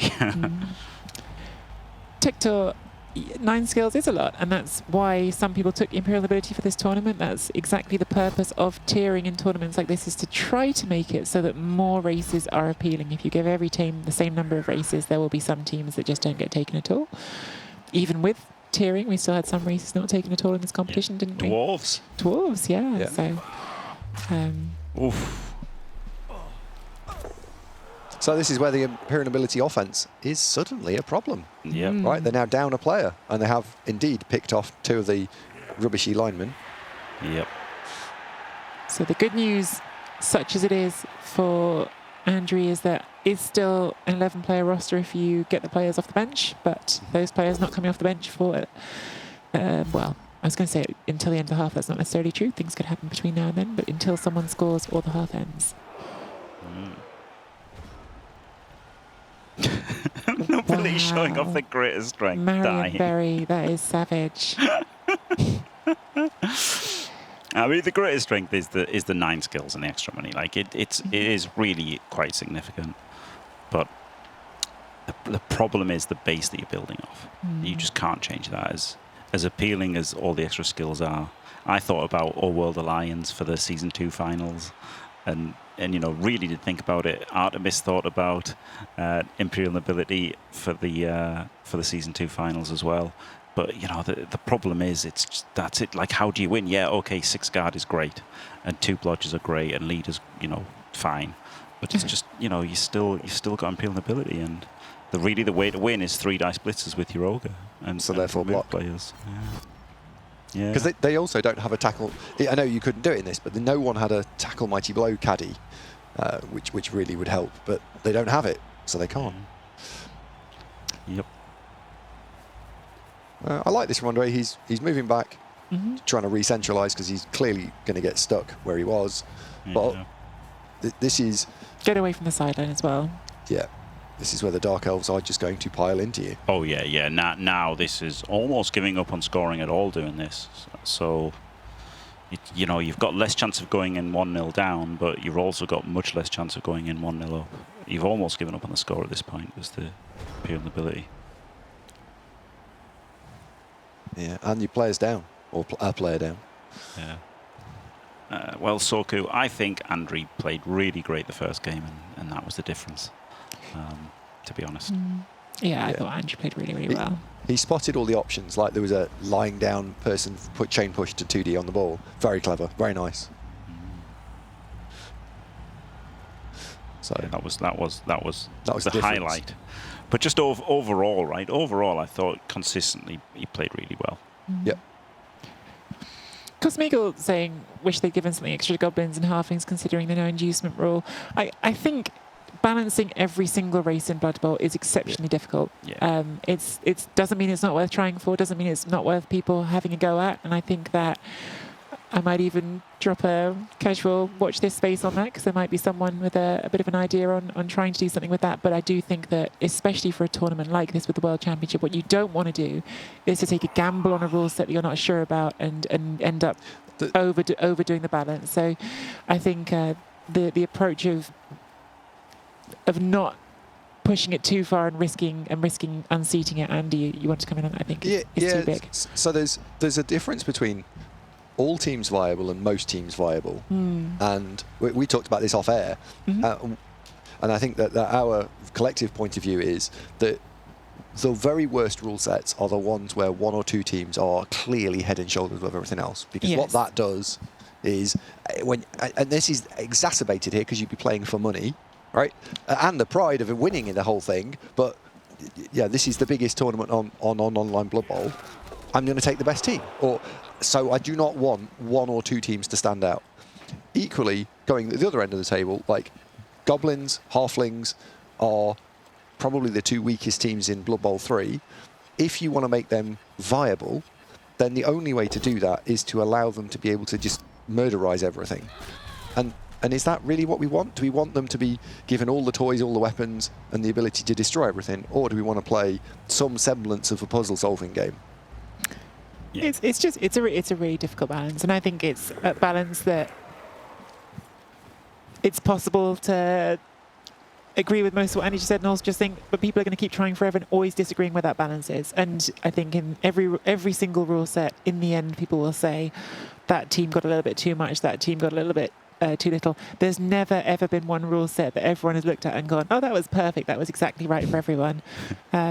And I don't doubt that for the next World Championship, the rule set will look at least a little bit different to this one. There'll be some shifting in the tiering, there'll be some reflections on what teams maybe got more than they could and what teams didn't get enough. And well, of course, for the next one, there'll be more races, won't there? So that will be a difference as well. If there were Amazons here, then all of a sudden, then dwarves become a lot more viable. Yeah, the tackle becomes more of a priority and stuff, and that sort of thing. So that balance will shift around what teams are available. But yeah, as Andy says, the worst thing that can be is if one team is like far and away the best, right? If Dark Elves were tier 3, for example, for this tournament, then you would have seen like 50 plus Dark Elf teams, right? Yeah. It would have been crazy. So, the good thing about this rule was at least that didn't happen, and you might say, okay, I would have liked Goblins to be a bit better or something, but at least there was nothing ridiculously overpowered. Yeah. There was Which before Underworld, that was the case with Underworld a lot of Yeah. the time, wasn't there? There was so many tournaments on tabletop where Underworld were ridiculous, and I would not have enjoyed playing those.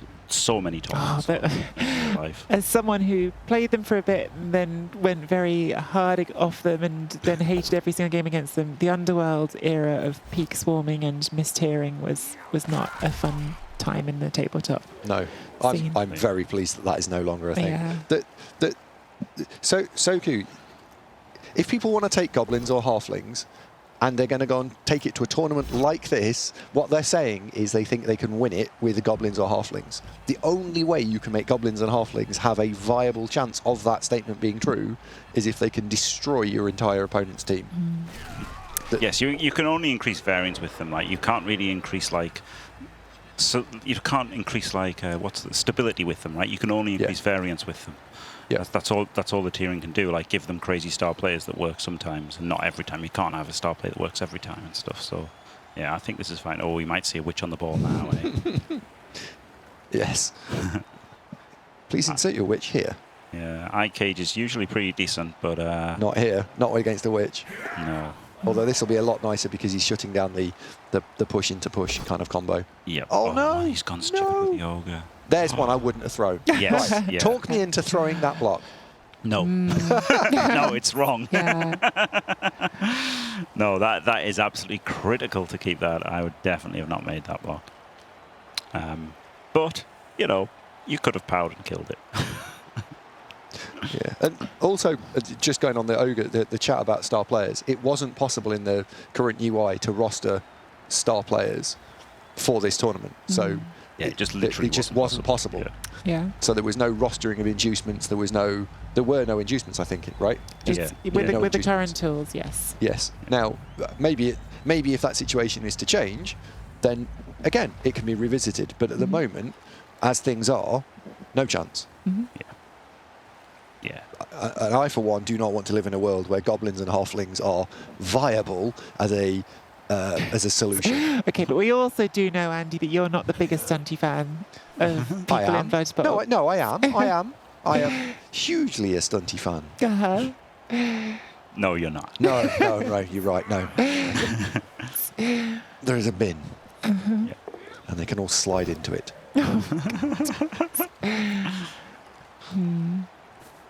Oh, wow. See, this is how I thought he should have played the Yes. round before. Yes. And the earlier match, right? You squeeze the nobility really hard, Yes. and then they just go bang. Yeah. Yes. This is much better. Much better play. Yeah. Yeah, much better in this game than the previous one, I think.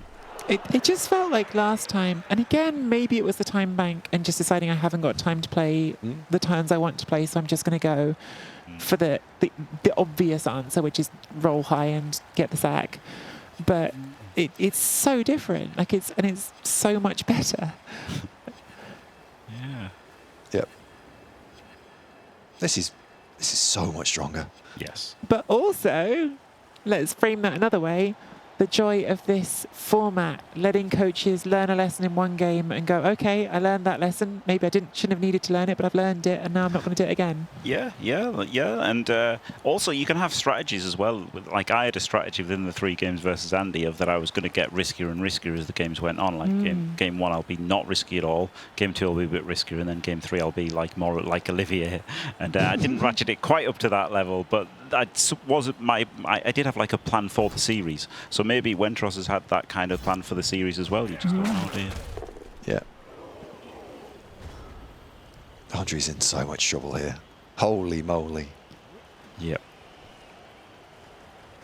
Because there's just, even if the ogre behaves itself, right? I mean, it won't, but even if it does, what do? You're what, blocking with the ogre, blitzing the guy in front of the ball, and then running off, and crossing your little fingers. Love this coming from Punter. Game 1, cardigan on. Game 2, halfway zipped. Game 3, the cardigan's off. We're getting serious. Yep. Swing it around your head like a helicopter.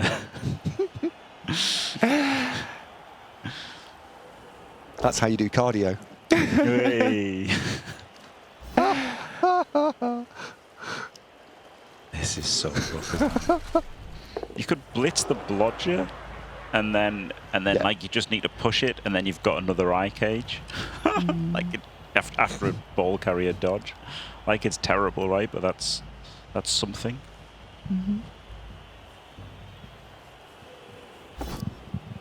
Oh, Rerolls does not want to get wrestled. Tree, you said it earlier. Yeah, wrestle's great on offense. Yeah, great on on defense. Yeah, horrible on offense. And you are being proven correct. This is sideline cage at best. Oh, I think no. I think I wouldn't dare against the wrestle witch. No, Yeah, I wouldn't no. want to. I just don't know where else you're going. Three plus making 6. all the You've got to make dodges. this. Got to make it. Yep. Game winning. Doesn't make it. Game losing. Injured. Game losing. Well, everyone's hurt. been saying they want a 3-game series. I have a strong sense we're about to get a 3-game series in this one, because this is looking absolutely desperate for the Nobility, who won't even have 11 in the second half with how this is looking now. And the mini ogre's dead. The mini Yep. ogre's dead. Maybe the other one might be. Could surf. Yeah. Could think about it. I think I'm going to clear the ogre here. Yes. I'm going to play safe. I'm going to Yeah. clear the ogre. Yeah, I'd clear the big ogre and leave Yeah, surfing the little little ogre ogre to to later. Yeah. See, I thought the little ogre was gone. It's just been armor busted. It's just an armor busted little ogre with blodge and strength 3. But it doesn't have bonehead anymore. No, it doesn't have bonehead. Yeah. Movement 7 though. Off-road teammate. Almighty blow. Or thick skull. Or loner 4+. Some might say it was never anything like an ogre at all. All right. Mock me if you wish. Chat agrees with me. Yeah. How dare you, C-Pros? How dare you?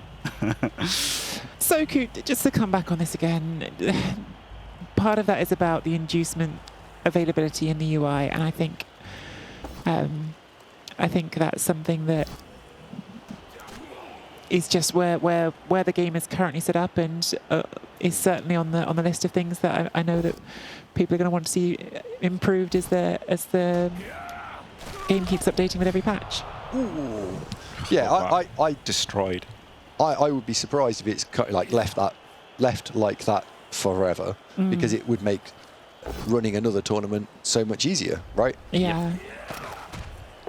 And this is looking like if Wentros had played like this in the first game, he would have won already. Right? He'd be through now. Rolls the one. It just Almost. actually does it because he's got 2 more turns to pick up afterwards. No, I'm going to put the reroll into this, because then Would you've got you? the ball. Yeah, you've got the ball on a blodger who's going to go and stand in the bottom left corner, and yeah, I'm done. It's worth thinking about, yeah. I mean, I don't. And because I've got something in the top right, although we can't quite see it on this graphic, that he puts it in, it fails. Oh, Wow. it's And this not is over. where you think, oh look, it wasn't that bad. Maybe I shouldn't have just wasted a reroll. So now, But even getting the so stop here, now right? what? What? So now you're still stuffed because you've got 1, 2, 3, 4 players off, Yeah. and the elves will still pick it up next turn on a 2+. Yeah. Yeah. Exactly. Yeah. Yeah, you can't even fix this. Well, I'm thinking to myself, do you just try and jam as much stand firm as you can around it and hope you can keep them failing pickups without a reroll for 2 turns? Yeah. Yeah. That's probably all you can do, isn't it? So the plan is cross fingers, hope. Yeah. Yeah. Cool. I don't know what else you do, unless you want to be even more wild and say, okay, I'm going to do 5+ dodges, 5+ pickup, hand off to that bodyguard and score to go 1 and up. I don't know what else you're trying. Maybe that's what you go for, actually. Like, Genuinely. I mean, that way genuinely might give you a way of winning the series. 'Cause if you go 1 and up, maybe you don't concede twice. Yeah. Maybe. Nah, Zarkov's a scoring here. 1, 2, 3, 4, 5, 6, 7. Rush handoff. So that's what, a 3, and then a 4. It's only- and then It's only 3, 2 then a 5s. 5. Yeah. 3, then a 5. Only 1 5, right? 1, 2, 3. Or knock this one down and it's even easier. I think we're going for it. Yeah, definitely is. Yeah. Well, no, because you'd have wrestled. No scattering it, which have I wrestled. don't like. Yeah, you wrestle that, right? He hasn't got wrestle, that's the thrower. Oh, it's the thrower. Oh my God, he caught it. That's why you don't roll the Oh, pickup, okay, it Andy. hasn't got... Okay, but the lack of wrestle makes more sense. Yes, yeah. Why, don't bob down. Okay, no, you can't bob down. Yeah. Yeah, so he was trying for that. Yeah. Wow, wow, wow, wow. Yeah, it's a really nice play actually. The 3-5-3, 5+ pick up, 3+ away, rush, handoff, and he's away. That was a good one.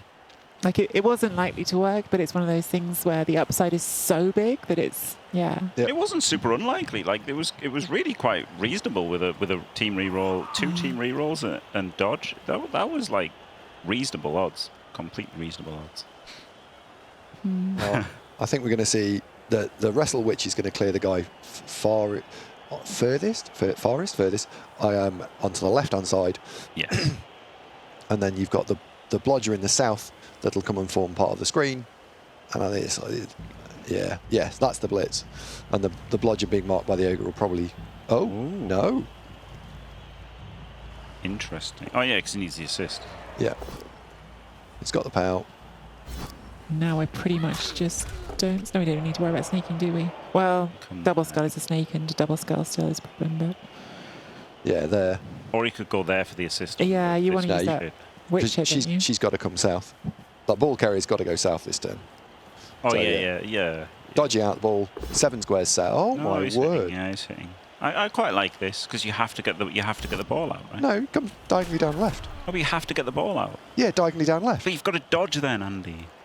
No, It's So you kind of- 3% you lose. Well, Oh, it's kind of the same. You've he's got no reroll. He's So got yeah, no double skull reroll. is double skull is a snake. Same Errata, he's got no reroll. Uh-huh. So if you have a reroll, the Yeah, block, the block is is definitely better. better. Yeah. But in this situation without a reroll, yeah, just dodge. Yeah, maybe that's just drilled into him so much that he's kind of forgotten, even though he's on no rerolls. Maybe.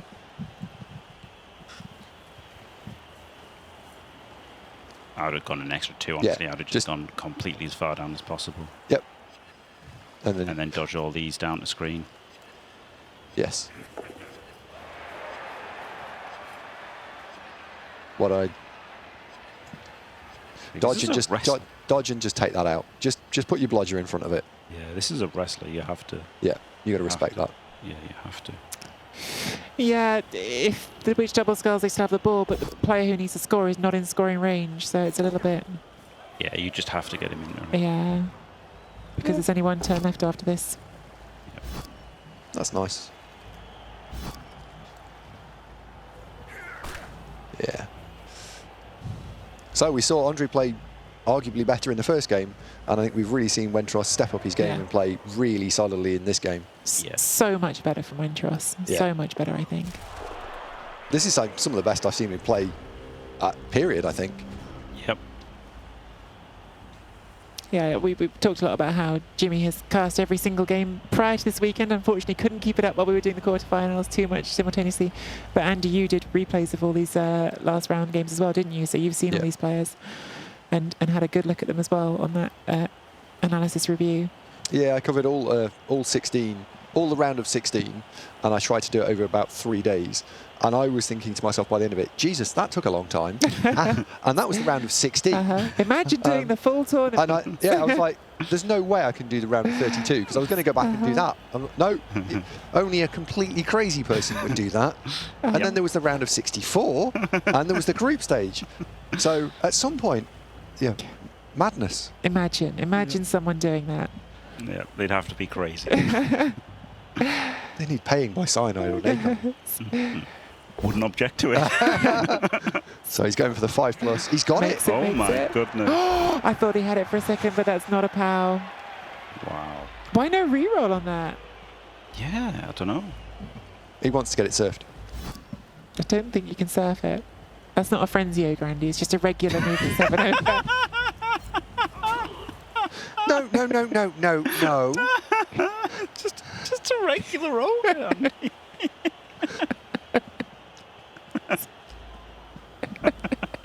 Aren't we all having fun here today, aren't we?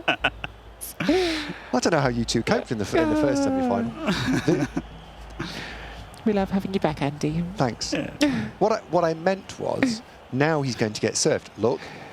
See? He wants to get surfed himself. Yeah, Yes. okay. That does make sense. His wish will probably be granted.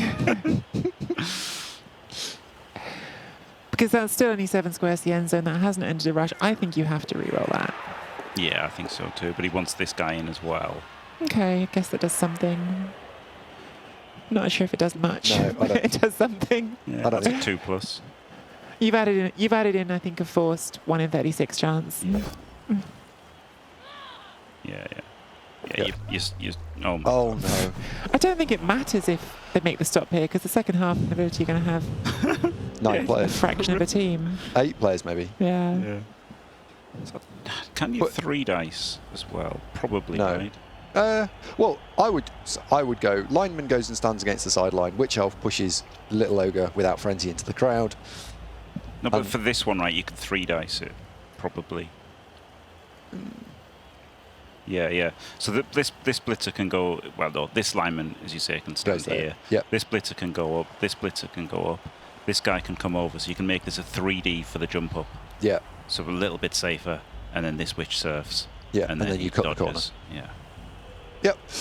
Cool. Right. Quicker, Andre. Come on. Wenteros. Oh, Entros. Yes. To be fair to Winteros, the time bank situation is looking a lot healthier this game than it did last game. Yes. Yeah. Yeah. So again, maybe things that were paid attention to after that first one and thought, got to move quicker earlier. Oh. This is strange, isn't it? Is this for the second hit on the set? Yeah. Hold on to your hats. I think we're about to have a slightly interesting. Well, it's just to push away from the guard, I guess. But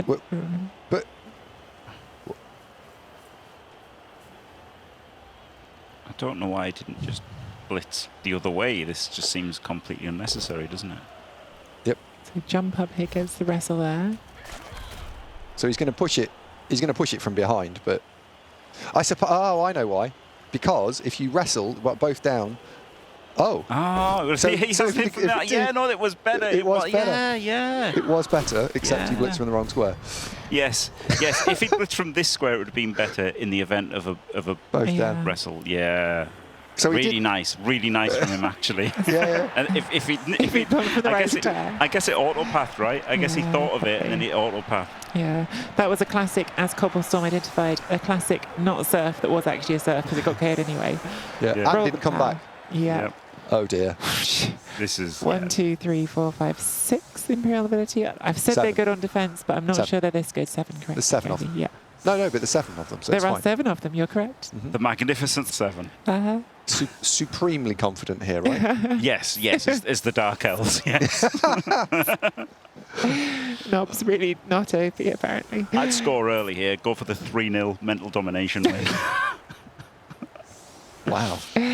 Like the early score's pretty good, right? Yeah, it is. Like yeah. he's giving you the sidelines. I mean, it's not that it's his fault. He's Giving- got giving 7 them- players. He's got 7 Yeah. players. He hasn't got any choice but to give you the sideline. So you just take the sideline and bang it in quickly and go for 3-0. There's a section of chat that arrived midway through that half is now realising that this is in fact not the nobility offence about to start.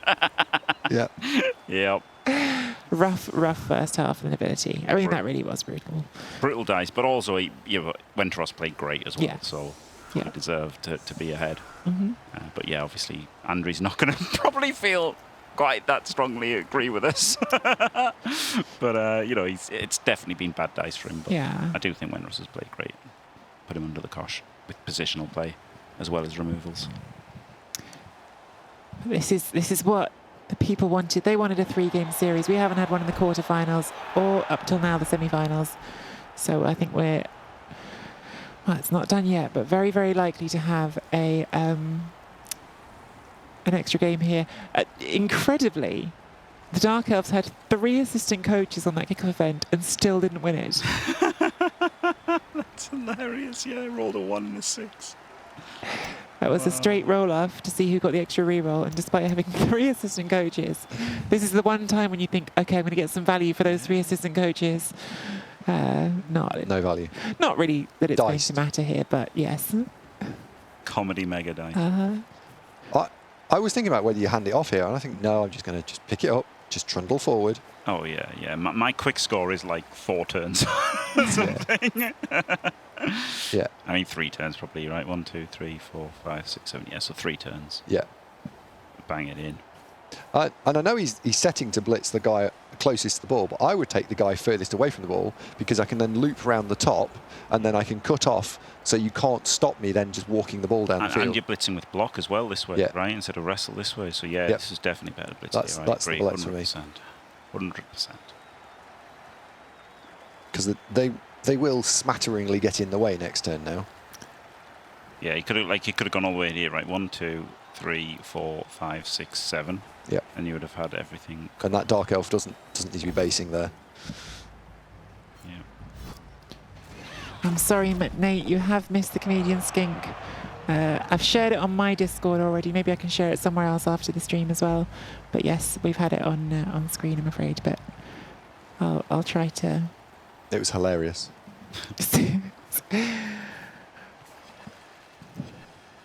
Canadian Skink, maybe it's Comedian Stink. Could be from Canada. We don't know. It's going to punch. Yeah, that's. Part of me liked dodging up to go really deep, but there's no need, is there? Just get an extra hit in. Yeah. Just punch, punch, punch, punch. Is there anything as Andre you can do here? Yeah. Cup of tea, maybe? Take as long as you can on every turn, including all of your time bank, and hope that Wentros's internet drops. Oh my god. That is the new semi-final strat. You heard it here first. Yep. That is how you maximize equity. Well, yeah, it's not non-zero. It's not. Wendros did lose versus Surveillance due to dropping and not being able to reconnect in time. So, as horrible as it sounds, it's not a 0% chance of victory from doing that. Hopefully not what they're actually going to do, just in case anyone's unclear on that. But yes, technically possible that you could win that way. Yeah. Oh, he's not left enough. He's not got enough down the side. No. Like Witch Elf, wrestle, hit, smack, Yeah. push. But there's the just not furthest enough on one the away. pitch, is there? What do Yeah, you do? No, indeed. It's not like. But yeah, It's that's not where a I go. damning indictment of his play. No. It's just he's got no men left. They're all on the sideline cheering him on, lying down. So you want to use all the furthest players away, right? So like Yeah. this blitzer can come here, then the furthest away Witch Elf blitzers, and then all these players that are a bit closer come up to make a really solid screen. Loop around with this guy. Yeah, this looks very much wrapped up in 3 turns. Yep. So I did prefer the blitzer, but I guess this blitzer could cut the corners here to go up there as well. So it's not completely. This is fine. Yep. Yeah.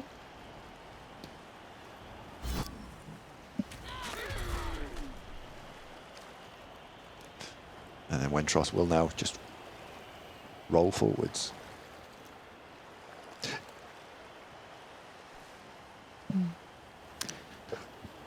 There's things he can do.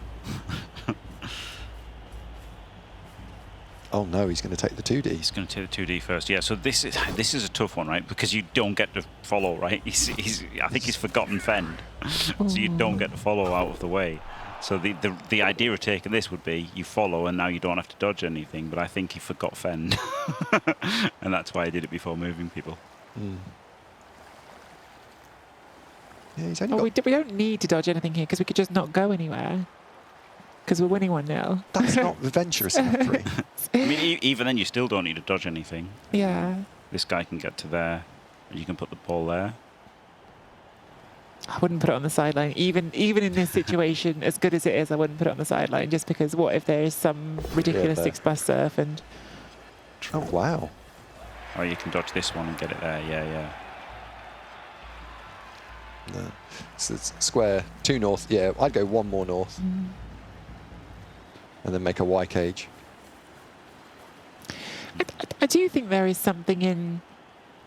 There's something real in that when game situations are too good for you, it's possible as a player to get too comfortable and not pay attention to make a silly mistake. Oh, absolutely, yeah. You see that happen all the time. It's the most common thing is people are winning easily and then they take their eye off the ball a little bit and gosh, you can jump over the Witch Elf here, can't you? Oh, that'd be nice, that. I'd go that way. Oh, yeah. Go left. Just, I think I agree. Yeah, Yeah, this is the best one. Yeah, love a jump over. that's beautiful. I think this one could have just been here, right, instead of basing. I don't think you have to get punched. Just keep him basing. Just keep him off screening. I actually didn't see this when I was looking at that. I don't like just giving away a hit there. Like, I guess that, I get that it stops him, but... Remove. Doesn't even have to be removed, does it? Yeah. Power up. Just why not? What else are you doing with it? Yep. This is where the inability wish to, like, all the other teams of humans, they could have a halfling just to throw at the cage just for what else are you going to do? That's not one of my touchdowns. Yeah.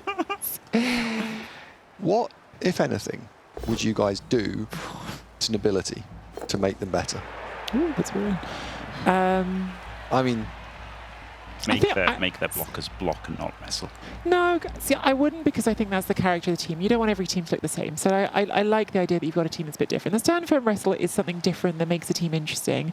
But they are, when you compare them to Amazons, the costing is so wonky of what Amazons get for what nobility get. I think it's costing. You could give them more of the blitzes if you want to give them more block, but I think costing just changes so much. what about... What I'd actually do is make the lineman good. Okay. Give the yeah. lineman Edge 3+ and Armor 9+, and still have Fend. So they're just human linemen with Fend. They're Yeah. just better. Because they're Imperial Nobility, they're meant to be the richest team. Yeah. And yet they have the most poorly equipped team. It's like stupid. It's just stupid. It doesn't make any sense law-wise. Ooh. This is a good turn. This is a good turn. Really good turn. The problem Seabrook was in is, chat a while ago saying Andrew does not give up. I mean, this is not giving up, right? Yeah. Even if it's horrendous. Yep.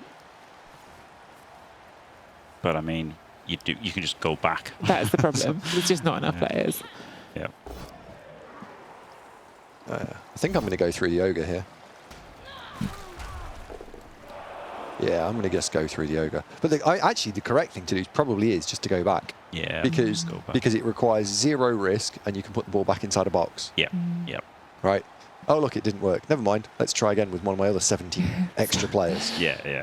And I'm still 1-0 up. So like, it's just you're in such a good position. There's no need to. To do anything risky. Yeah. Just need to shout out Hunter with the obvious joke in chat. What would you do? Give them a second ogre. Well, I've tried that. People rejected it. They won. They won when they had 2 ogres. Yeah.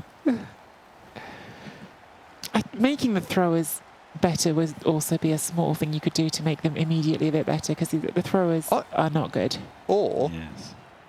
make all throwers comparable.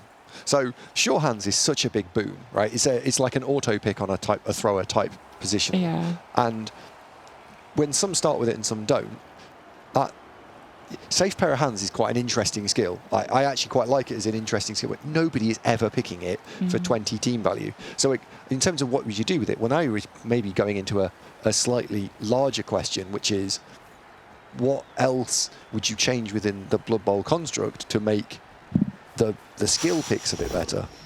Okay.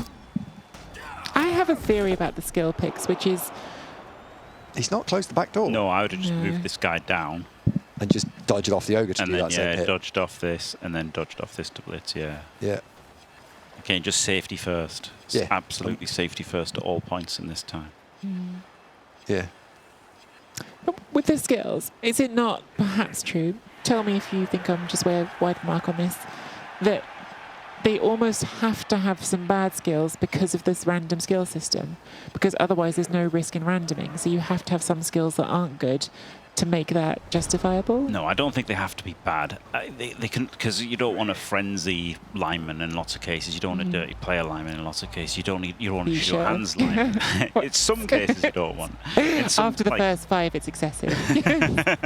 you don't always want a show hands lineman. You don't always want a second kick lineman. Okay. So they don't have to be outright bad. Like there's some of these skills are so bad. Like for example, passing skills. There's one good one. Yeah. Leader. Yeah, and there's horrendous ones that you can get, and so like There's a few that on the ball's sometimes pretty nice. It's nice for some ball carriers. It's decent. It's Yeah. interesting how on the ball was a combination of 2 previously old skills, right? Yeah. And then we've then seen things like Cannoneer and Accurate then get split. Yeah. So Yeah. some skills got better on the ball. Well, was on the pass ball, block a funny and- case, because actually kickoff return was already taken quite commonly. It wasn't the number 1 most popular, but you saw it reasonably Yeah. often, kickoff return, and they added something to it, made it a little bit It's better. That was nice. Yeah. then for some reason, safe throw that nobody took, they decided to split that into 2 skills. Yeah. And that was a very odd choice. Yeah. Oh, he could have been further forward here. He could have been, but I like being I mean- safer. I like being safer. This is a little bit safer. Isn't it? This is like a little bit safer, so I think, yes, let's do everything we can to be a little bit safer every single turn, and that will add up over these remaining things, so yeah. I think it's a bit of a red herring, that you need some bad skills for the randoming. I think it makes the game better if they were all really good, actually, because if they're all really good, then you've got an interesting leveling up system. But then you've got to do that across all the categories, right? You can't make it that one category they're all good. They all very have to much, be, and that's, Yeah, and some of the categories right now are notably more powerful than others. Yeah, like passing, I've just had to make an argument that we could even get a couple, whereas if you look in general, there's a lot of good hits in general. Yeah, and strength is the other skill tree that's incredibly strong. Yeah, with strength, it's not so much the number of hits, it's just how powerful the hits are, isn't it? That's the thing. Yeah. I actually quite like leaving those 2 players to get hit there, because you've taken the ball across to the left. Yeah. So if you just eat those 2 hits, fine. And then next turn, the rest of those players are free. Yeah. So there's something to be said for just leaving those 2 linemen away. Yeah. While we're on the subject of random skills, actually, because of course not relevant in this setting, we're using a tiering system where coaches know exactly what they've got. Have you seen any resurrection tournaments, so this style of tournament, where random skills have been worked in effectively, or is that just a non-starter, do you think? I've never seen it. I think this lineman should be 1 back, right? Just to give you the option of handing off to him next turn without a rush. And like I get that if he was 1 closer, you could blitz him into an extra hit. But I think that 1 was a little bit better. And yeah, I mean, I can't answer that because I don't go to the tabletop tournaments. Fair. Double skull, that's the last reroll for Andrew. I mean, it feels very academic, which is why we're talking more about skills and things, because it doesn't feel like there's such an easy way for this to become... Because the problem, to repeat again, is that Wentros does not need to score.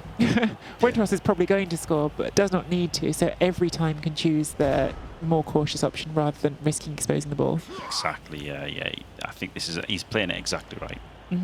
Everything's safe, safe. Ball coming. I put the ball in scoring range here now. Because I've got an entire cage of 3 pieces. Yep. Go and put it in range. You've got a Wenger bus free, in fact.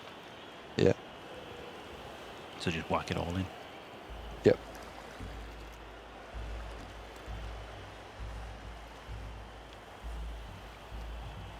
Yeah, I've only ever been to 1 progression tournament ever, and it was absolutely crazy, because I played someone in the first. I was playing Wood Elves, I think, and I won one of the games 5-0. So it was just crazy. I turned up to the final, and my team was 200 TV up, and that was skills. Oh, It yes. was- So it was we absolutely did crazy. that. We did that in Blood Bowl 2 when it started.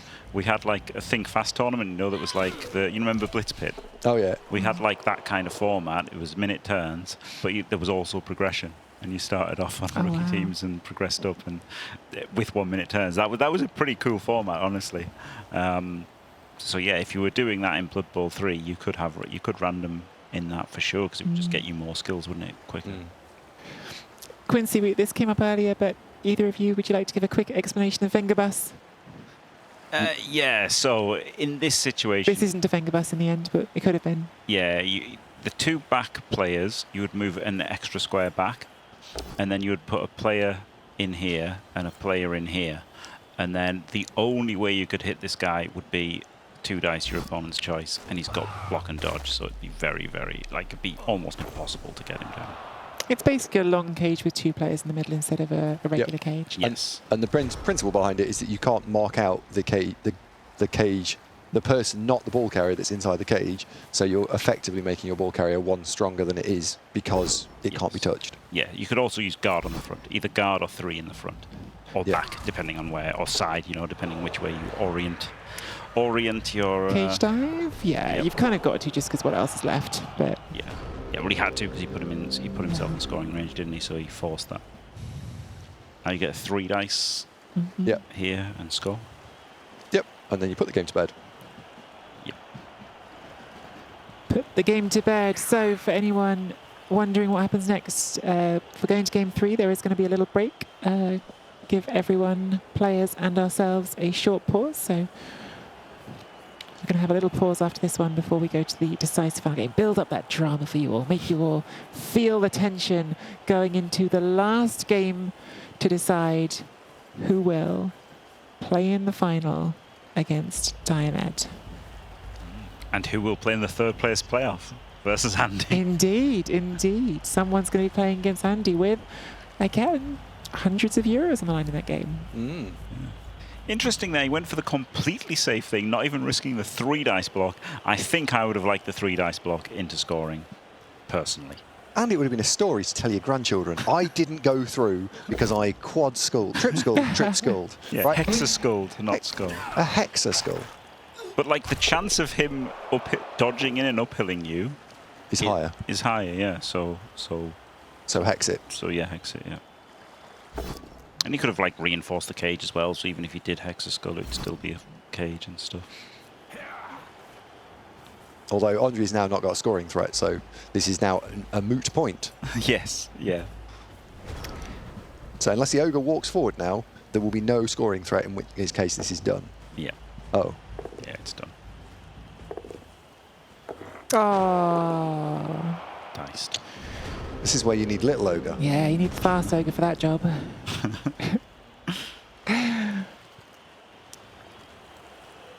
Now I don't actually hate here. Go and stand the ball again on the 24 square, and then just be done. Because then you can't be hit, you can't be touched, nothing, and we don't need to go through the rigmarole of another.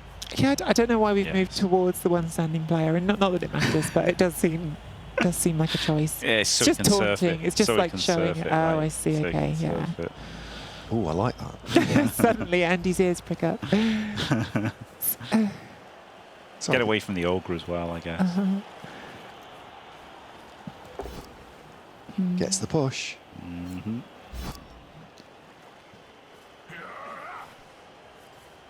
This is about showing dominance.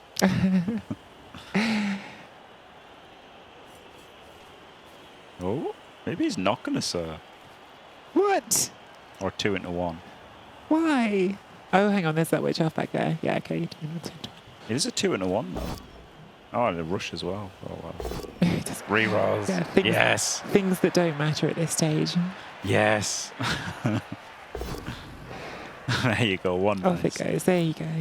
Surfer Andy. Wentros knows who's watching. Mental domination. If I'm Andre, I'm falling to pieces now. I'm done. I'm out. Served right in front of the halfling cheerleaders as well, really showing that off in front of them. Yeah, they're great, aren't they? Was that modelled on you, by the way, Jim? That stuff over there, these Well, things. hey. No, Andy. No. Still waiting for Jim to deliver on the promise to wear the chicken outfit. We've got 1 day left here, chat, so not sure where he's getting the outfit from, but I'm not 7 foot tall, but I'm not quite that short. oh goodness. So 2-0 to Wentros. Just to remind one more time, the scoreline does not matter, just the win or loss or draw. So the outcome here means that we have got a win for Wentros, a win for Andre, and that means we're having a game 3 to decide what happens next. Winderos. And a blitz. Really establishing the dominance here. Doesn't use the blitz. Andre hits end game. And that is the end of game number 2. We're not done. Wow. We're not done. We thought we'd created some sort of curse here since we got into studio. No more game 3s. Vitok was in chat earlier asking, where are my game 3s? We're finally going to have a game 3. And that feels good, doesn't it, on Saturday? Just to round us into one big decisive game. Let's hope it was a little bit less uneven than that last one was. Yeah, they've both been pretty uneven, haven't they? Actually, Yeah. a one-sided win for both coaches. It feels like the one-sided win for the nobility was a lot more hard work than the one-sided win for the Dark Elves, which might say something. I want to ask, where do you think this will go, Jim? But I already know what the answer is going to be. Yeah, easy win for the Dark Elves. I'm going to give it Andre. Oh, Okay, here we go. Andy's giving us some drama in the chat. I said it already. We are going to take a quick break now. I think for everyone, give you guys chance to get your snack, whatever your Saturday night drink of choice is. I'm going for a tea because we're all here broadcasting. Maybe you want something strong on a Saturday night. Maybe you just want a coffee. But go get whatever it is you want. Get some snacks in and get ready for the decisive final leg of the second semi-final of the Blood Bowl 3 2024 World Championships. And we will see you right after this break.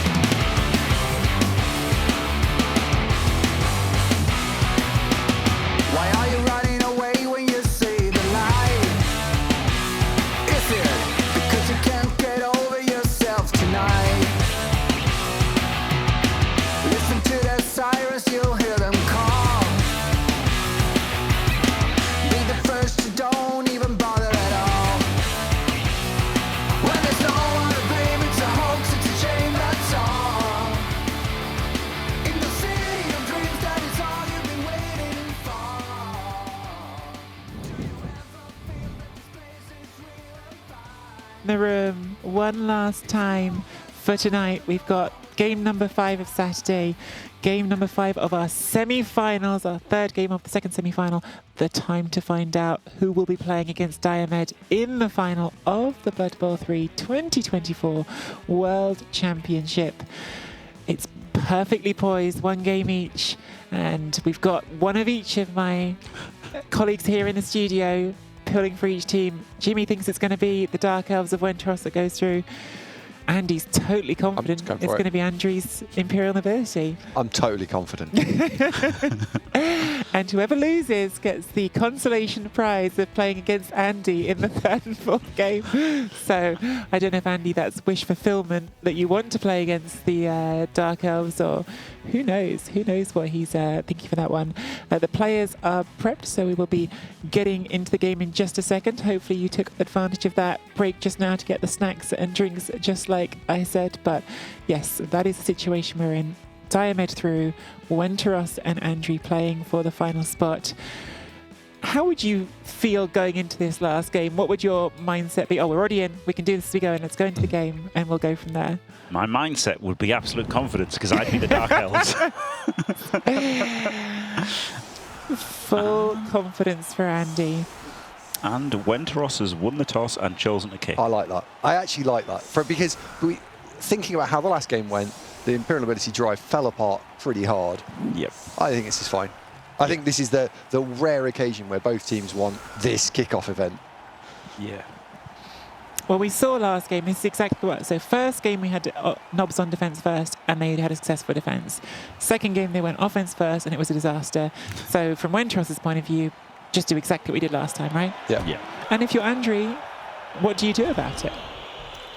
It's a good point. Roll better, number one.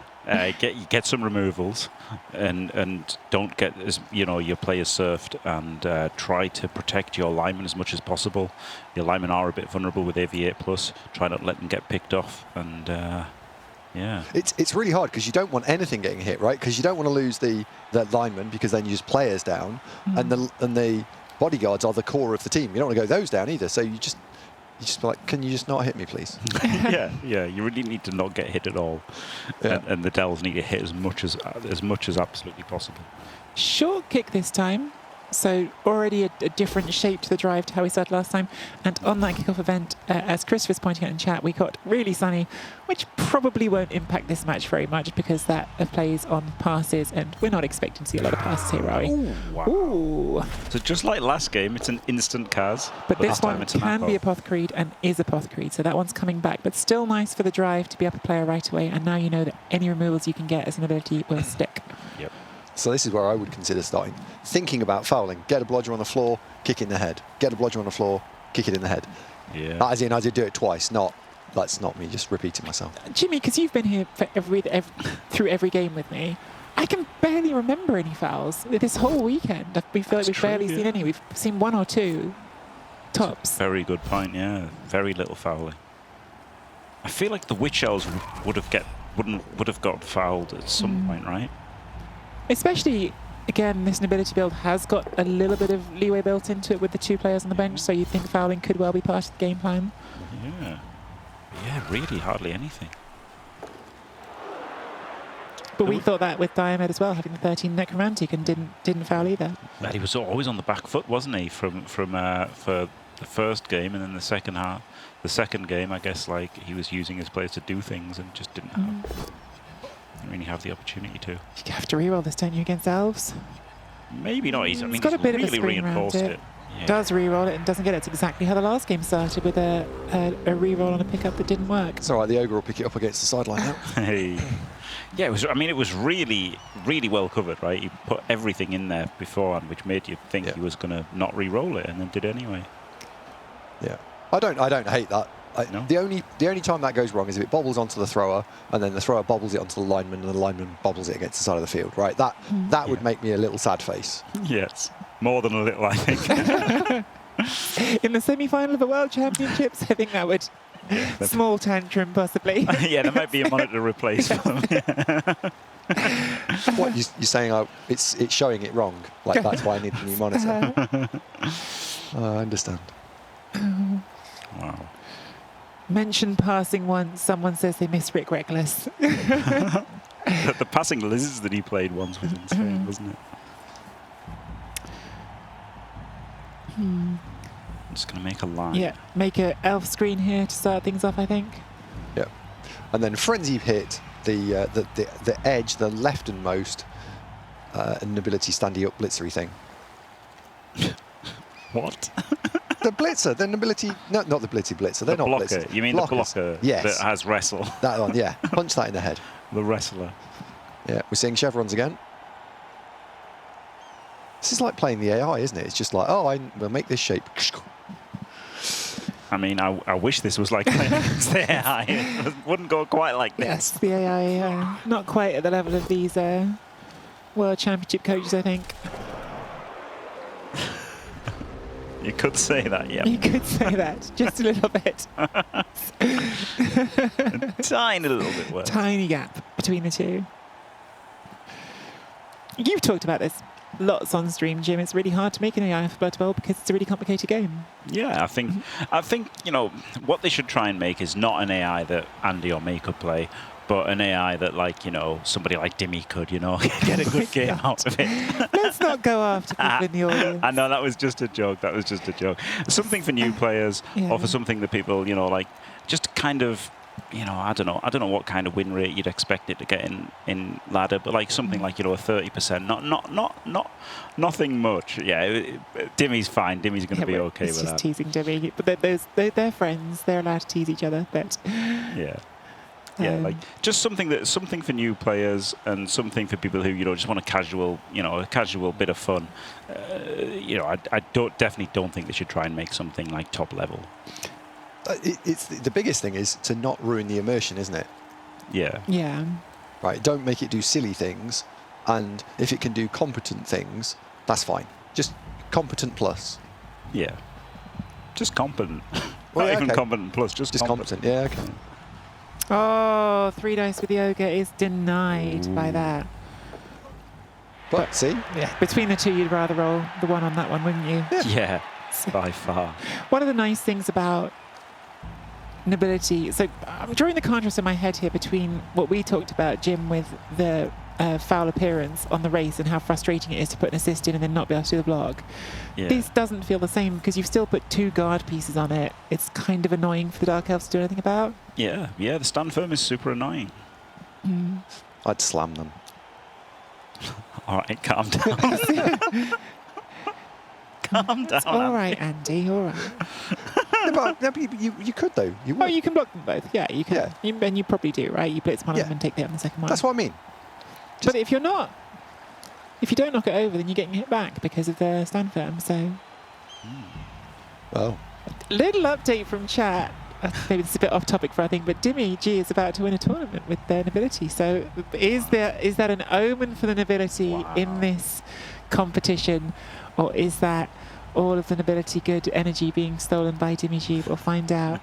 For anyone who's not understanding this chat, Dimmy G is another Blood Bowl streamer and quite well-known member of the community who has been saying for a very long time that nobility are overpowered. He's turned it into a little bit of a meme, so I really should have explained that for the audience better a while ago, but that is why the Dimmy G Knobs OP line comes from, is because it's Dimmy's joke that he's turned into a bit of a meme, and good for him if he's off winning a tournament today as well.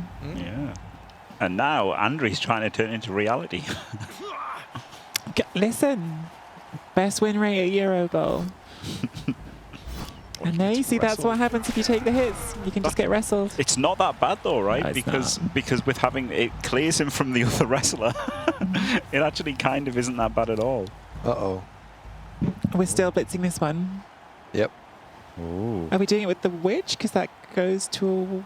No, Yeah. it doesn't. Yes. Yeah, It's 2 and 2, isn't it? It's Yeah, 2 and 2, but fine. Traps if he turns the stand firm off, yeah, it's a bit of a trap. I don't like this. But I like the rest of his shape. That's fine. Yeah.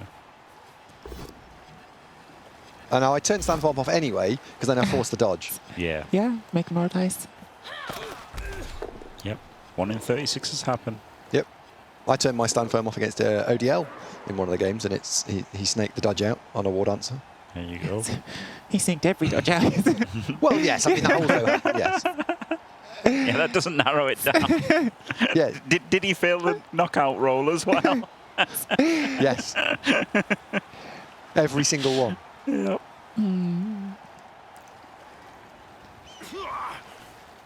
Yeah. Yeah, the line's pretty effective, isn't it, as a defense? Yep. The problem is, you know, with all of this guard, you might just slam into it and see what happens. I was just thinking that it feels less effective against this much guard, but maybe not. Well, this is they struggle to just get anywhere, right? Yeah. The only way that this works is if he can just grind down the field one square at a time. Yeah. Which is sort of possible, but Is he going to hit the blodger again? Well, or try to hit the blodger again. Looks like it, doesn't it? yeah, he might. I would go for the lineman because we've got rid of one.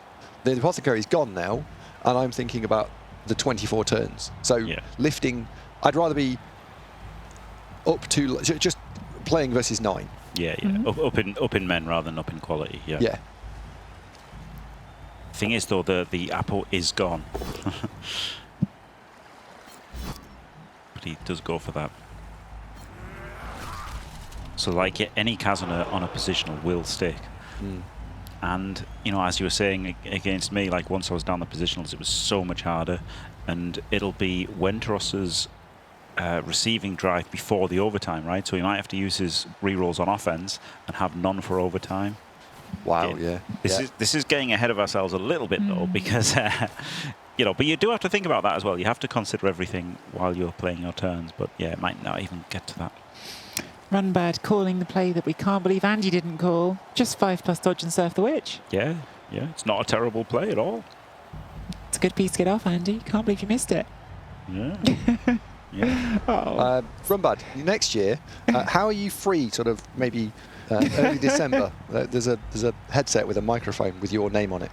And it was 2D as well, right? Like this guy just is just there. Stick so the it's guard in, yeah. 5+ with dodge. I mean, the funny thing is, the amount of 5+ dodges that the Dark Elves did in the first game, it doesn't even start to feel that crazy, does it? Exactly, yeah. It's 55. It's basically 55% to surf a witch. Like that's really good odds. Maybe he should have gone for it, yeah. It's a lot of value, especially with the apothecary gun. Yeah, yeah, yeah. Really should have thought about it. I mean, maybe he did. Because you can do it with a dodge piece, so it's not even like you have to put a reroll in. Exactly, yeah. Mini ogre, slam. If you do it with a dodge piece, you probably have to make it a 1 dice. Otherwise, you're just going to get stuck and get surfed as well. No, Because you serve, so you follow and then just walk away. But if you're doing a 2 dice, you've put the assist in the way. No, you put it here. He's got guard. Just one across. Oh yeah. Then so you dodge in, surf, and then run away. It should have. He really should have considered In a it. moment, we've gone from just being funny to be like, what on earth were they thinking? Not doing that 5+ surf a witch. Yeah. Unbelievable. Dark Elves now applying pressure along an edge. This is a. I guess it feels like a more stable position than the nobility ever got into on their last drive. So Yes. this is the pressure like Wentros brought last time, but the situation is different to last time. Yeah, this is going to be a lot tougher for Wentros. He's probably just going to have to stick to the screening game now. He has, you know, he got that backfield pressure instantly, didn't he? And now it's a bit tricky. I think one of the I think almost under-discussed things in Blood Bowl sometimes is how much difference a kick makes, and that doesn't necessarily mean take kick scale. I know you're very big on not taking kick scale, Jimmy, but it still is hugely impactful on every game. If you get 2 offenses and both times the kick goes to a back corner, it's unless you're elves, in which case it matters a lot less, it can hugely impact your game. Yeah, completely. Yeah, but the problem is kick is just so hard to justify, especially in this kind of competition. You really can't even consider it in this, and in progression. You know, you can take it on random. Anything that can random general, it's a pretty decent thing to get. But it's a really, well, you know, it's just not next season, is it? That's confirmed. Next season's a bit different for randoms. But yeah, it's just usually not worth selecting. On a big guy, can be a secondary. Random secondaries are still half price. Yeah, that'd be a really good one. I think it'd be quite good on your second ogre on an ability team, maybe. Oh, maybe, maybe. Ahsoka. So good. He's setting up to smash the Witch Elf 3. Yeah. I think I'd go for the Line Elf directly in front of the Ogre, because if you push that back, you can create like an N shape that you can just step all of your guard into that forces them back 2 squares. Yeah. Right? This is turn 4. It's not a disaster, but it is turn 4, and you've got walked over the halfway line in your CV.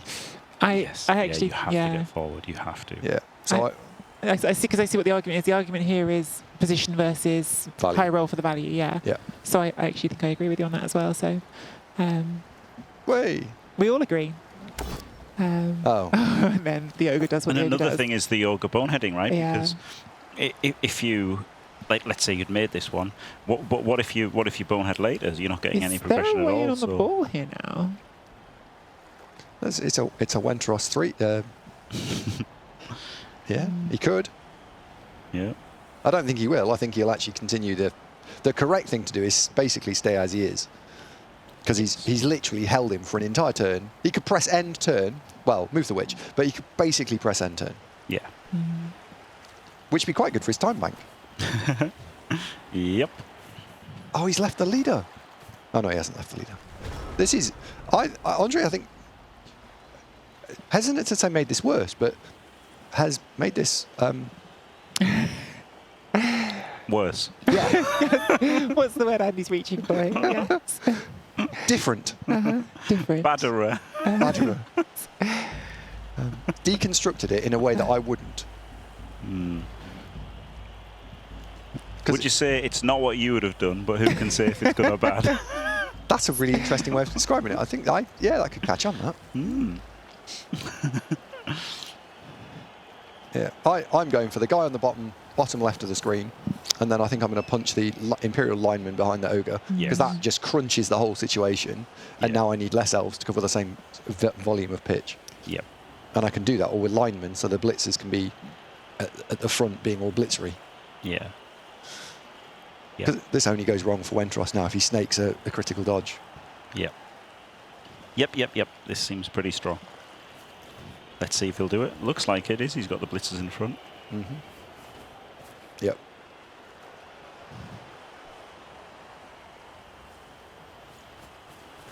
It looks like he's indeed going for that, broadly that line of play. Yep.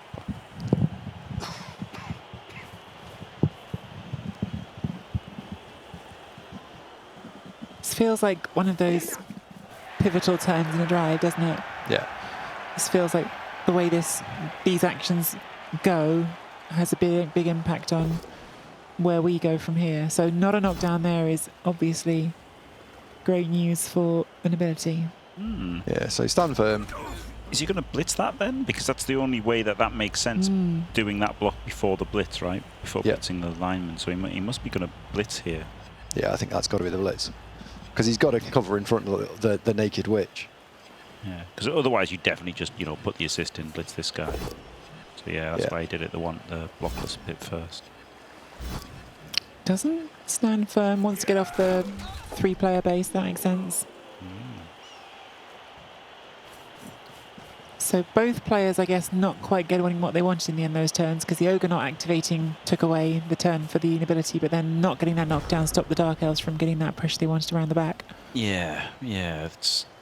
This is still a win for the Dark Elves, isn't it? Really, as Andy said, he could press end turn more or less, and it's still a successful turn. So. Yeah, I think not taking the option that Andy suggested the previous turn, although it would have still failed because you failed the ogre bonehead, but I think it's cost this drive a bit of momentum. Yeah, I think he has to keep. You just have to push forward, because you're going to 1 in 6 times you don't get a hit at all if you keep trying to use the ogre. So you have to prioritize movement. Wow, forward. he's doing it again. Yep. But this time goes for the central player. Yeah, this is better though. This is again, the central feels like the ground to claim, gives you more options for the turns left. However, because he's got the assist in there, he can't put the player in here. Yeah. So he actually hasn't. He could have put in 2 stand firm guards here if he hadn't blocked his path. So interesting. I'm already getting flashbacks to a ghoul doing a 4+4+3+ dodge at a certain point of a key game earlier this tournament. Oh, yeah, that would be the 50% for that to work. I'm not saying that to be mean, Jim, honestly. I'm saying it because actually this is just the way the Dark Elves are. Yeah. It's going to be hard to get better than that if they keep just being in position, because at a certain point they'll just drop back and make that screen, and then what are you going to do? Yeah, but the thing is, a 50% chance to score isn't that bad, is it? So, no. you know, I think at this point, Andrew might take that after the way the last game went. Yes, that's true. I mean, it's kind of, we've seen 3 such different games with the way this one's going so far, but there's also that thought, from the beginning, I'm not certain. You don't want 0-0 clearly at halftime. It's your drive. You want to 1-0, but I'm not certain 0-0 means you've lost. It's not like last game where you're 1-0 down and you've got no players. Yeah, exactly. Yeah, and there's overtime in this one as well potentially. And Andrew Wenteros's Apothecary's gone. You know, so Andrew hasn't taken any damage. So Andrew is winning this bash game so far. You'd imagine he'd be favoured overall in the bash game, though he got annihilated last game. He's got the ogre. He's got more guard. You know, that line, that bodyguard being stood and just being based and giving away a free 2D, I think is a bit of a problem. There was no support that went in to help it, so it either should have been stood off or it should have been supported. Yeah. And this is that, we talked about this yesterday in terms of the all in, all out. This is half in, and where you've left someone a fairly straightforward solve, they will solve it. Yep.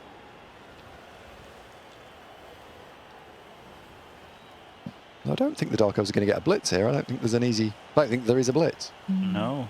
Maybe just that wrestler if you don't get him down. Yeah, blitz instead of blocking on the last action to reposition the player. Yeah. Oh my word. That would have been a big sneak. Oh, we've got the glide. It's obviously not supposed to look that way, but I actually slightly love those glides. They look so fun. Cool. Just the smooth. I'd never seen one until super recently, and it was amazing. I don't want them. If that's, please don't take that out. I love it. It looks funny, but it needs to be rare. It needs to be rare. That's what makes it fun. Yeah. Oh yes, if it was every time, it would be like, oh, it's the gliding elf again. Maybe you blitz with the blitzer. And not just take the free block, right? Because you haven't got a good blitz. Yeah. Blitz with a blitzer, so it's a safer 1 in 36 instead of a 1 in 9. Yep. The only downside here, this is where I would like to fix it. I'd like to put something stood to the left of the Witch Elf, because the obvious blitz now is the Witch Elf, and you create such a panoramic thing. Yeah. Panoramia, I think it's called. Yeah, this is. I mean, he was willing to sacrifice position to blitz the Witch Elf earlier in the drive. Now he's getting both at the same time. So yeah, surely he's going to blitz this Witch Elf. Yeah. And the thing is, you want to do it again with the ogre because of the value in the mighty blow. Yeah. Some tiny part of me thinks you're better off not using the ogre just to guarantee you get this hit, because we are on turn 6, but it's going to be the ogre, isn't it? So, It's got to be. Loader? I was wondering if you think about re-rolling it. No, Does not re-roll it. No, you can't. Yeah, if it was 3 re-rolls left, maybe. But yeah, they're not. There are 2 re-rolls left. They need those. That's definitely rough for Andrew. That ogre's had 2 lost blitzes on this drive, and that makes a big difference. Yep. And now there's a blitz target with that leader exposed. Yes, he stood next to the ogre, but it's still exposed. Also, you're just the lineman here. He's completely. I'm absolutely smashing that leader in the face.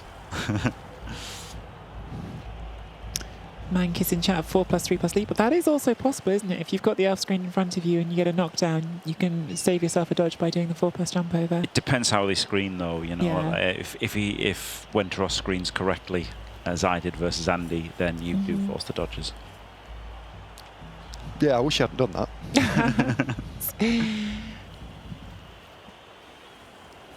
It was annoyingly effective.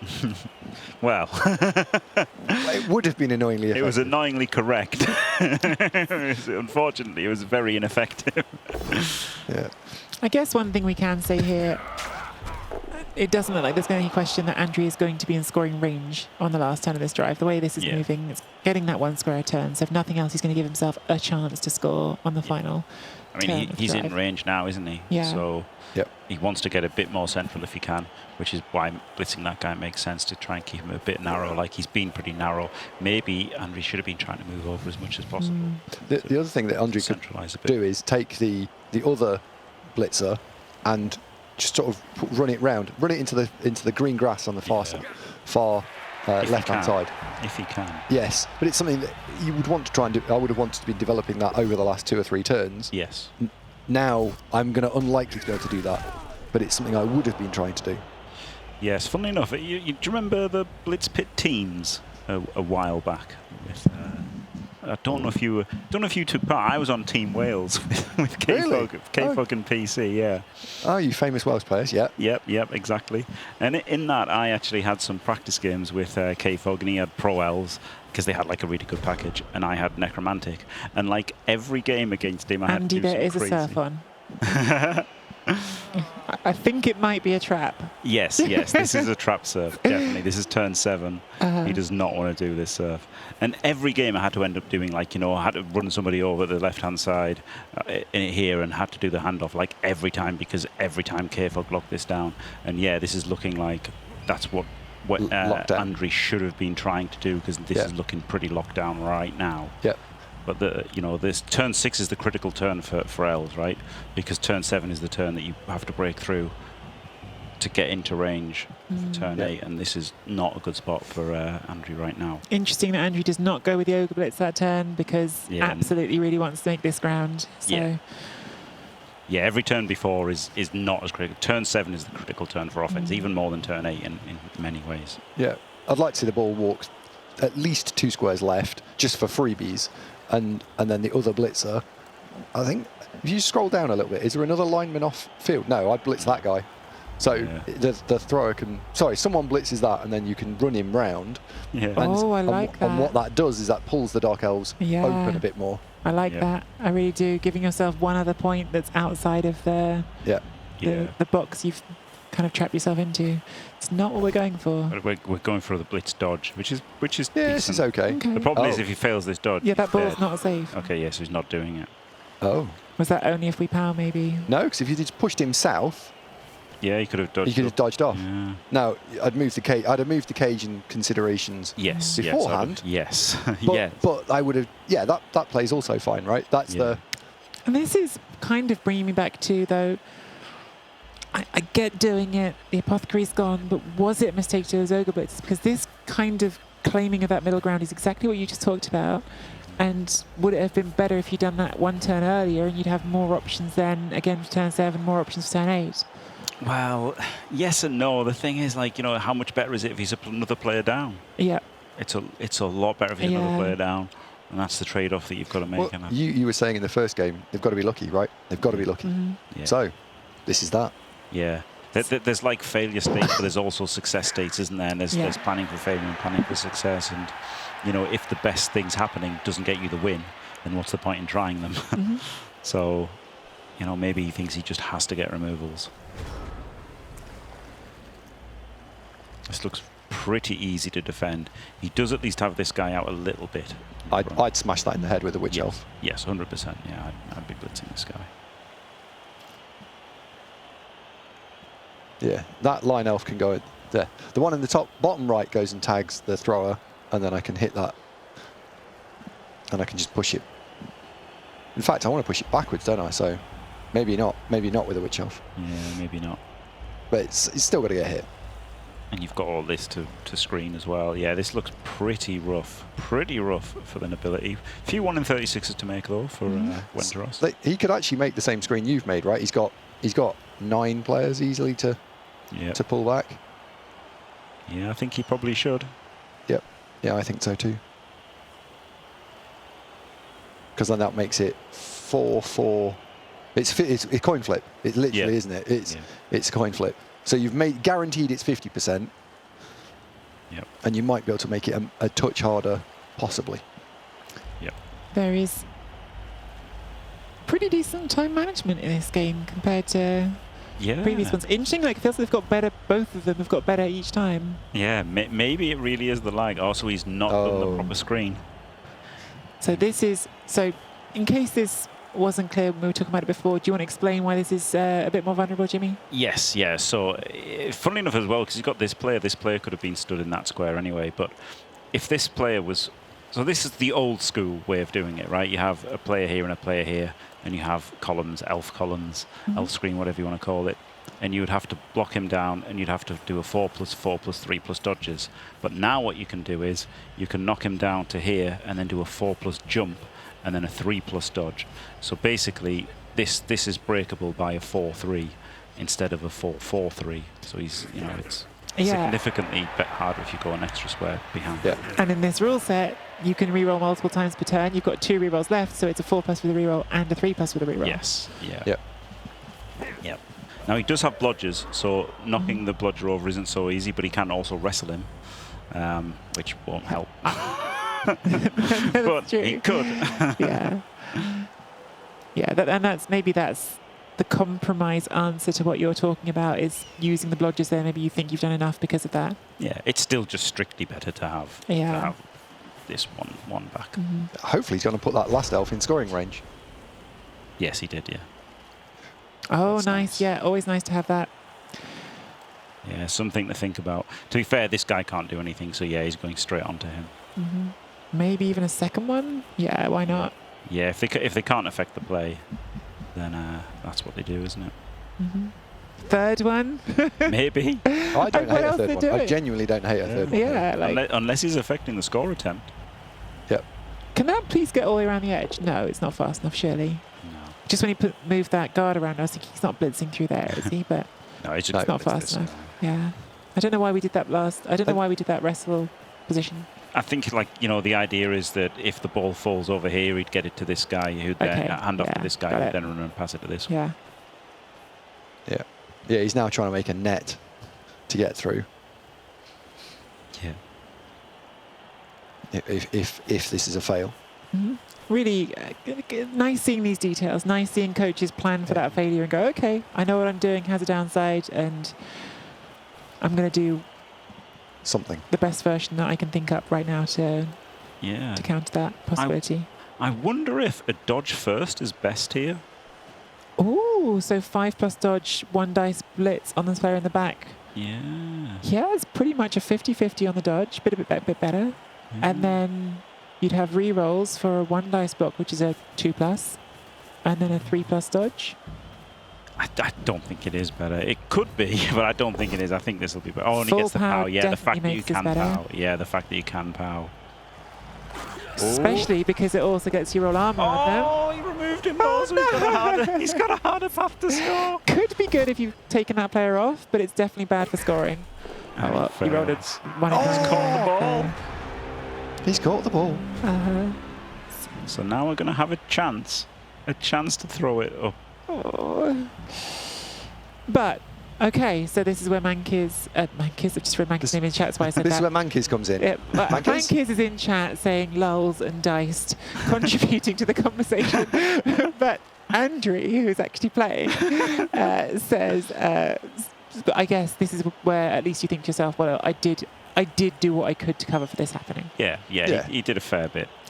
As much as you could reasonably expect him to do. Hand it to the blitzer, 3+ through on the diagonal between the ogre and the... You could 1 dice this guy. Yeah. And then you could hand off to this guy who'd come straight through. Can you do it with a blitzer? 1, 2, 3. Oh, not really. Easily. No. I think I like the... It's got dodge, 3+ through. And in fact, can we do anything? No, we can't do anything with that either. Yeah, I'm 3+. Here you go. Hold this 3+. Wait, you can hit the. You can no. It Oh, doesn't you can. matter. Hit. Yeah, do you know what? You can hit the ogre and chain him. Yeah. Oh yeah, T-shape it. Yeah. Yeah. Okay, so ogre 1 dice into the thrower who goes right. Sorry, doesn't go left. Definitely goes right. And then it's easy. You can 2 dice the ogre. You've got loads of players. All your players are in on this. So 2 dice the ogre. Yeah, just push the thrower out of the way. Yep, and then you can just simply 2 through. So what we've just done there is what new players should absolutely be doing, which is you take an idea go, I can do that. Right, now come up with a new idea. Can I beat it? Yes. Okay, can I optimize that idea? So it's an iteration process rather than that's what I'm doing. And so many people don't seem to change their plans or modify their plans and iterate. So I like a good iteration, me. Yeah. Ichika goes in chat. Andy, this is why I have no time bank. Can Jimmy explain it? Dave is rambling again. Wow. It's a bit hard. That is hard. Wow. That is That harsh. was a- I thought that was a really interesting Yeah. explanation. Yeah, I thought that was perfect. Yeah. I think that was a really interesting explanation. Yeah, so he's not done any of that, but he probably should have done. So he's just handed off. This player's going to run down, and do we dodge first the end zone and do the long pass, or do we pass in two tackles? We pass 2 tackles, don't we? Yeah, it's so much harder to pass that you've got to just do. You've probably got to do the rushes as well. So it's a 3+, 3+, 2+, 2+, easy as you like. 4+4+. Yep, with a... Oh, the sun!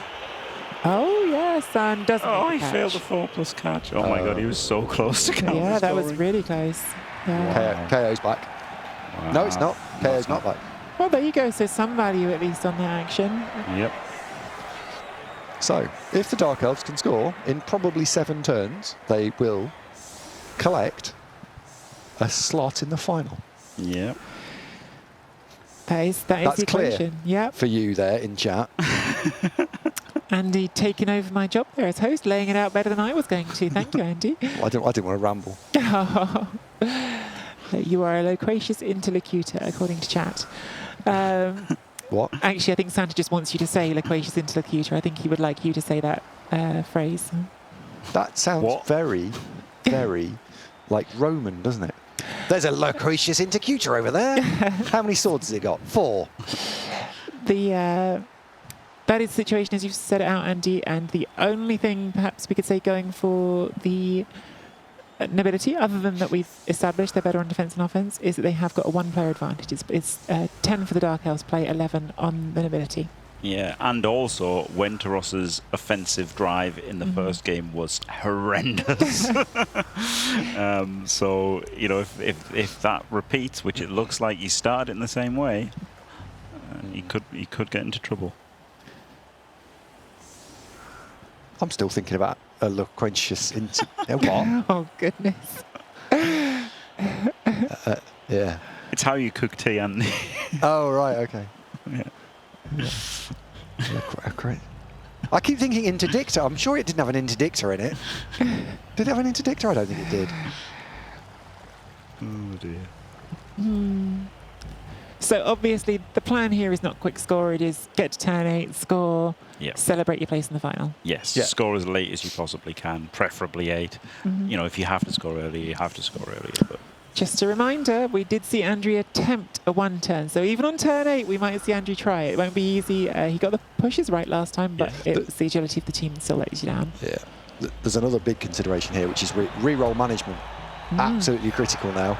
yep. That is a really good point to make there, actually, Andy. For anyone who's not familiar with the overtime rules for Blood Bowl, you do not get a fresh set of rerolls in overtime. So Wenteros has got 2, and he's got 2 for this half. And if it goes to overtime, that's still all he's going to have, whatever he's not used. So definitely. And in some ways, in the third game of a series, that maybe is one more advantage to being on defence first, because you're more likely to need your rerolls on offence than you are Yeah. on defence. Yeah. Because you can let it go, right? Yeah, because you can let things go on defence, especially if you've scored on your offence in the first half, which hasn't happened here. Yep. Right. Always receive. Yes. Unless it's the rain. In which case, I probably should have still have received. Yeah. Yeah, I think I might have actually said that back to front. That's an argument for going offence first, not second. I don't know if I said that correctly, but yes. You don't want to be on offence in the second half going into overtime. No, you really don't. Though, funnily enough, I did choose to kick versus Andy because my plan was to win in 16 turns and not have to deal with overtime at all. So, Turn off, stand firm, trap the witch. and of course, that's what happens here if. Yep, that witch is Yeah, pretty trapped. 3+ dodge now, which you don't want to make because the ball's on the floor. Yep. Isn't what I would have done from Wenteros there. He lets it go. Yeah. So, it's not surfable, but it's definitely it's definitely trappable, isn't it? I mean, there's a line elf that's surfable because we can we've got a little T-shape and a box. We can poke a line elf into a line elf, pushing the line elf against the edge. And once we then power the first line elf, Yes, then your stand firm can come in, but he can shut that down with it. He needs to shut it down, Yeah. Marion Berry, I did catch that too. What? Winning in 16 turns, great strategy. Yeah, Jim's plan, just win in 16 turns, easy. Yeah. Like that's the thing. Why bother not doing that? Well, It's strange how some people sometimes choose not to do that. I know, I completely messed up earlier. You thought lose in 16 turns, not win in Yeah. 16 turns. Yep. Yeah. Well, that's the thing, right? You all know what I mean. 24 turns favours Andri because he's the bash team. The overtime always favours the bash team.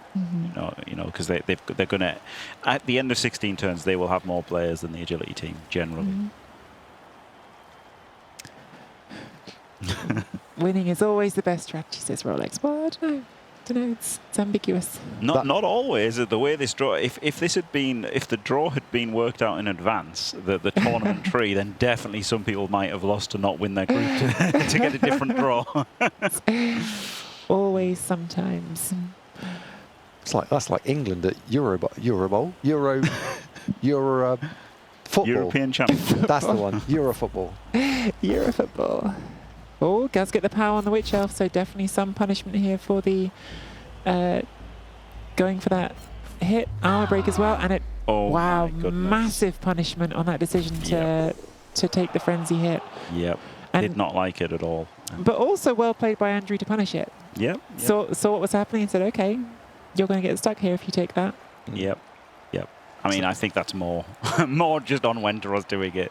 But he did the right play. Yeah, Andrew did do the right play and did stand for. So it's now 11 plays 9. And one of those Blood Bowl tropes I hear people say a lot, and I probably said it as well plenty. Ooh. When you're playing on offense, you're effectively down an extra player because someone's got to carry the ball. Yeah, it's true. They are carrying the ball, aren't they? I mean, Yeah. They're down 4 players because they've got 2 people near the ball. that's a dual carry. Just helping each other out. Helping each other out. Teamwork makes the dream work. Oh, this is really tough now for Wenteros, especially thinking back to the previous games. This is he's been like a seesaw, hasn't he? Up, then down, then up, then down. Yeah. He's struggled to pivot. The thing is, it's not just 2 removals, it's 2 good players off. Yes. Andy, funnily enough, was in this exact position in one of his games, and you really notice the difference being down those 2 blodgers. It really, really is bad.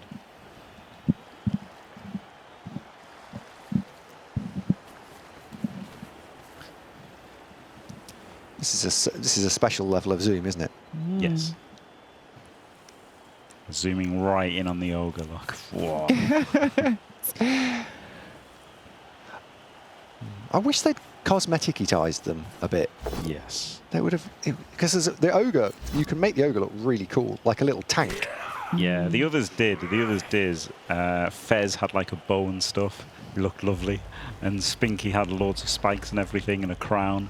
The other nobility teams really went to town on theirs, whereas Andrew just went default colours, default logo, default ogre. Oh, he doesn't get the knockdown on 4 dice. Yeah. So that's Witch Elf's now. The other one might take a little bit of punishment to the face.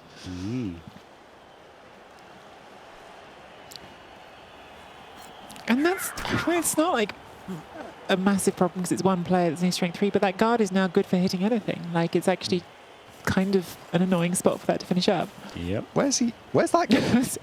Oh, hold hands. Yeah, hold hands. Off to the ODL zone. Yeah, the ODL zone. He rolled another 1 there. Oh, this is rough, isn't it? Because he's going to roll 1s now, right? He's got 2 blodgers back.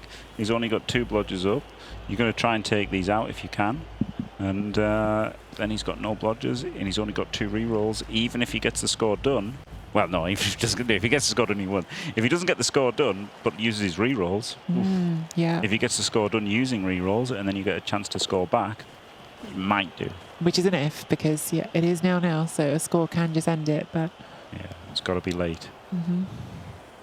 Has to score late. Like, there's no point scoring early, no matter how bad it gets, because, The weather did go back to normal, so the odds of this game seeing a dramatic Imperial Nobility thrower passing player back on the table. It's certainly possible, yeah. I love this room. I love what Andrew's doing here. He's just saying, I'm going to smother you. In a nice way. Another power on a Witch Elf. This could be Huge, absolutely huge massive power. if this goes off. And it gets him an extra hit as well. Oh, Lovely. love that. Love all of this for Andrew with the armor break as well. Stun. Not a removal. I'd be thinking about fouling that. Not next turn because it's done, you don't need to, but depending on the situation, that could be getting fouled in the near future. I think that was a really astute point you just made, Jim, about the you too, Andy, but you just made, Jim, about the lack of dodge skill in play for these next few turns, because with 2 rerolls, it's very easy to look at elf teams and go, oh, it's just a 2+. 2+s fail a sixth of the time, and you don't want to put a reroll into them. That's not a nice spot to be in. Absolutely not.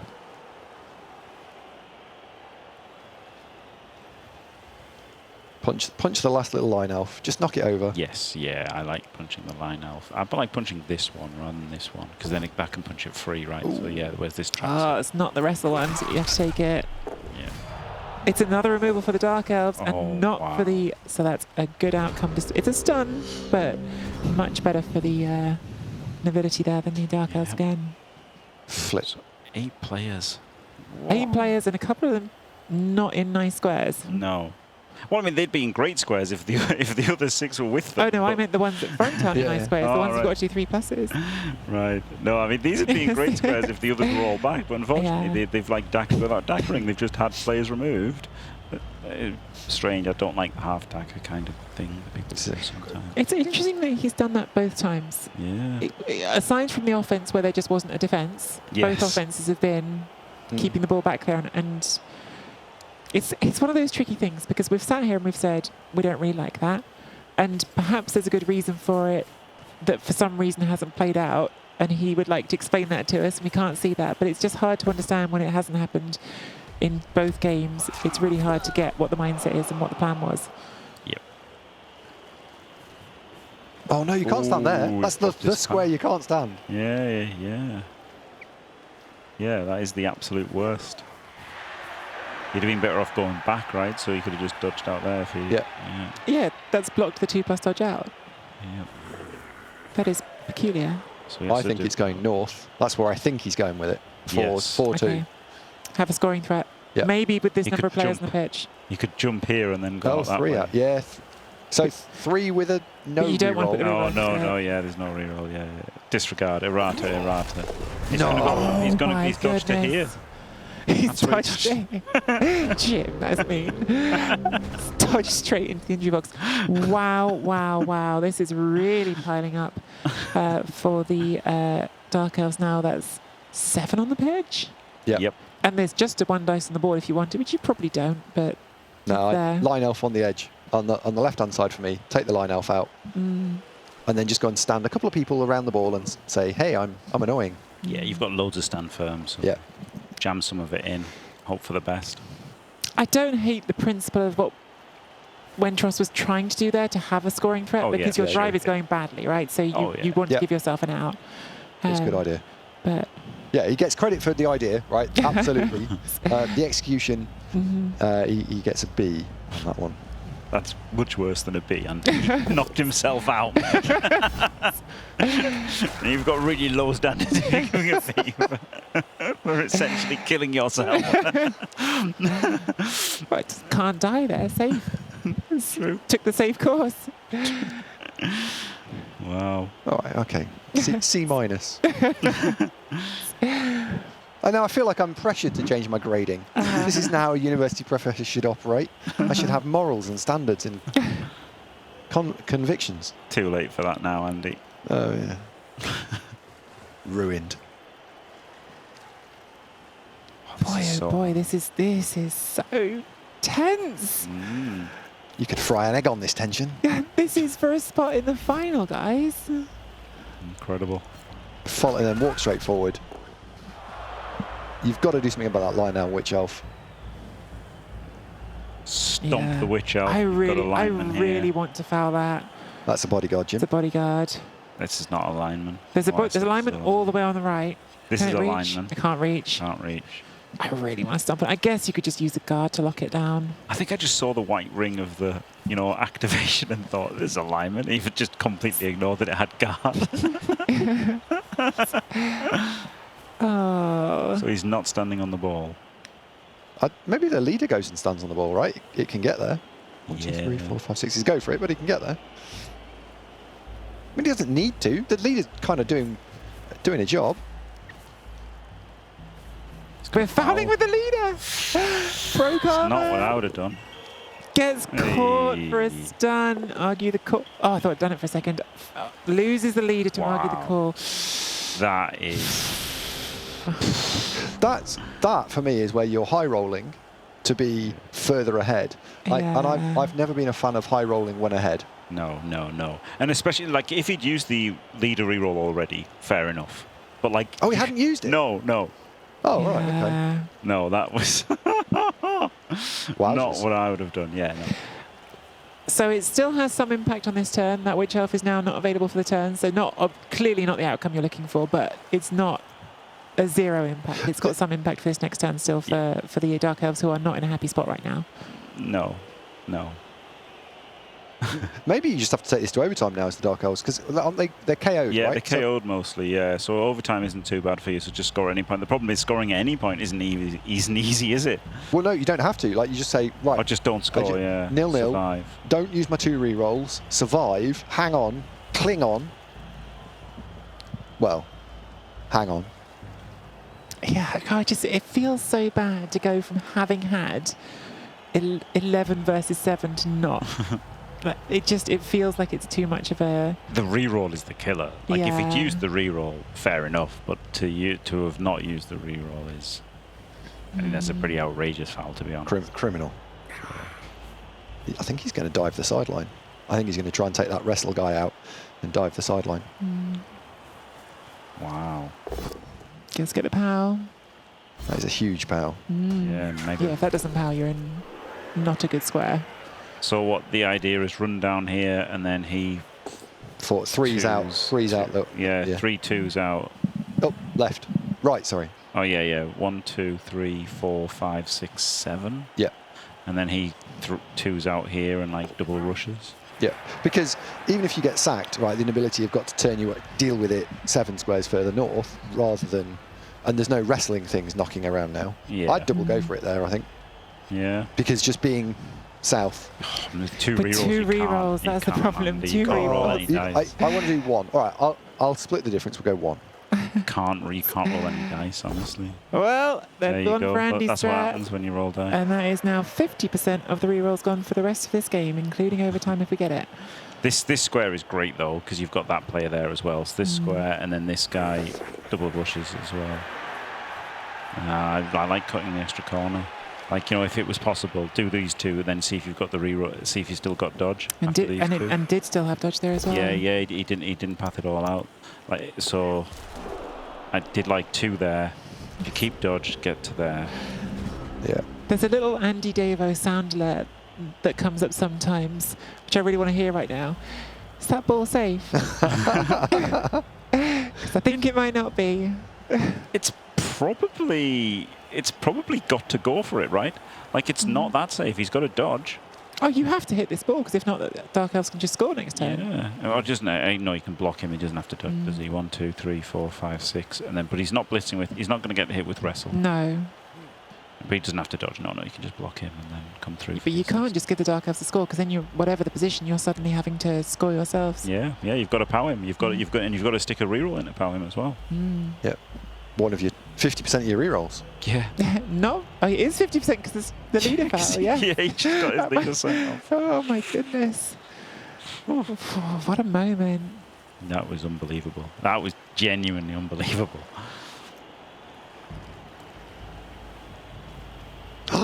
Goes there. Isn't that the one Wait. you want to do the blitz with? Apparently not. I think he's going to dodge. Yeah, I think he's going to dodge. So he's got this. But that doesn't let you get anyone else through. No. I thought that was the hitting piece. Yeah, Oh. yeah. Block this, assist with this, and then blitz with him. Yeah. And that also at least pushes in the right direction. I mean, look, it's not pushing you out of range, but at least it would be making you do an extra rush. It's another thing that can go wrong. Yep.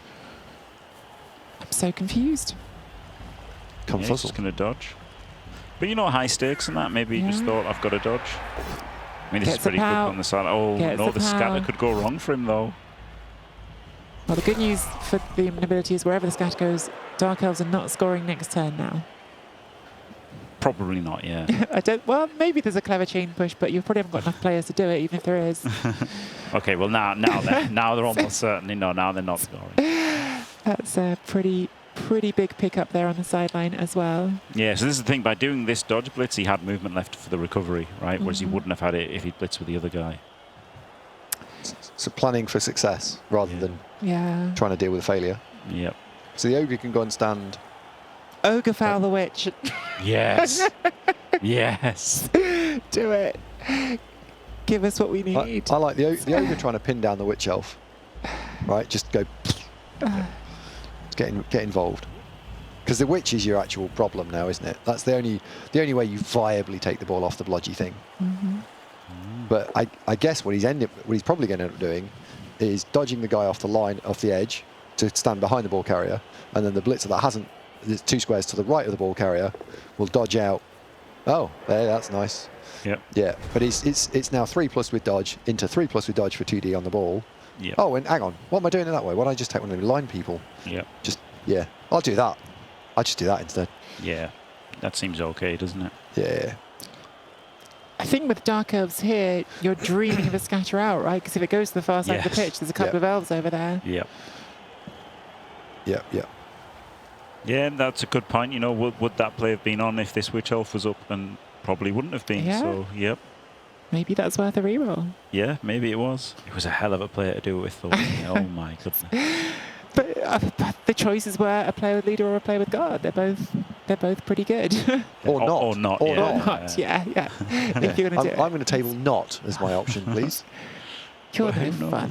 Who knows? Maybe That's the case that's been made, is that there is an argument for it, even with the sun. Yeah. What about here? Instead of taking 2 dice fishing a pow, the witch elf dodges through the gap. Yes. Right, so 4+ to get through, but then I get 2 dice with wrestle twice. Yeah. And I think I'd probably take that option. It's a little bit harder, but my word, the knockdown potential is Monu. He's not going for that. No. Yeah. Wait, what? They are going for it. I'm not. Oh, he's surfing it. Oh my god. He's going to This surf is pretty it. rowdy, isn't it? Because it's just a 1D into a 1D. Makes the dodges. Rolls a skull. Last reroll. Gone. Nothing else left after this. Now it's Take the knockdown. 2D uphill. No, it's a 1. It's the guard. The ogre's got the guard. What do you do? So it is, yeah. Do you make them roll again, or do Yeah, you? make them roll again. Wow. Andrew does not, and is rewarded. That's a nice scatter for the nobility. Wow. Although it's not ungettable, right? It's a 3+ pickup. Yeah, it's just a elves 3. can do it. What a game! What a Oh game! no, This so is- right. Yes, sorry. Because if it was 2 uphill, I make them roll again. Sorry. It was not 2 uphill. It wasn't a 2 uphill No, because that's a line. it's the ogre that has the guard. Yeah. And Yeah, as yeah. we talked about, the out of bounds was really bad for the inability. So I think I actually agree Yeah. on this one. Yeah. Yep. I said I wanted this last game to be a close one, and we are getting a close one. This is going to go, maybe, well, we'll see if it goes to turn 16, but it's definitely going very, very close. Don't really know what the play here is for the elves. You've got to go for the 3+ pickup, don't you? Just don't know Well, which yeah, one but with. like how and where and what? She's blown dodge already, right? Yeah, I know The we've witch got 1 elf, square yeah. there. Because if she doesn't move, bin, right? And worse, if the elves go for the pickup and fluff it, triple bin, like quad bin, multi-bin. Multi-pin. To be fair, you're at the end of this game with no rerolls. Everything's going to be... Multi-bin. Yep. The bin is right there waiting for you. It's got the lid open Uh-huh. and the table is just on a tilt. It might even Just be bin potato. day. Yeah, base the wrestle there. This guy can come around to base this wrestle. 1, 2, 3, 4, 5, 6, 7, 8. Right, 1,000,000 2+. So this guy gets the ball and just potatoes off. By the way, this time bank thing's been so critical. The time bank right here is being used well. You're using this for a turn when you should use it. We've got pass selected here, but we failed the pickup, so we will never find out what that pass was meant to be. Wow. Maybe passing it over here. Oh my god. But that's like a 4+ pass. That would have seemed crazy. Yeah. Who else could he have passed it to? I guess the idea would be that, it Unless would it's just be a away from... A short, like a quick pass punt to the top corner and hope that you can just use your speed to be ahead of them. Yeah, maybe like 1, 2, 3, 4, 5, 6, 7, and then punt over there. Oh, I still don't really like it. Andy, Yes. as our resident expert, can you possibly see a surf here? Can you give me a minute? I'll come back to it. I was actually trying to work out how do you get them both? Not can you get one? How do I get both of them? Is all three on the table? No, I You think could certainly surf your own blitzer. yeah. The correct move, I think, is activate the ogre next and stick it behind the witch elf. If you roll the power on the witch elf, then you're going to be surfing the blodge blitzer. There we go. So that now means that we know who he's surfing, and it also gives you the ability to pick up the ball on the mini ogre. Yep. Oh my God! No, Wow. Even if this goes to overtime now, you've got a favour. Yeah. Don't say it's over, but wow. Well, if It's- all the chaos came back, the thing with overtime now as well is it's not the old overtime that's sudden death. This is 8 turns guaranteed. So even if the Dark Elves make it to overtime, even if they get the ball first, even if they score, Yep. they have to do it in 8 turns, which they couldn't do with 2 rerolls. Yeah, it's basically kicks at best for Wenteros if it gets to overtime, which I don't think it will. Hang on a second, chat. Just quietly, for the first time in this series, I think Jimmy is trying to tell us he would not be confident. Oh, I'd still be massively confident.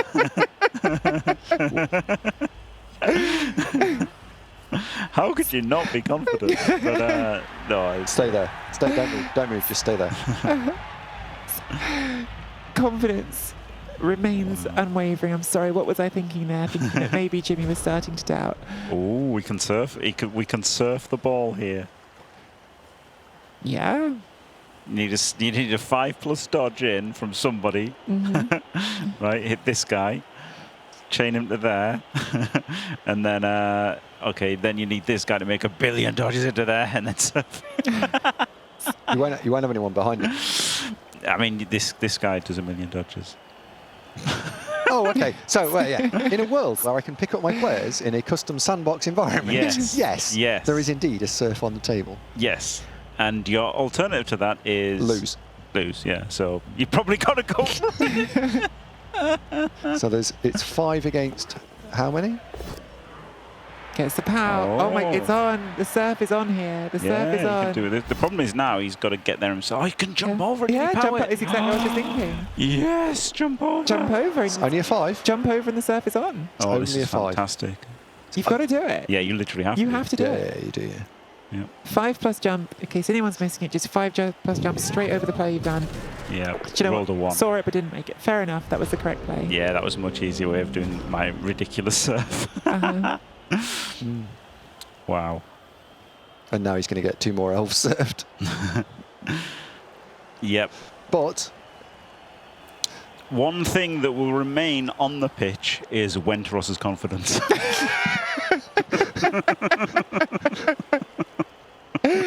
Oh my goodness.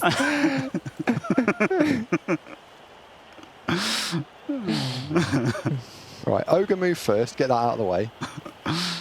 No, No? we're surfing this No. first, getting that done. Yeah, get that done. Without block. He did it without block. Okay, yeah, no, that don't like that. I really don't like that. Maybe he thought it was a wrestler because he saw the guard, right? Maybe he just thought it was a Yeah. wrestler. Or maybe he thought it was a lot. No, that's different. Probably thought it was wrestle. Yeah. Wait, no, it was a lineman, wasn't it? So it doesn't really matter if it was a block or wrestle. So yeah, he should have definitely done it with the block. Yeah. Wow. But now Andre is pretty much in range. Yeah. It's not over. It's really close though. It's really, really close. Holy crap, the ogre moved. Yeah. What? Unexpected. Nice. Wow. Personally, just disappointed that Ogre didn't do a little cheeky double rush to get the second serve here. Yeah.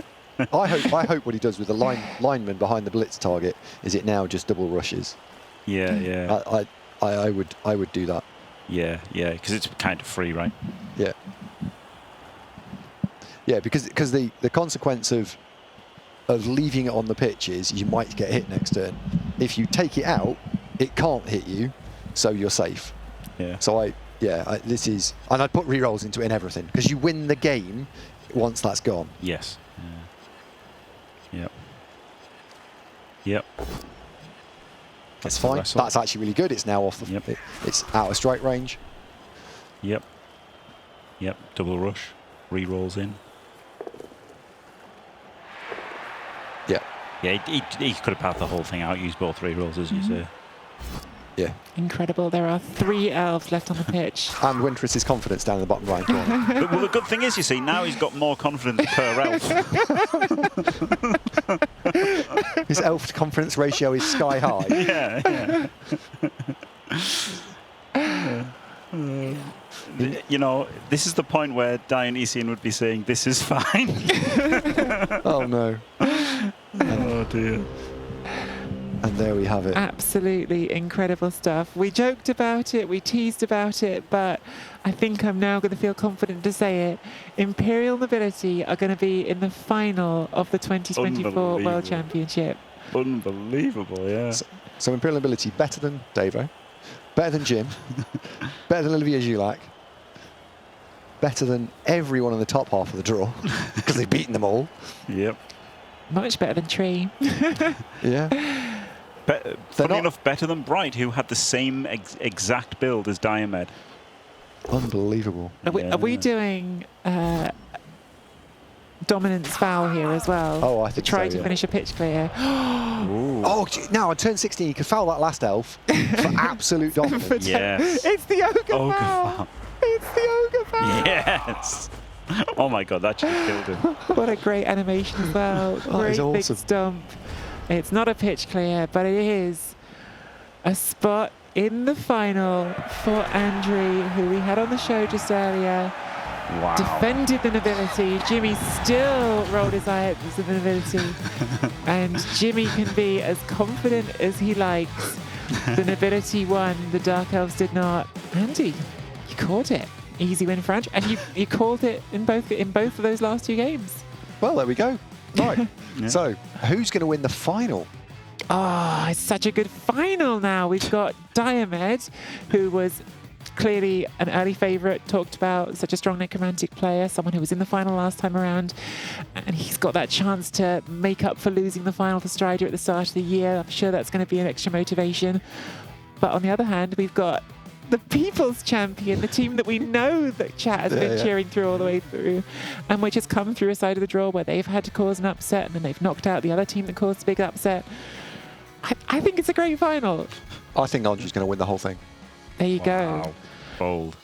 Is that too much confidence, Jim? We've just seen the confidence. Yeah, that's too much confidence from, I think, Diomed. I don't think he's got it nailed on. It could definitely go to 3 games. I think Diomed is definitely favourite. Let's look at the bracket on stream so we can see the path they've both gone through. So Andrew started off in the quarterfinals. Of course, they started off right back at the start when there were 64 teams, but they started off this weekend in the quarterfinals against Spartacus and Spartacus's Lizards. We caught the first game of that, which was a really dramatic comeback draw for the Nobility. They really nearly lost that first game, and Andrew dug it out and got the draw, then went on to win that in game number 2. We've just watched their semi-final against Wentros, where won the first game pretty well. Real comeback from Wentros in the second game. Huge shift in how well we saw Wentros play that second game, but Andrew recovering to win the third game, make a really dramatic series and gets to the final. Diomed, again, one of the early favourites.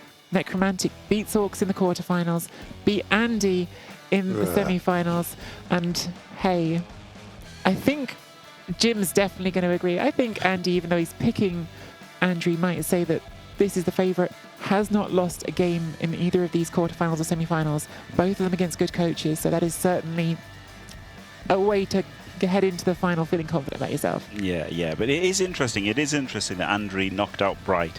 Bright is like Diomed's training partner. They both picked the same roster, and Andrew beat him in the other 3 games, so that's really super interesting, I think. Yeah, it's all so exciting. And to remind you as well, we have got the 3rd and 4th place games. So Wentros' tournament is not yet done. We'll be playing Andy Davo tomorrow. The show all kicks off at 14 UTC. That's 3 p.m. Central European time.